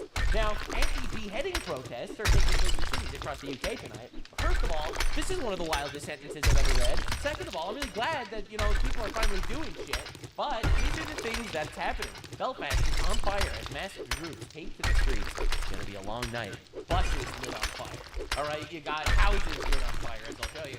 All right, 7-7, no riots. Lee Rigby, no riots. Westminster Bridge, no riots. Manchester Arena, no riots. London Bridge, no riots. Manchester Arena again, no riots. Reading, no riots. David Armis, no riots. These are all instances of Islamic terrorism. We're a patient nation. But understand, enough is enough. At some point, you're going to need to do something. Breaking anti-migration riots escalate in Belfast, UK as sun begins to set. Police look overwhelmed. They're lighting everything on fire. Cars, houses, buildings. Watch, a house is set on fire in Belfast after a Sudanese migrant charged over the attempted beheading of a man. This is insane. And these houses being lit on fire are apparently migrant areas. All right, which I will show you more in a second. Now, I have so many opinions on this. Obviously, I do feel bad for the migrants that are, trying to make the country a better place or whatever, and stuff like that. But you have to understand that you have reached a breaking point in this nation. The fault of this shit completely falls on the politicians that allowed mass migration of barbarians into this country. I do feel bad for the migrants that might have been decent people in this house that are now suffering because their house got burnt down and shit. But when the cries are unanswered for so long, there really only is one solution. So, in regards to shit like this happening, house is set on fire in Belfast, I don't think it has me. You know, I really don't think it has made, actually. I don't see any fire. Do you see fire? This is still a mostly peaceful protest. Now, when BLM lit our country on fire after George Floyd overdosed on fentanyl, literally no one made an issue out of it. That was like, oh, that's justified. Totally justified that they're lighting our country on fire. This shit, no. Protesters covering legal magistrate's court with shit like this. We are covering up rape. Dude, fucking insane. This is London, This is London, not Londonistan! Bro, it's insane, bro. Absolute insanity going on. I think that might have been AI, I don't know. Belfast is burning. Protesters torching asylum seeker housing. I didn't realize that was asylum seeker. Oh, this is a different one! Oh my god! Alright, this is a different house. Multiple buildings set on fire. People demanding deportation of all illegal immigrants and foreign criminals now. UK politicians failed Britain. Locals have had enough. I mean, I would go as far as to say, I don't know why there are Sudanese people in England altogether. Like, I don't know why there are Somalis in America. I'll be real. I'm not trying to be controversial. I just don't know why they're here. Like, can you explain to me logically why Somalis live in America? Why don't they live in Somalia? We're a country. We have borders. We have some sort of homogeneity. We have a reason why our country exists, and it's great. Why would we import people that are literally just leeches on the system? These people don't contribute. You know, 83% of them are literally on welfare. You know, 50% of them can't speak our language. Why do Somalis live here? And I've never heard anyone properly explain it to me. Aside from, why not? Well, why not? Because they rape more than non-Somalis per capita. All right, and how's that for a reason? So there's the why not. So why yes? They call you a racist, they'll call you a bigot, they'll call you an Islamophobe, they won't call you wrong. Because there really is no actual explanation for this shit. Alright, so shit getting lit on fire. I don't think it has made. Alright, so you gotta see the way the media is covering this. So let's understand, this is covering an attempted beheading on the street from a migrant that was let into the country. And my favorite thing is the libtards are like, but it was a legal immigrant. Oh great, so we should remove everyone then, not just the illegal? You know, I can live with that. So let's look at how this story unfolded on X. The attack happened soon after 10:30 last night. So just over an hour later, 11:39 p.m., Tommy Robinson, real name Stephen Yaxley Lennon, posts a video on X saying horrific scenes in North Belfast tonight as an invader was caught trying to behead a man in the middle of the street.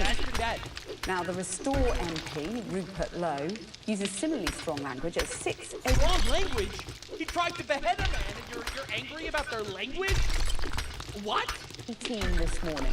If a migrant comes to our country and attempts to saw a man's head off in the street, a Restore Britain government will not deport.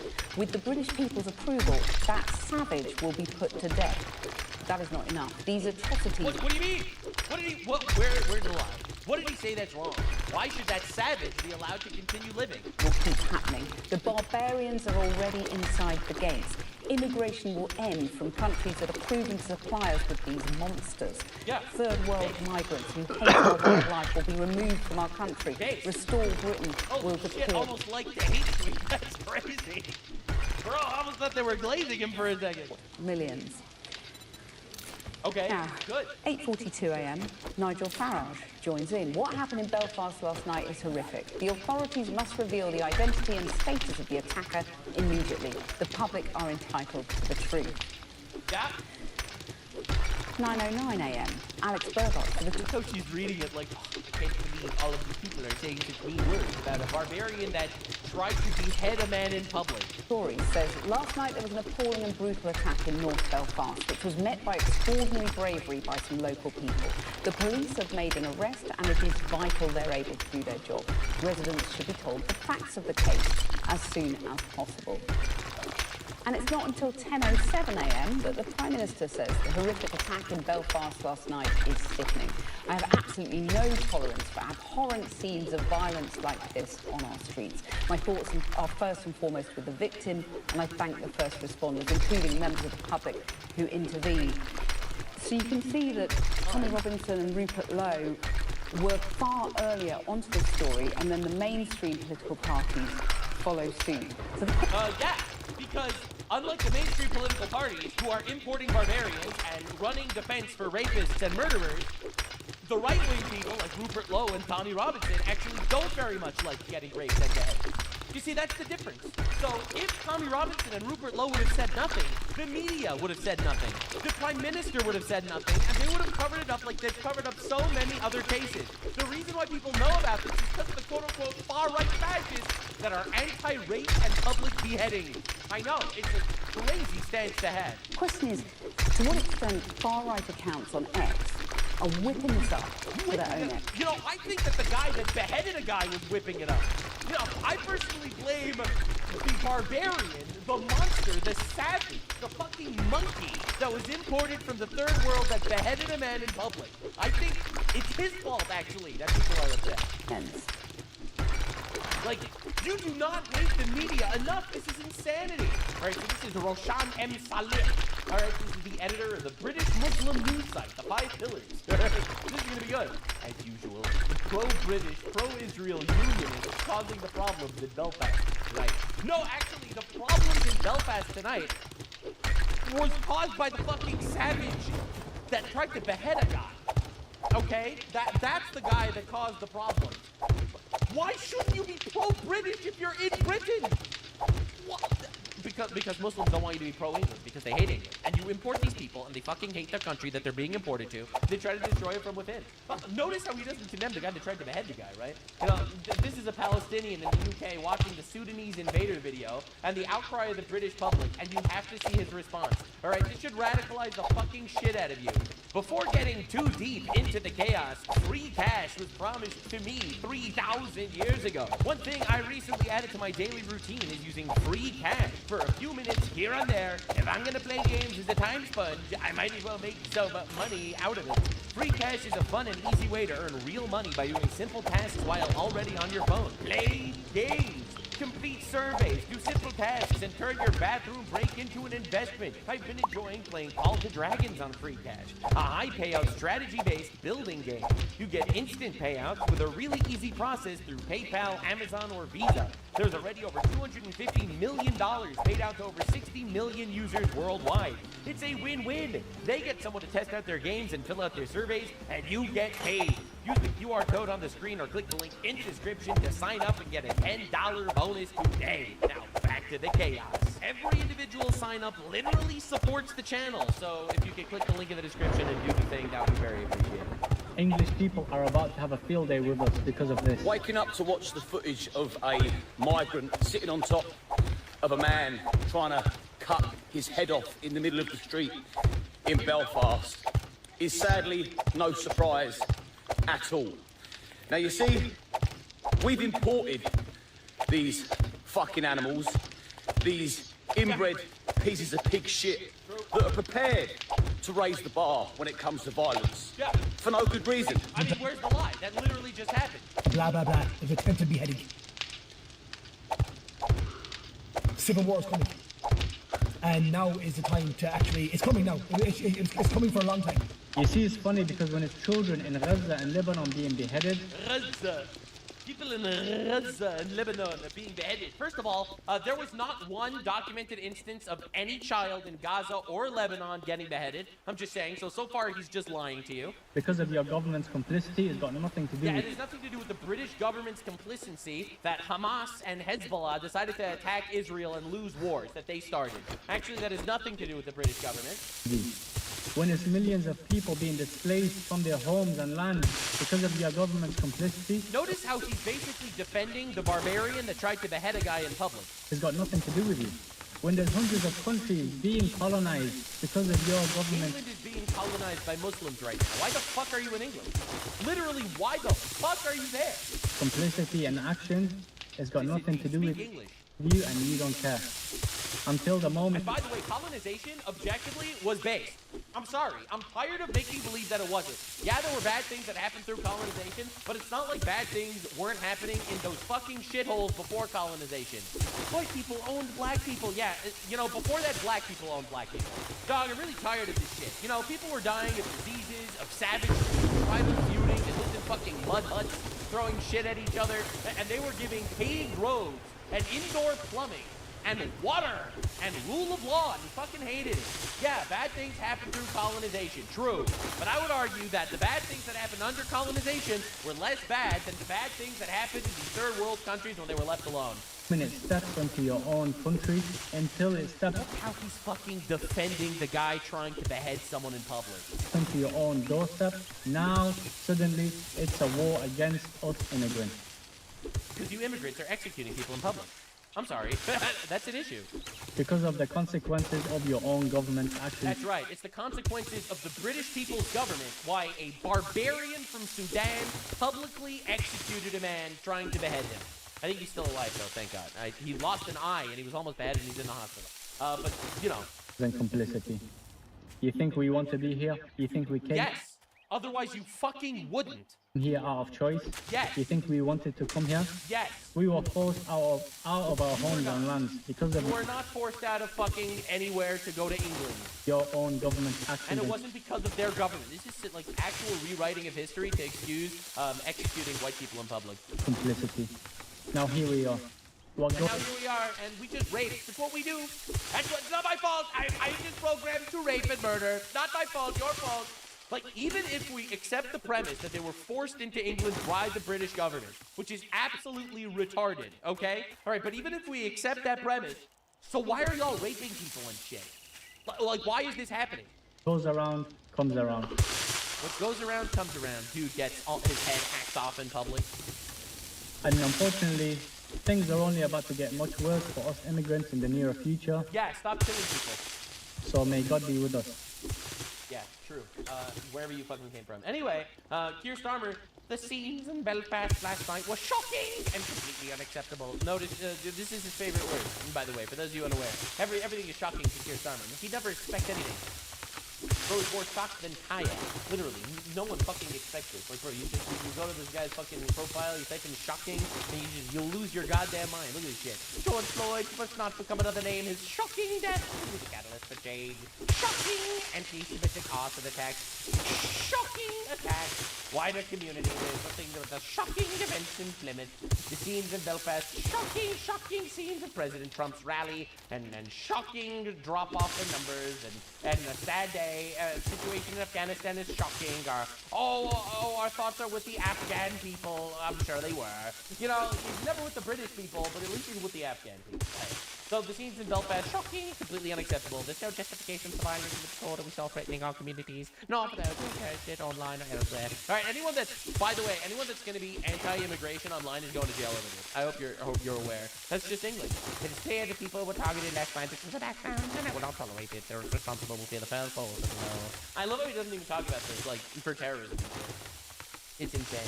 You know, it's wild watching this happen. So he's super fucking mad, obviously. Riots in the streets. No, we don't like this beheading on our streets. Yes, import more of those, please. Import more of those, please. You said fuck all when the Muslims rioted in Leeds, you two-faced traitorous scum. Double-decker bus destroyed an arson attack in Leeds. And he had nothing to say about that one. It's so weird. It's almost like he only cares about some specific violence and not about other violence. So Starmer welcomes people into the country who behead people, and he shakes their hand. All right? Those guys are welcome into England. You know who's not welcome in England? People that like England. Those guys are bad. Zia Yusuf actually posted this. All right? This is Zia Yusuf, member of the British government. Remember, it's not madmen trying to behead people in the street or police handcuffing white people that bled out that causes division. It's reform politicians, right-wing people. The political class are sick. That's right. If you're angered by a public beheading, you're not angry about the beheading. You're angry about right-wing politicians that divide people. Holy fucking shit, dude. Crime is now, these are all Muslims, by the way. It's crazy. The crime is now being viewed through an entirely radicalized lens, but only when the perpetrators aren't white. What are we even fucking talking about? Holy shit. This was Ash Sarkar, by the way, gloating about white people becoming a minority in England. The white British population has decreased by 600,000, while the minority population has increased by 1.2 million. So, yes, lads, we're winning.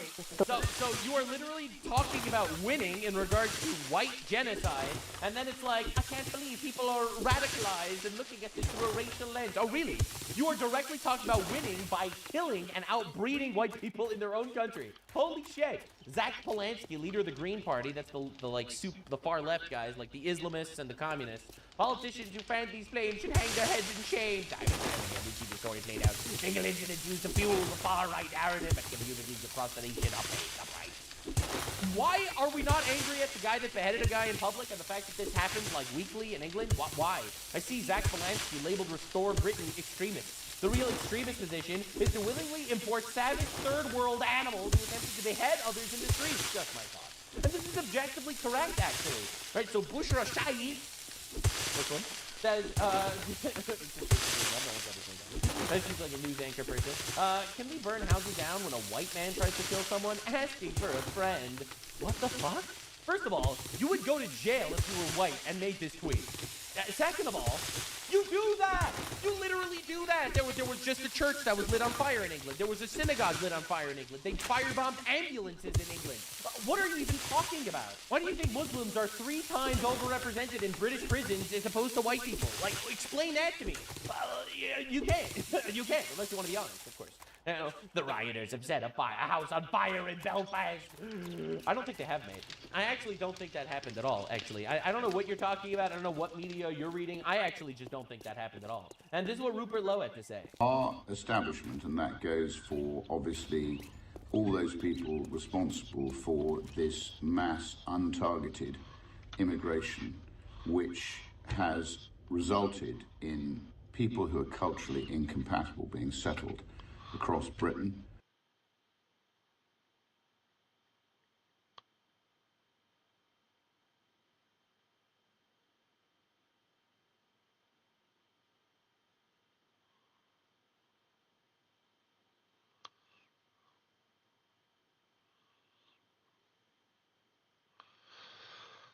What's going on, y'all?